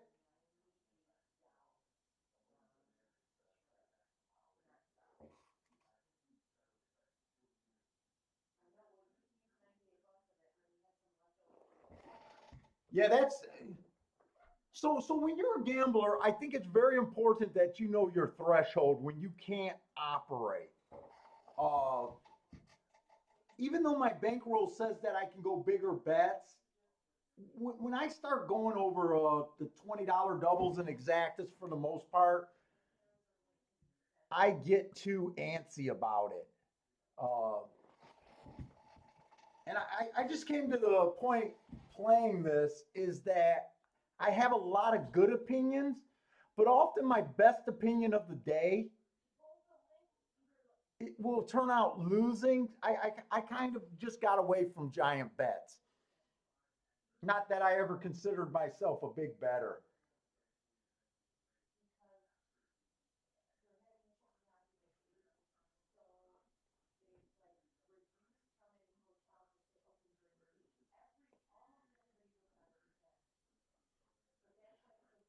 Yeah, Marco Lou, I'm almost considering do I want to do a little saver against this 4 horse or start something?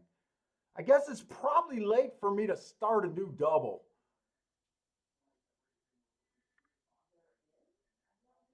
There's going to be a Santa Anita horse in the next race that's going to add confusion to me.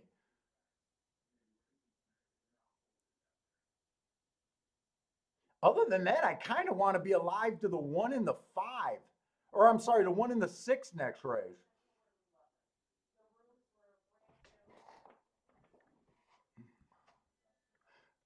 Do I want to keep rolling?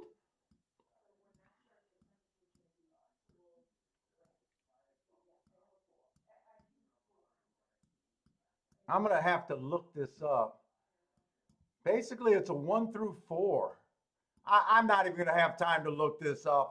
This is the only thing that I would consider keep rolling, and that's right. I got to beat the eight here. You know what? I'm good. I'm good. Marco Lou, alive to the one, two, three. Four scares me, and the eight scares me.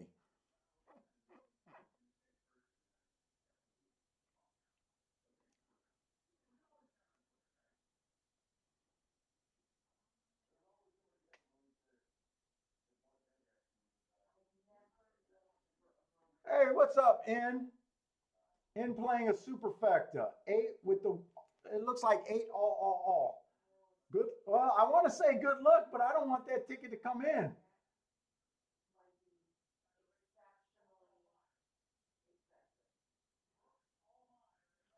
I didn't. I would say no. Sorry, I didn't see your 10, but it's all about the inside of the track. And I want the two or the three to win here.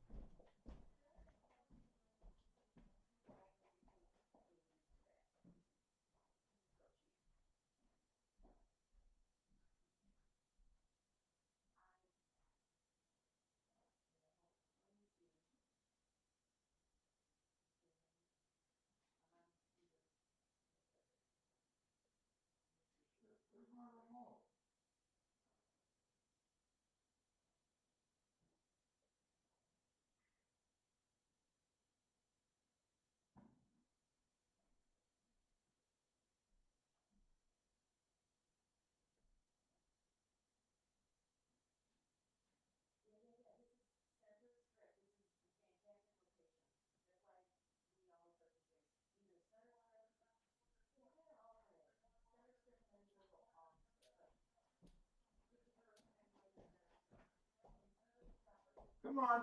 Inside. Can we keep this going? Oh, I wanted the two. Two's a bigger hit, but inside.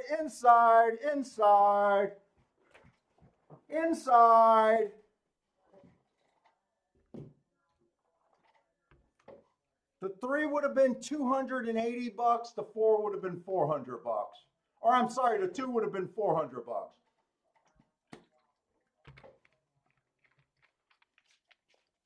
Inside.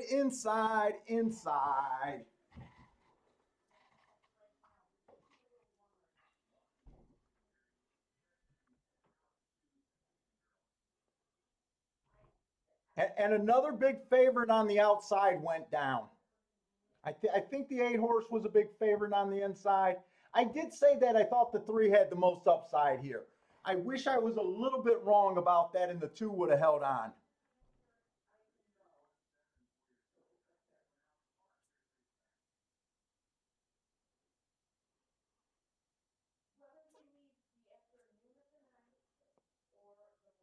So I think for a $90 bet, pick up 280, so win an extra 190 there, and had nine combinations going. That's why I like the doubles so much. You know, we had three outs there, nine combinations covered.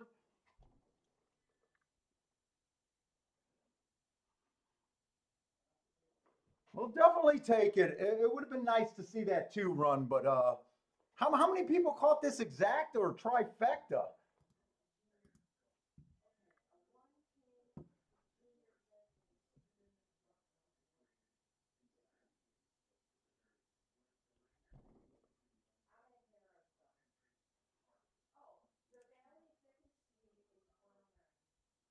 Yeah, Bender's good. Bender's if Bender has doesn't have electricity today, that might be the only thing that'll be his saving grace for not playing on today's card.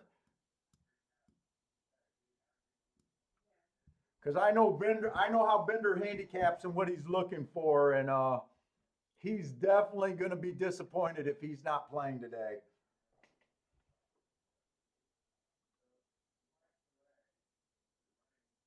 Take it easy, Parsons. Yeah, today was almost, you could have bet that exact and try blind almost.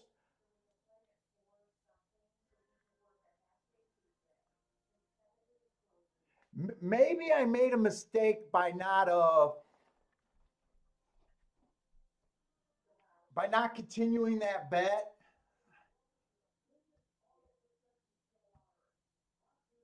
What's up, B? Huh? You want to say hi to everybody? No, just go under the table. 28 to 1 on that double.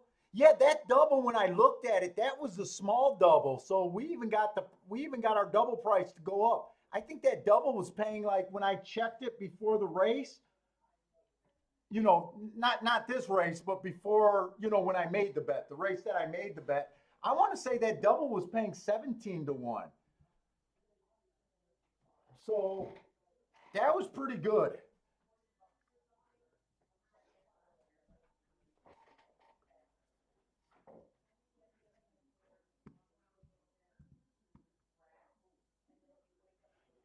Stanley, no, Parsons is in Kentucky.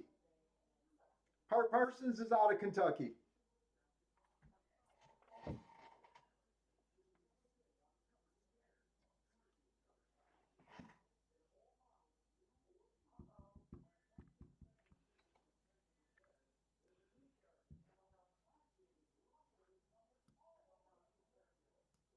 I'm pretty sure that three horse stalked and didn't go wire to wire. I couldn't watch that race.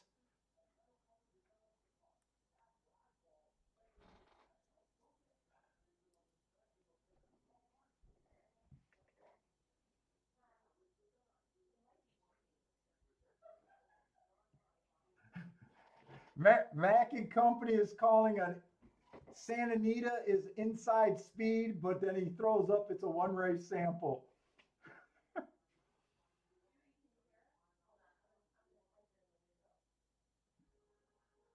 Oh, Stanley, you're out of Euclid.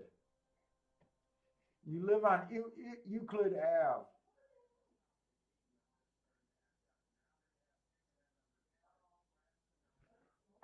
Oh, Mac and Company is saying for the meat, he has 55%.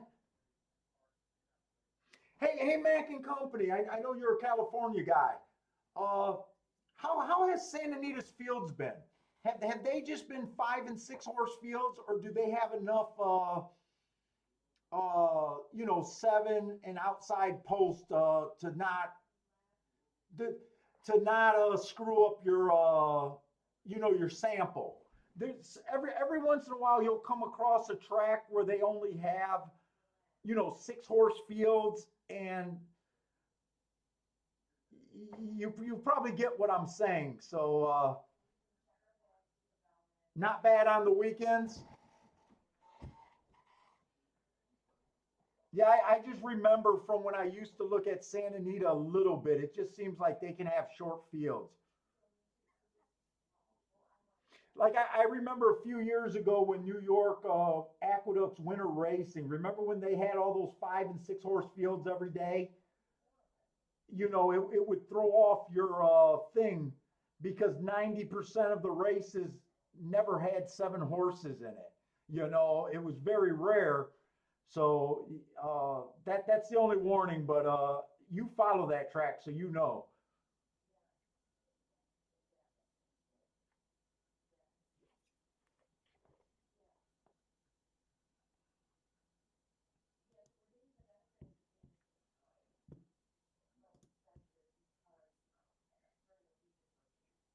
It's better than it has been in years past.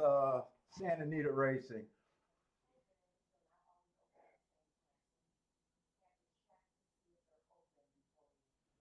good. That's good.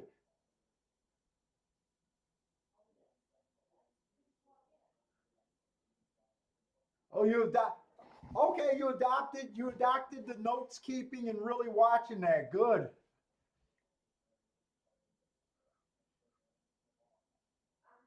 So since you love it, I don't have to follow up with my next question. Is it making the races make a lot more sense to you? Since you says you loved it, I think you already answered my question. The quick sheet is the key.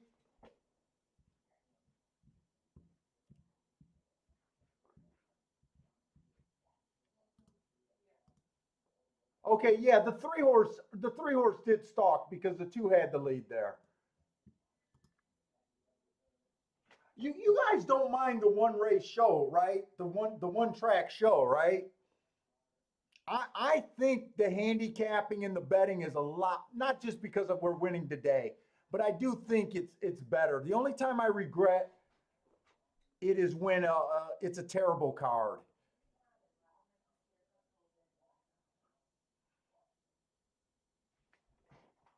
C Money loves the one race show. Stanley said it's fine with me. I mean, I try. The reason I keep asking because I keep battling with myself, which is the better way to go. I know some of these shows that took off that they that they cover a lot more racing. So that's the only thing I'm a little like, which way should I be? Hey, Mac and Company, do you got anything on this three horse, this Santa Anita shipper coming from your neck of the woods? He's the question mark in this race to me. He's part of the reason why I didn't do that dub. Well, first of all, part of the reason was I was running out of time pretty quick. But he was another part of the reason why I didn't want to get that involved.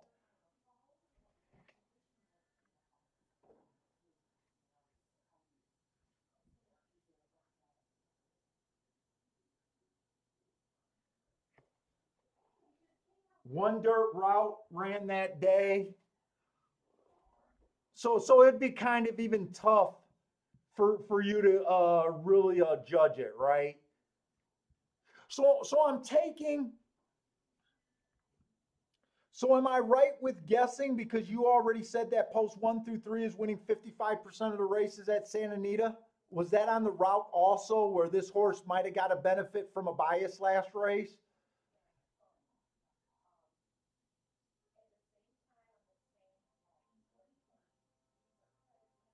I'm hoping he doesn't run.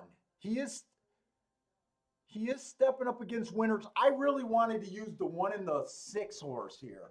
Six is going to be in the four hole. Uh, I might back down now. I mean, who knows? 55% on the dirt routes too. Okay, that's good to know. He ran with the bias. Okay. The problem is he's kind of getting the bias again today, right? Again today also.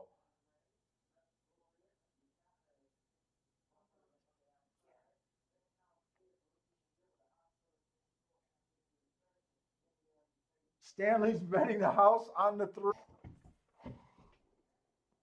I'm hoping he can get beat.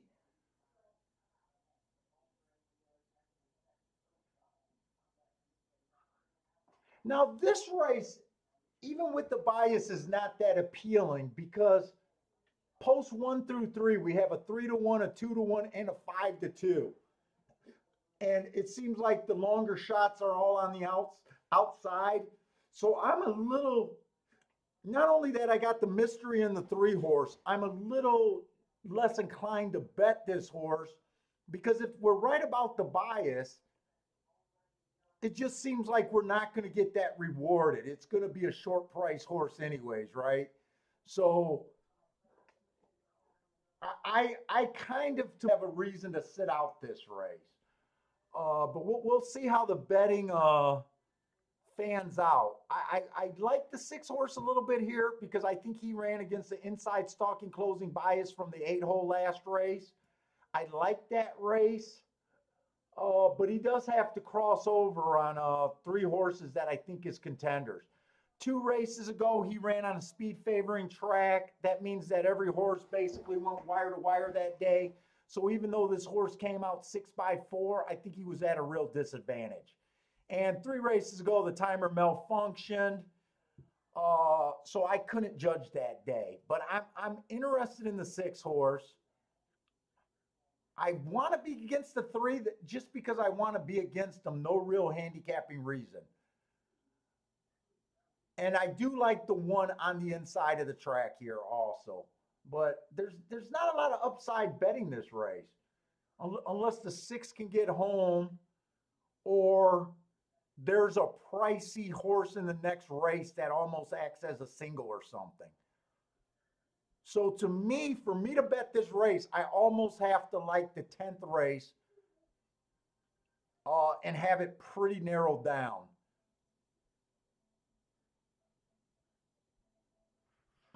So the 2 is going to be in post 1.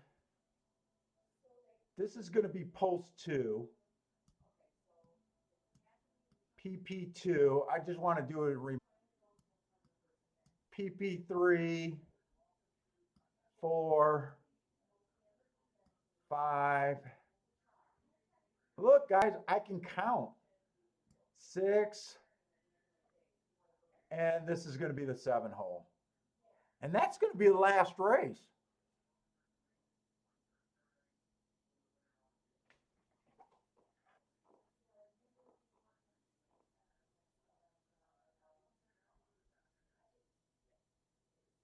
That weekend, all speed and stalkers. So you had to be up close to win.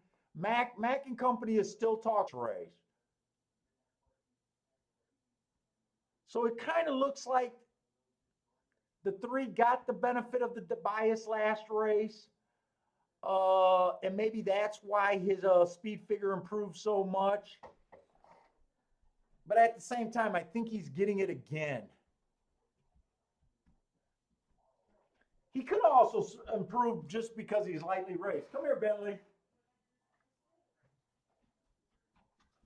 Oh my God, look at this guy. Come here. Come here. He's bringing toys. Yep, it's about 5 o'clock. That's when Bentley had enough of the show, and he wants his attention.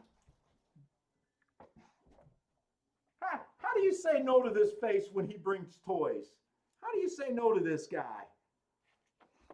Huh? I know, Bentley. I'm still working a little bit.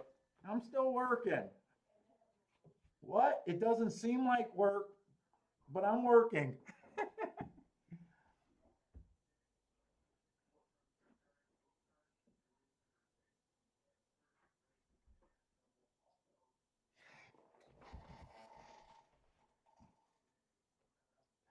I see your comment, Mac and Company, about them flying them across the country.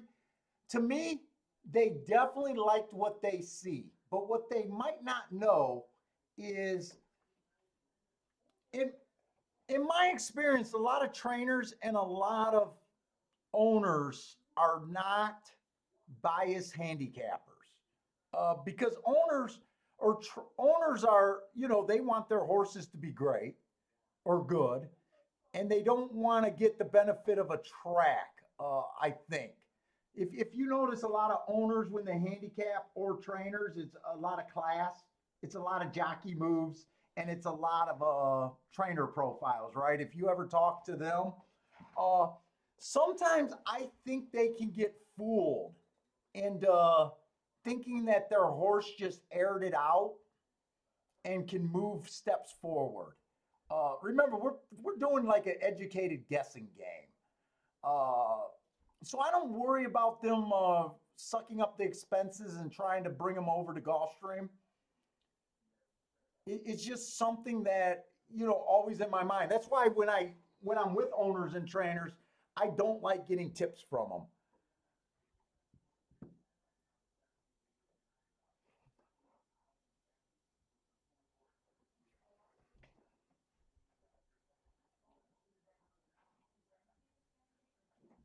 Case is saying that he's known to have Gulfstream Park horses, so he spends his winters at Gulfstream. So I never like figuring that out. Uh, but I swear to God, if you guys handicap with owners and trainers enough, you'll quickly realize what angles that they think are important. It's usually jockeys, workouts, and trainer moves like claiming, dropping, that kind of stuff.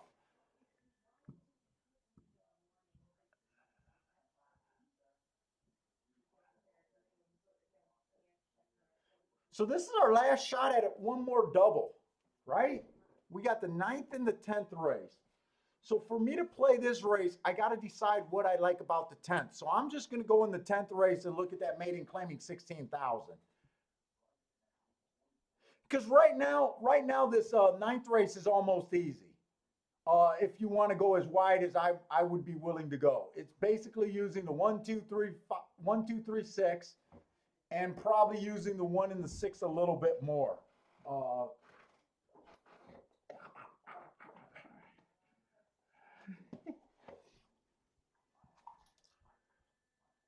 so I really want to look at this 10th race. We got 7 furlongs. Remember, they take these 7.5 furlongs off the turf and they make them 7 furlongs. So this is going to be a 7 furlongs on the dirt. Maiden claiming 16,000. Let's see what we can do. The 2 horse is dropping in class. Last race he was slow. Dropping in class and getting the inside of the track could make him a little bit quicker. 2 races ago, the inside of the track was good. That was his best race, average slow, and he ran against the bias. I didn't go back to October 7th, but that does not look like a good race. He also reared at the start, so this horse has his excuses. He's lightly raced. Kind of hard for me to get to, but let's see what else is there. The 6 horse is going to be in the 2 hole. Inside of the track was good last race, so he ran against the bias.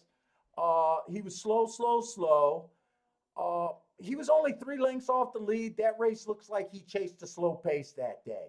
He still managed to get in position at the top of the stretch, and he was running against the bias. I think there's a bit of upside on the 6 next race.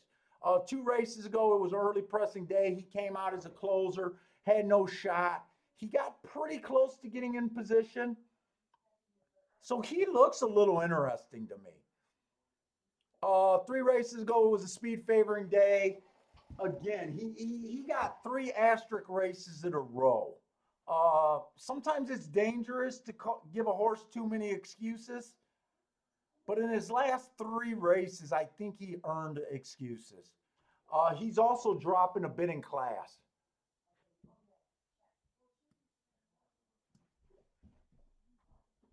And it looks like everyone's making that same class. So when you get everyone dropping in class, the class drop means less.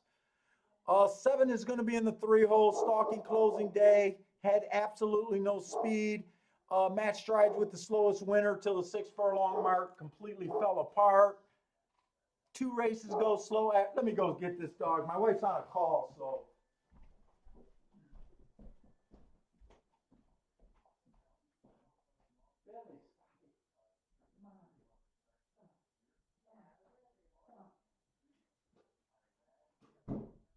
Go downstairs and bark.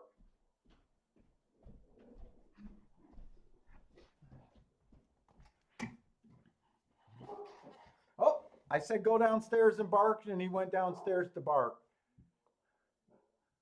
Someone's on his lawn. So the 7's going to be in the 3 hole. I just don't trust his speed. He's dropping in class. He has an excuse 3 races ago, but just hard to get to. Eight's 20 to 1 morning line, but there's been scratches. So once there's a scratch, the morning and lines don't have to even be close anymore. Bad rail last time he ran, asterisk, 2 races ago, stalking day. He did earn a heart. That might be our speed horse right there. And then he was average slow. Eight's going to be in the 4-hole.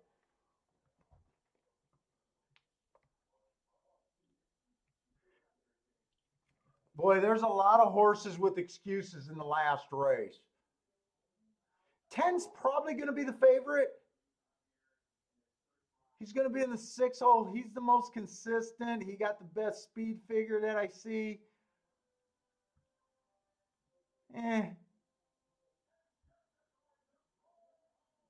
I think the 16 and the 10 are the horses to beat in that last race.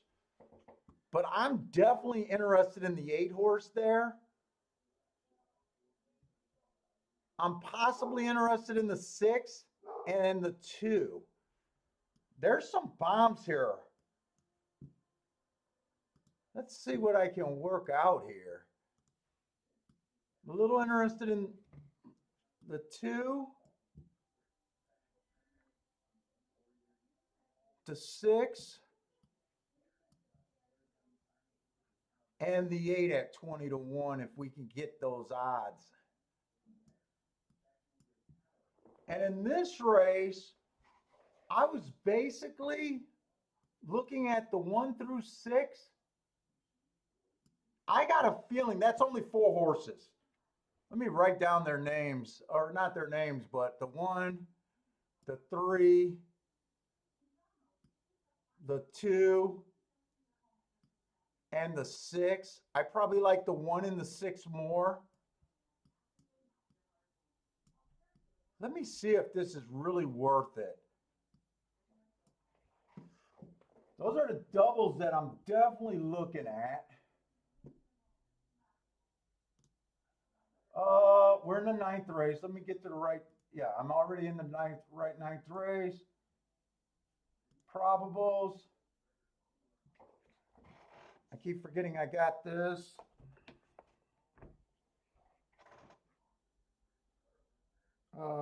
This is advanced.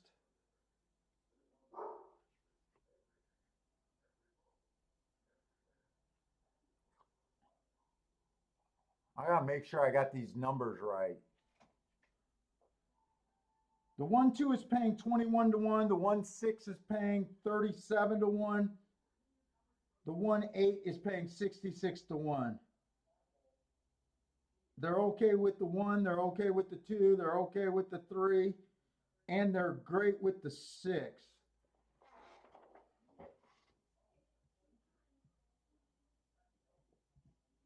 So this is a $12 base bet. This is a $6 base bet. I don't want to do 180.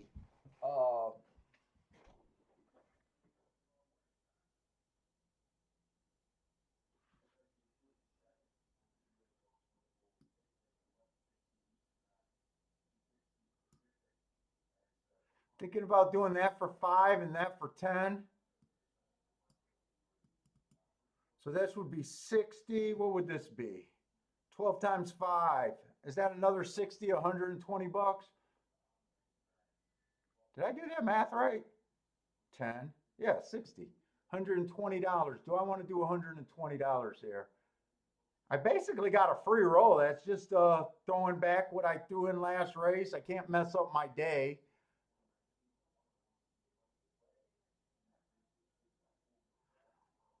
If the 1 or the 6 wins, I can hit this for $15.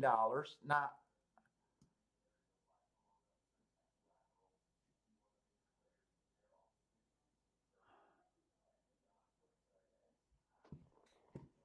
I think I'm going to do that.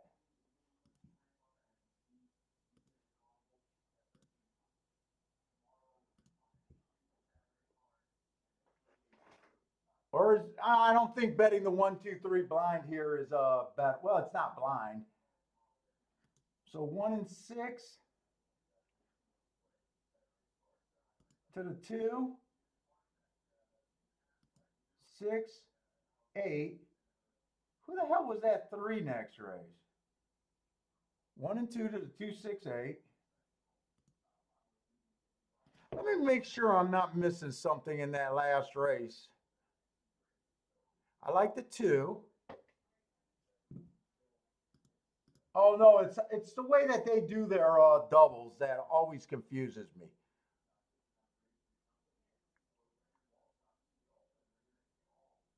And if the 16 wins, he's going to beat me from the 7 hole. Nothing looks like they ran from that far out. The 10 I am more worried about, but I think I like this bet. And I can't mess up my day, so I got the 1 and the 6 to the 2, 6, 8. All right, send that one. And then I want to go a 1, 2, 3, 6 to the 2, 6, 8. Do that for that. All right.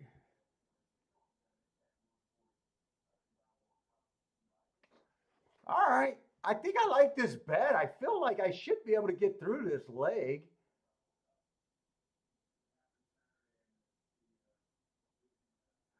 The 9 and the 10. Who are the 9 and the 10 again? This is a 9th race.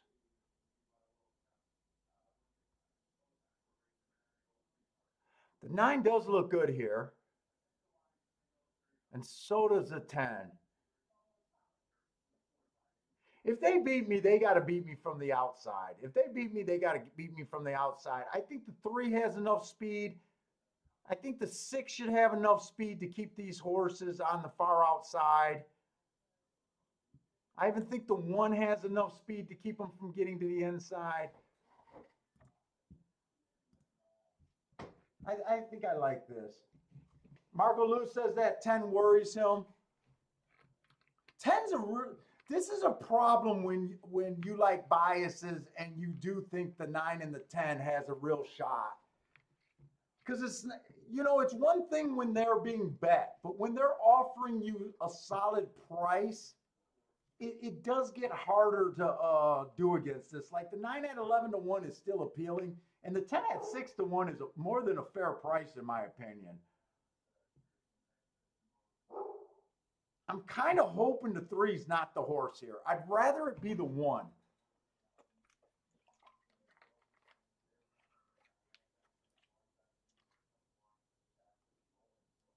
This is pink grapefruit. I don't know if I like this water.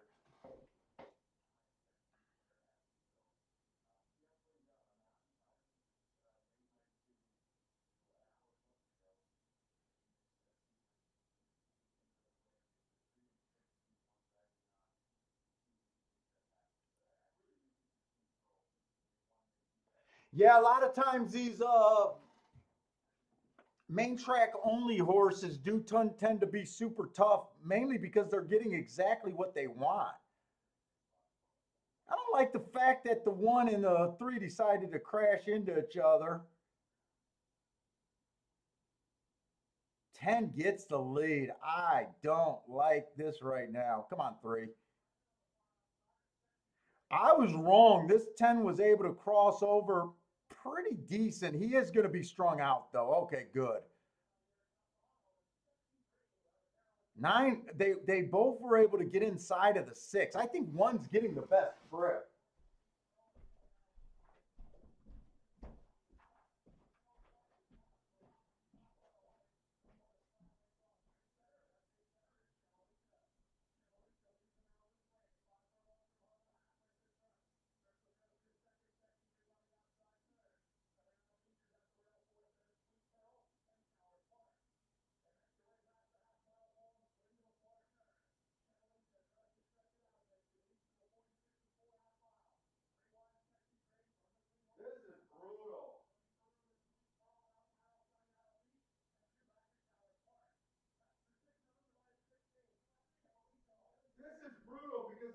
horses to force to be the widest on the track.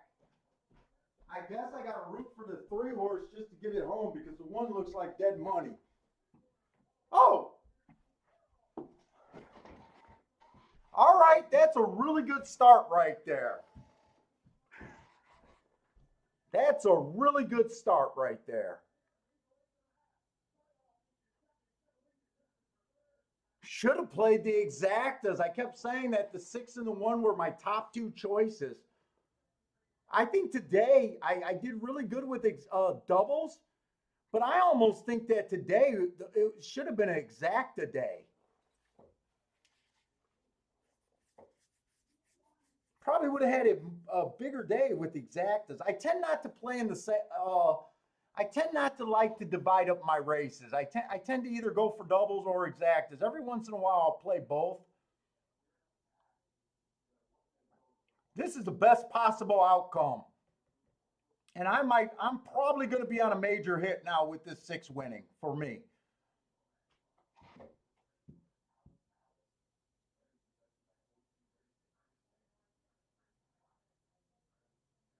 In the money, Mike, you took the 6. Nice hit. Nice hit in the money, Mike. When I was watching, so you guys know what I do. I got a long hallway here. I got a long hallway. We're upstairs, and I have TVG in the other room. He is usually on a pretty big delay from the twin spires.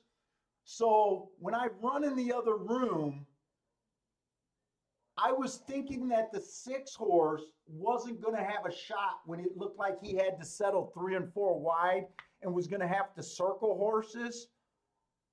I thought the 1 was completely dead, coming back, and I was just coming back here hoping to see the 3 horse win.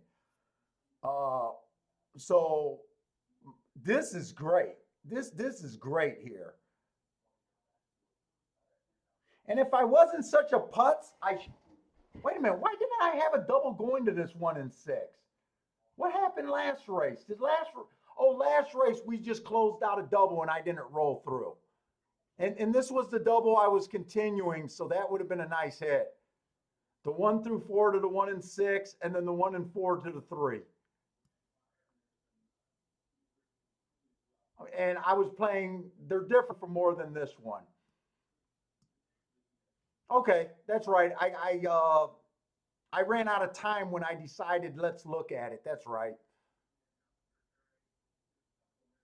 So I think I left a lot of money on the table today.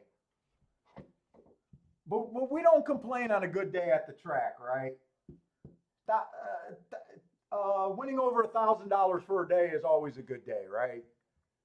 We're not going to complain, and we're alive. Well, I'm alive to a solid hit. Hopefully, you guys are too. Now I just got to be right about the inside. One more damn race.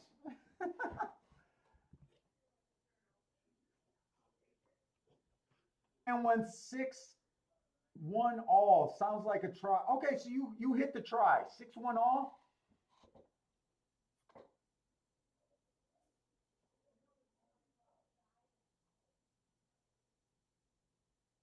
Yes, and we pointed out that there was definitely an inside bias there at Aqueduct all weekend, wasn't there? Hope you took advantage of it.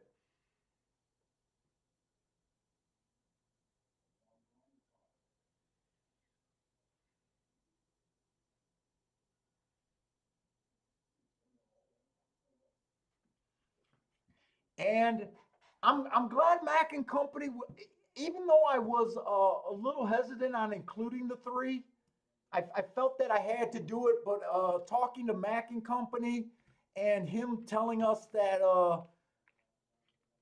that day was a speed favoring speed and stalker days, and that post 1 through 3 has been winning 55% of the races out there at Santa Anita.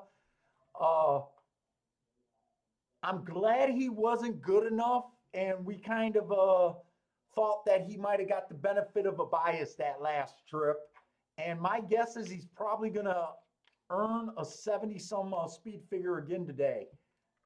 He didn't run bad, but I'm glad he wasn't good enough to win that race. He still ran third,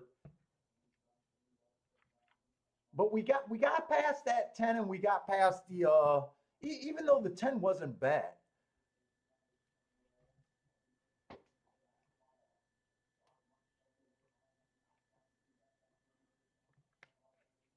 You're rolling pick threes over there, huh? Nice. You hit a 50 cent pick three for 109.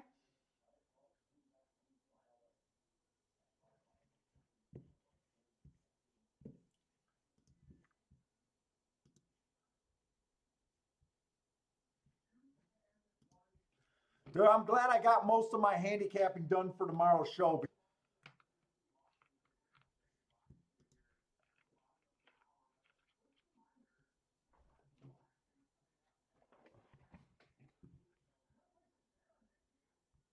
So let's see. I am alive to this is a 10th race of the six. Let's just keep marking the so the 6 horse won the last race. He was in so he was in the 4 post position. Uh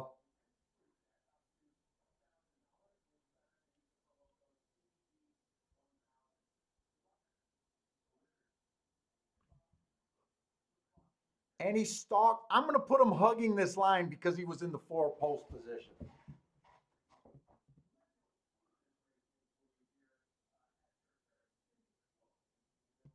Come on, we need one more race in this column. One more race in this column, and I think we'll have a lot of people in the chat room happy. I'll be extra happy. We're coming up on our last race today. I got $15 doubles basically going to 3 horses. The 2, the 6, and the 8. We got a $10 double here and then another $5 double there.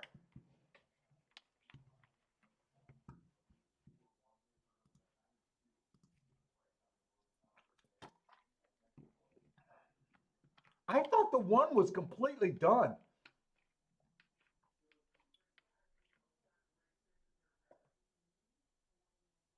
How did 1 fall so far back? Didn't he fall back?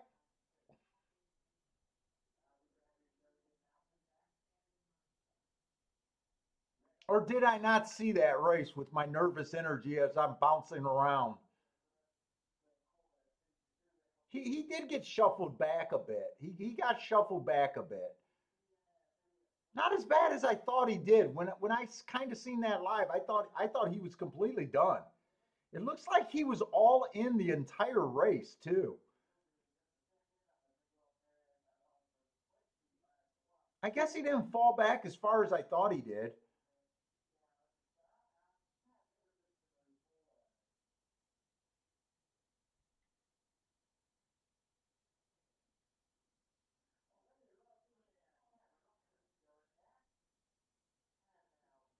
All right.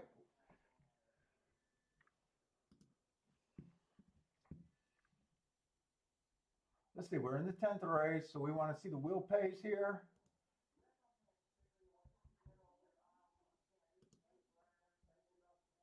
Is there just a delay or what's going on here? There they are.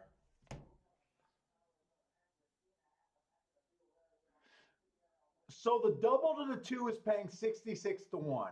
The double to the 6 is paying 45 to 1. The double to the 8 is paying 125 to 1. So I got all of those for $15. I need the calculator here.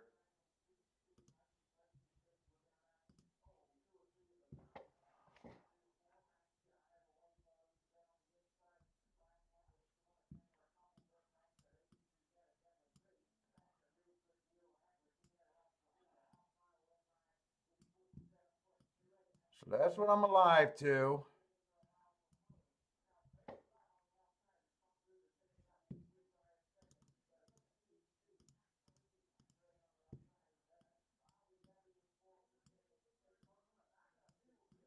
$9.90 if he wins.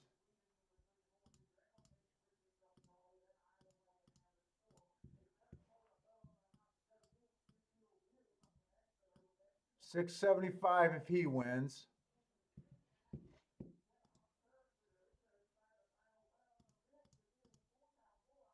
$125 times 15.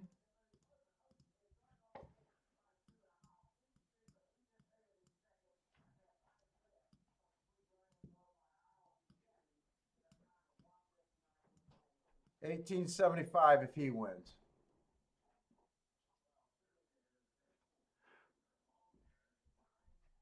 So this is how, when I consider I do saver bets or not, I like having a few tickets that are worth something. I usually look at the lowest price ticket, which is right here. And right now, I think if I wanted to do savers, I could throw $200 back at it. If this horse wins, I'd get $475 back, which is not sucky. And give this profit away. And if I could protect to the rest of the races, sometimes I like to have every horse that can give me a profit.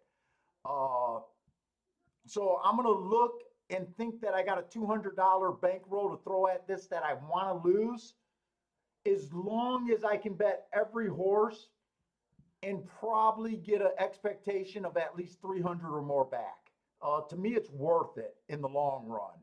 My wife, and I know a lot of you guys hate when I do this, but I got little balls, guys. I got little balls.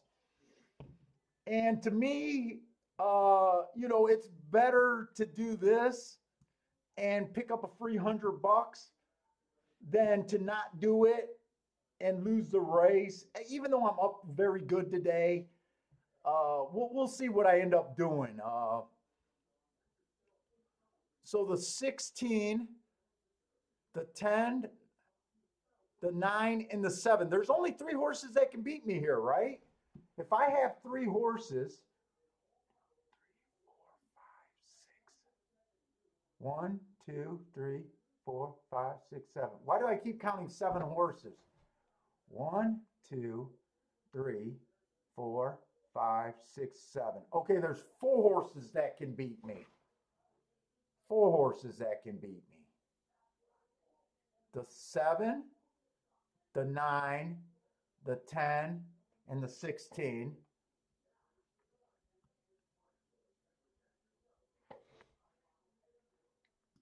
Any way I can shrink this? No. All right, I know what this is. Oh, is there a quicker way to erase all of this?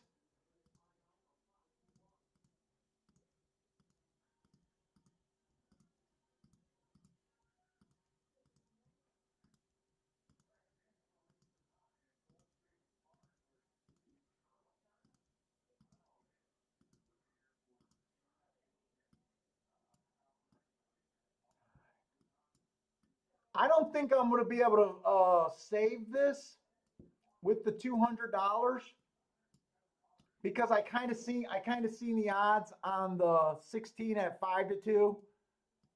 He's and even money on the 10 horse or 6-5 even money. It doesn't matter. So that means I would have to put 150 on him to get 300 back.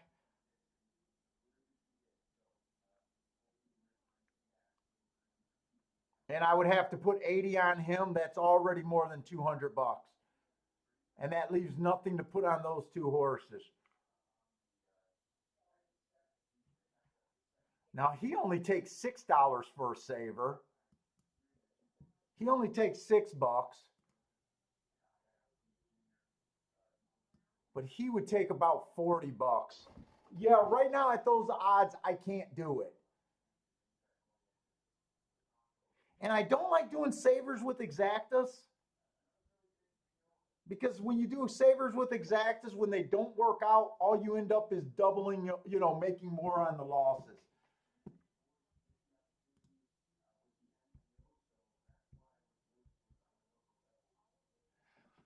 Wagering a bunch of negative expectation wagers is not a good plan for long term. Better to be less in starting doubles so you don't feel the need to make a negative. Yeah, I get it. You don't like the saver bets. I do get that. Uh, and we've had enough examples during the show where it went both ways. Sometimes I didn't do the exactas. I did, or sometimes I didn't do the savers and I didn't need them, so I got full 100% of what I should have got. Other times I slipped the saver bets in, lost the double. Usually it's on doubles, and they made a difference.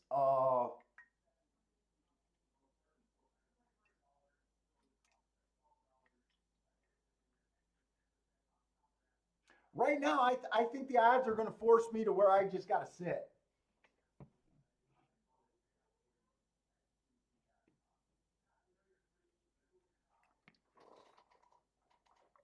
And you're right. And I already bet the bias. All I got to do is be right about the track one more time, and I get a nice return, right?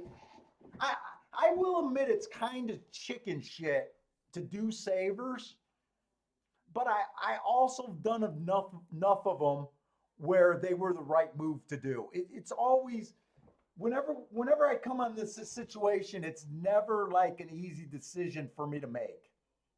Uh,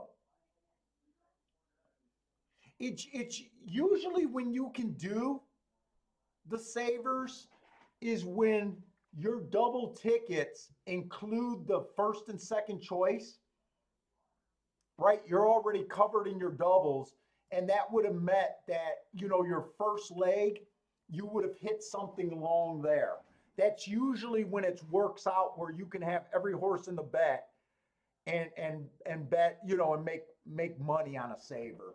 When you don't have the favorites covered, it makes it a lot harder. Uh,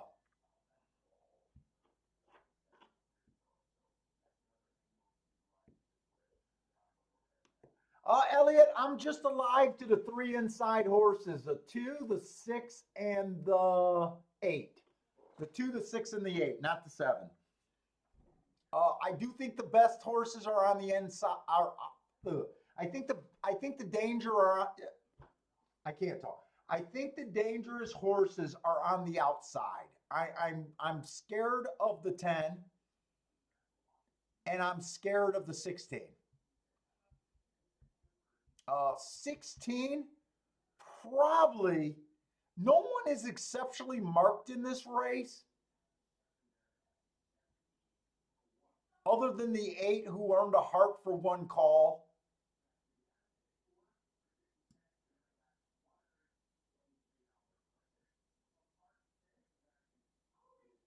There's really no speed inside of this 10 and this 16. I wouldn't be surprised if these horses can get up and over.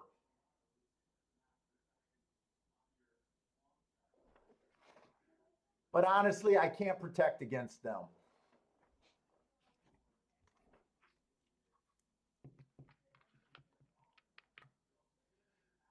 Try the superfecta. Oh my God, trail mix.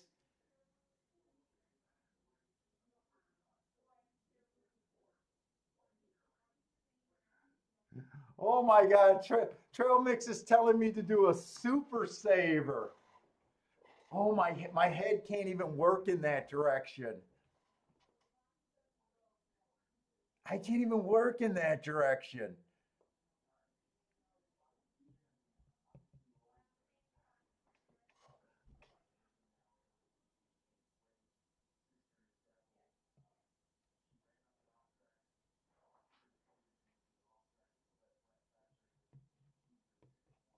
Hey, what's up, Jeff?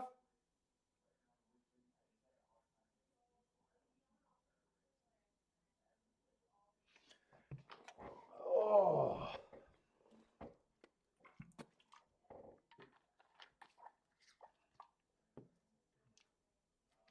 just gonna have to suck it up and watch it. My wife would say, "Be a man."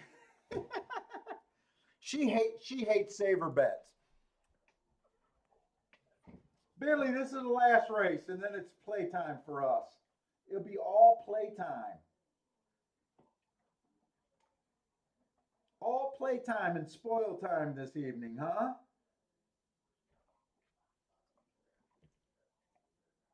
more race. That's it. One more race. You can hold on for one more race, can't you? Bentley gets a haircut tomorrow. They better not take too much off. I don't like it when they take too much off of you. Yeah.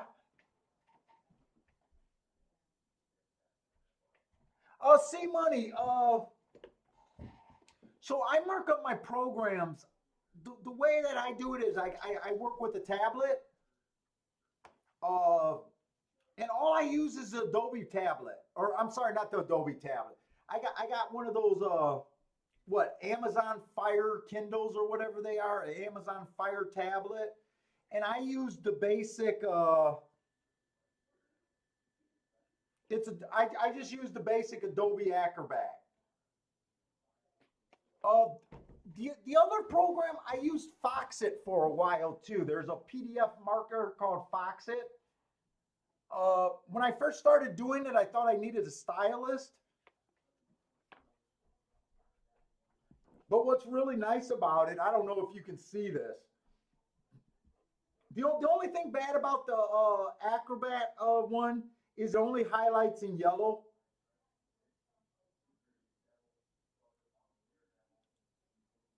It only highlights in yellow, but what I like about it is I'm just able to use my finger. So I'm able to write pretty simple. Once I got away from the paper programs, I loved it on the tablet. When I first started doing it, I've been using the racing form for so long, I didn't think that I could just focus on one or two horses at a time. But it was pretty easy to get used to. When I handicap by myself, this is what I'm using. I don't put it up on the screen. I handicap on here. You're able to size it down and blow it up on the touch screen. But I thought the worst part about it was you could only see one horse at a time, or sometimes two horses at a time. I thought that would take some getting used to, but it was very simple to get used to. It probably took less than a week, and I don't regret ever getting away from that.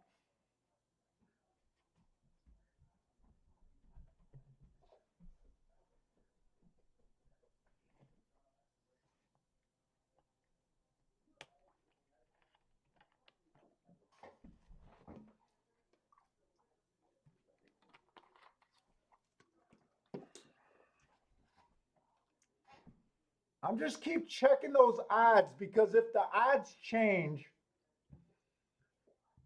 I'm hoping to be able to do that saver bet, but I don't think there's any way that the odds could go high enough. I would probably need the 10 and the 16 to basically be 7-2 or 4-1, and I don't think that's going to happen. So I think I'm just going to be forced to watch this. I'm going to look at the perfectas really quick though.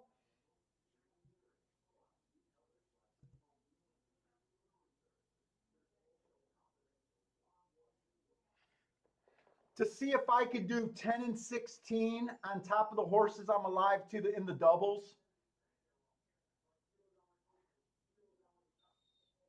They're paying in the low 20s. Bentley, I hear you whining, buddy. We'll go outside. I know you just peed a minute ago, so you should be fine. If you got a bun in the oven, just hold it for 10 minutes.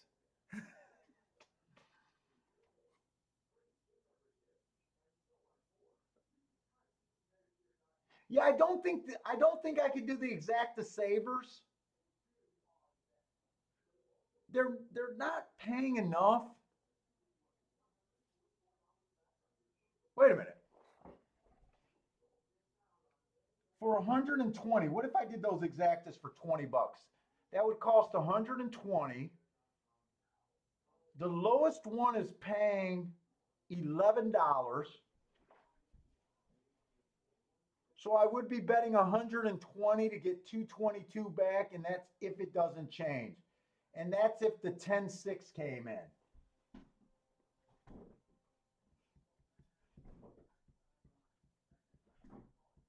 But if you miss the exacta, then you're just going to add an extra 120 down. I don't like that idea. I don't like that idea.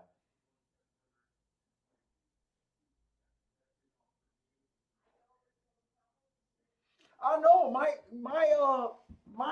bets. I don't like the Breeders' Cup, and I don't like the Derby that much.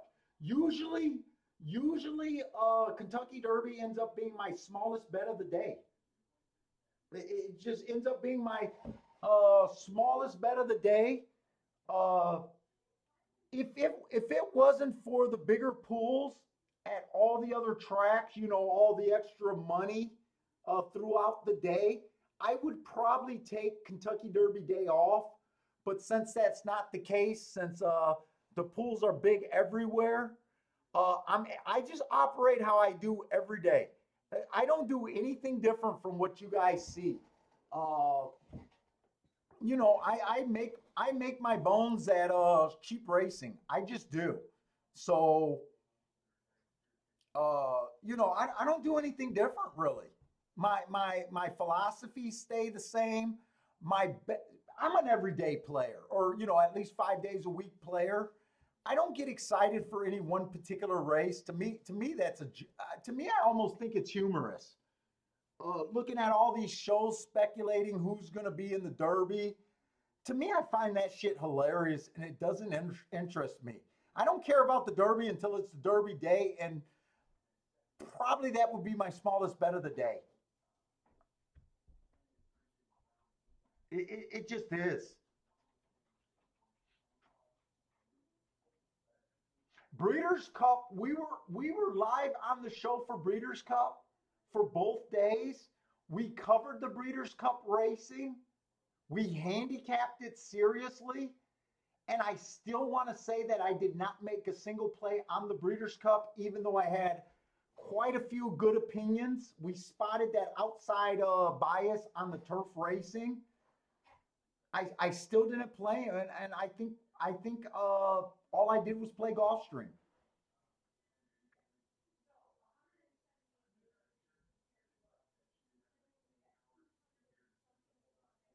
Oh, thanks. And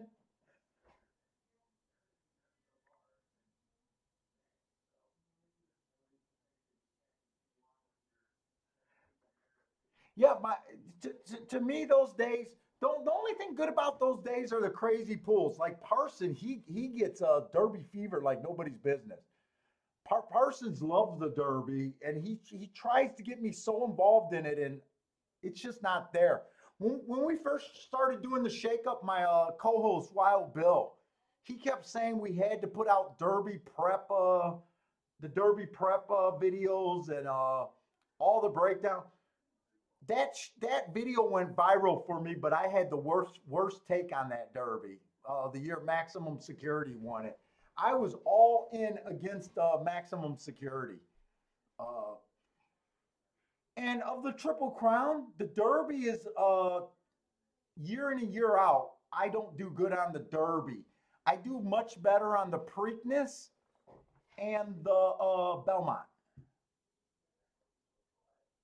The Derby, I want to say I hit maybe three winners in 30 years of Derby. That's not a good well, I guess it is hitting at 10%, but that's still not good.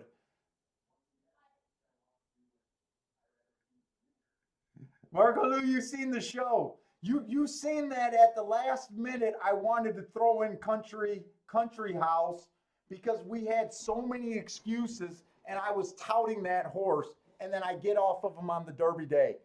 I still remember Bill going, sitting next to me and going, fuck no, we're done with that horse, Paul. We're done with that horse. And I said, you sure you don't want to put 40 bucks on him? No, we're fucking done with him. Oh, Ryan, you had authentic in the Derby in a future bet. Nice.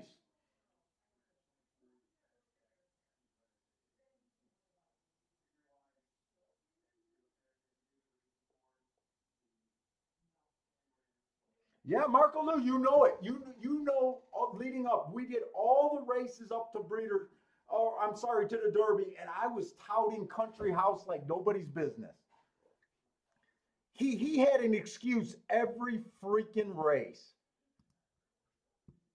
But I chickened out on Derby Day. I did not continue that bet. Technically, he didn't win, but I don't think Maximum Security won.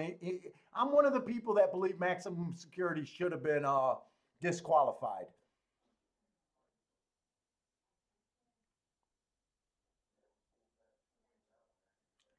And then in the next race, we keyed off on War of Wills and Everfast. I crushed that exacta. I want to say that was either the Preakness or the Belmont. All right, I'm not doing anything here. It is what it is. Good luck, guys. Yeah, it was War of Will that he clipped. That's why I liked him. He was making a move up that rail. He definitely interfered with War of Will the most. So I thought War of Will in the next race was basically a single. And you know me, Marco Lou, I love, absolutely love Everfast. That crushing that exacta was huge. I want to say it paid 300 to 1 or 400 to 1. Crushed it. Oh, the eight's running. Eight's the big hit. I definitely got to walk here. Okay, Bentley, we're almost done, big guy. Come on. You want filet? If this A horse wins, we'll go get you filet.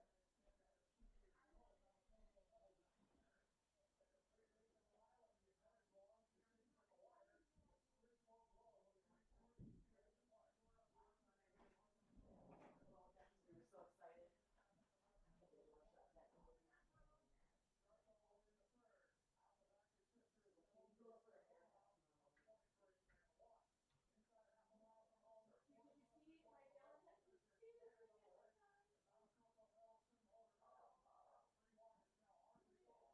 No makeup. If it's me, I'm gonna regret this. You can see how cold I was. My face was red. It was freezing outside. He loves it out there.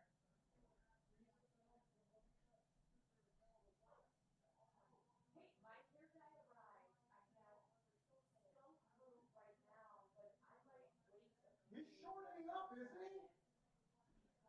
If you go to Vegas, I Come might. on, shorten up with this horse. I went to a Greek show. Come on, two. We got this. We got this. Come on, two. There's no doubt, baby. There's no doubt.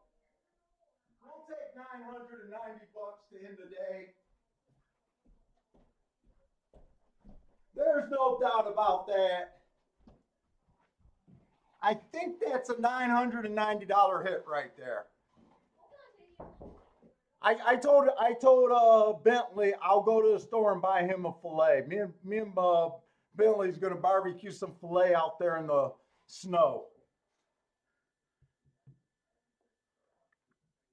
Who says there's no such thing as biases? Anyone believe that now, today at least?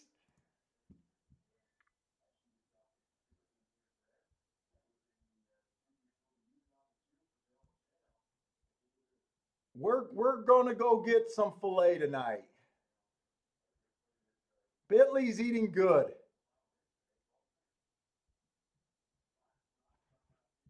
I'm gonna say the two horse stalked or closed. I'm not sure which one. Definitely inside today. Definitely inside today. It was a great day. I'm super happy. Not just because we had a huge day, but I just like the one race handicapping. I really do.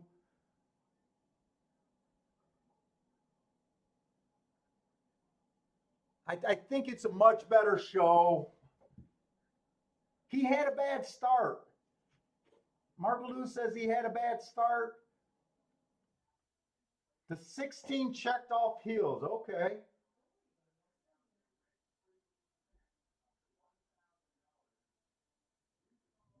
Who are you guys calling the inquiry are? Tell me the two's not involved in any of this.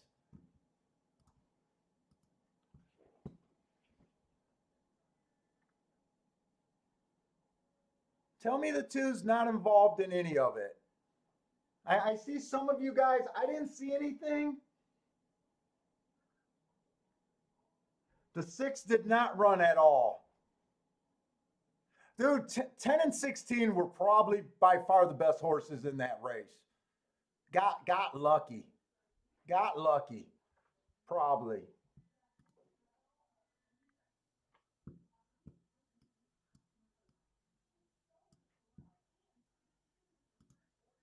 Whoops. Let me mark this up.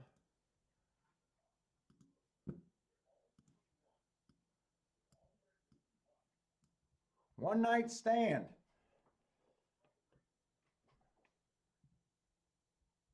Not long, it's going to be official. It's official.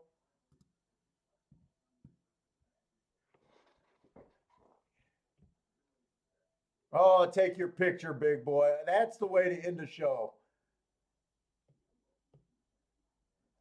Oh, he got his 100th win, too, I guess. Whoever this jockey is. Corey? Yes, and I'm definitely doing a show tomorrow and Friday. This was just extra.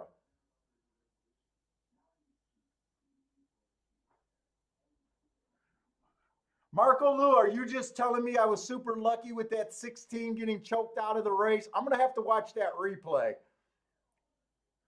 I'm not above rooting to get lucky. I'm definitely not above rooting to get lucky.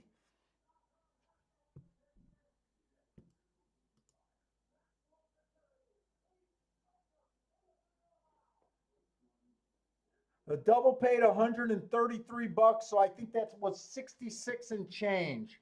Hope, hopefully, some of you guys got it. I know some of you guys were on that with me.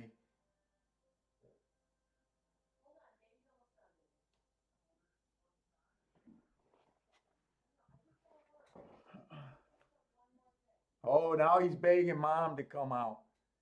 Could we have hit that pick six today?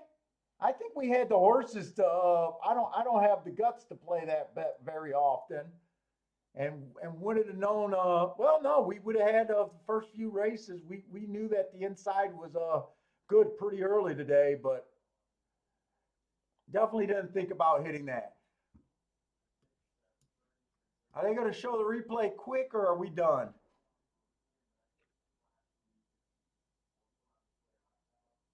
All right, guys, I hear the dog whining. I can rewind this on TVG.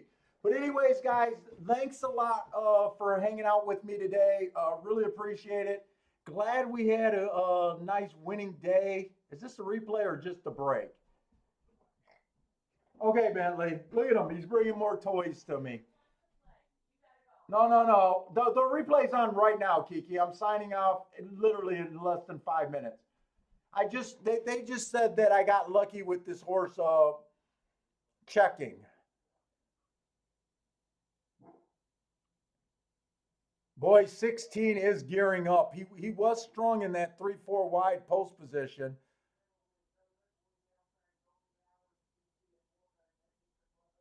Whoa, yes, you guys are not kidding it. You guys are not kidding. Nice call, Marco Lou.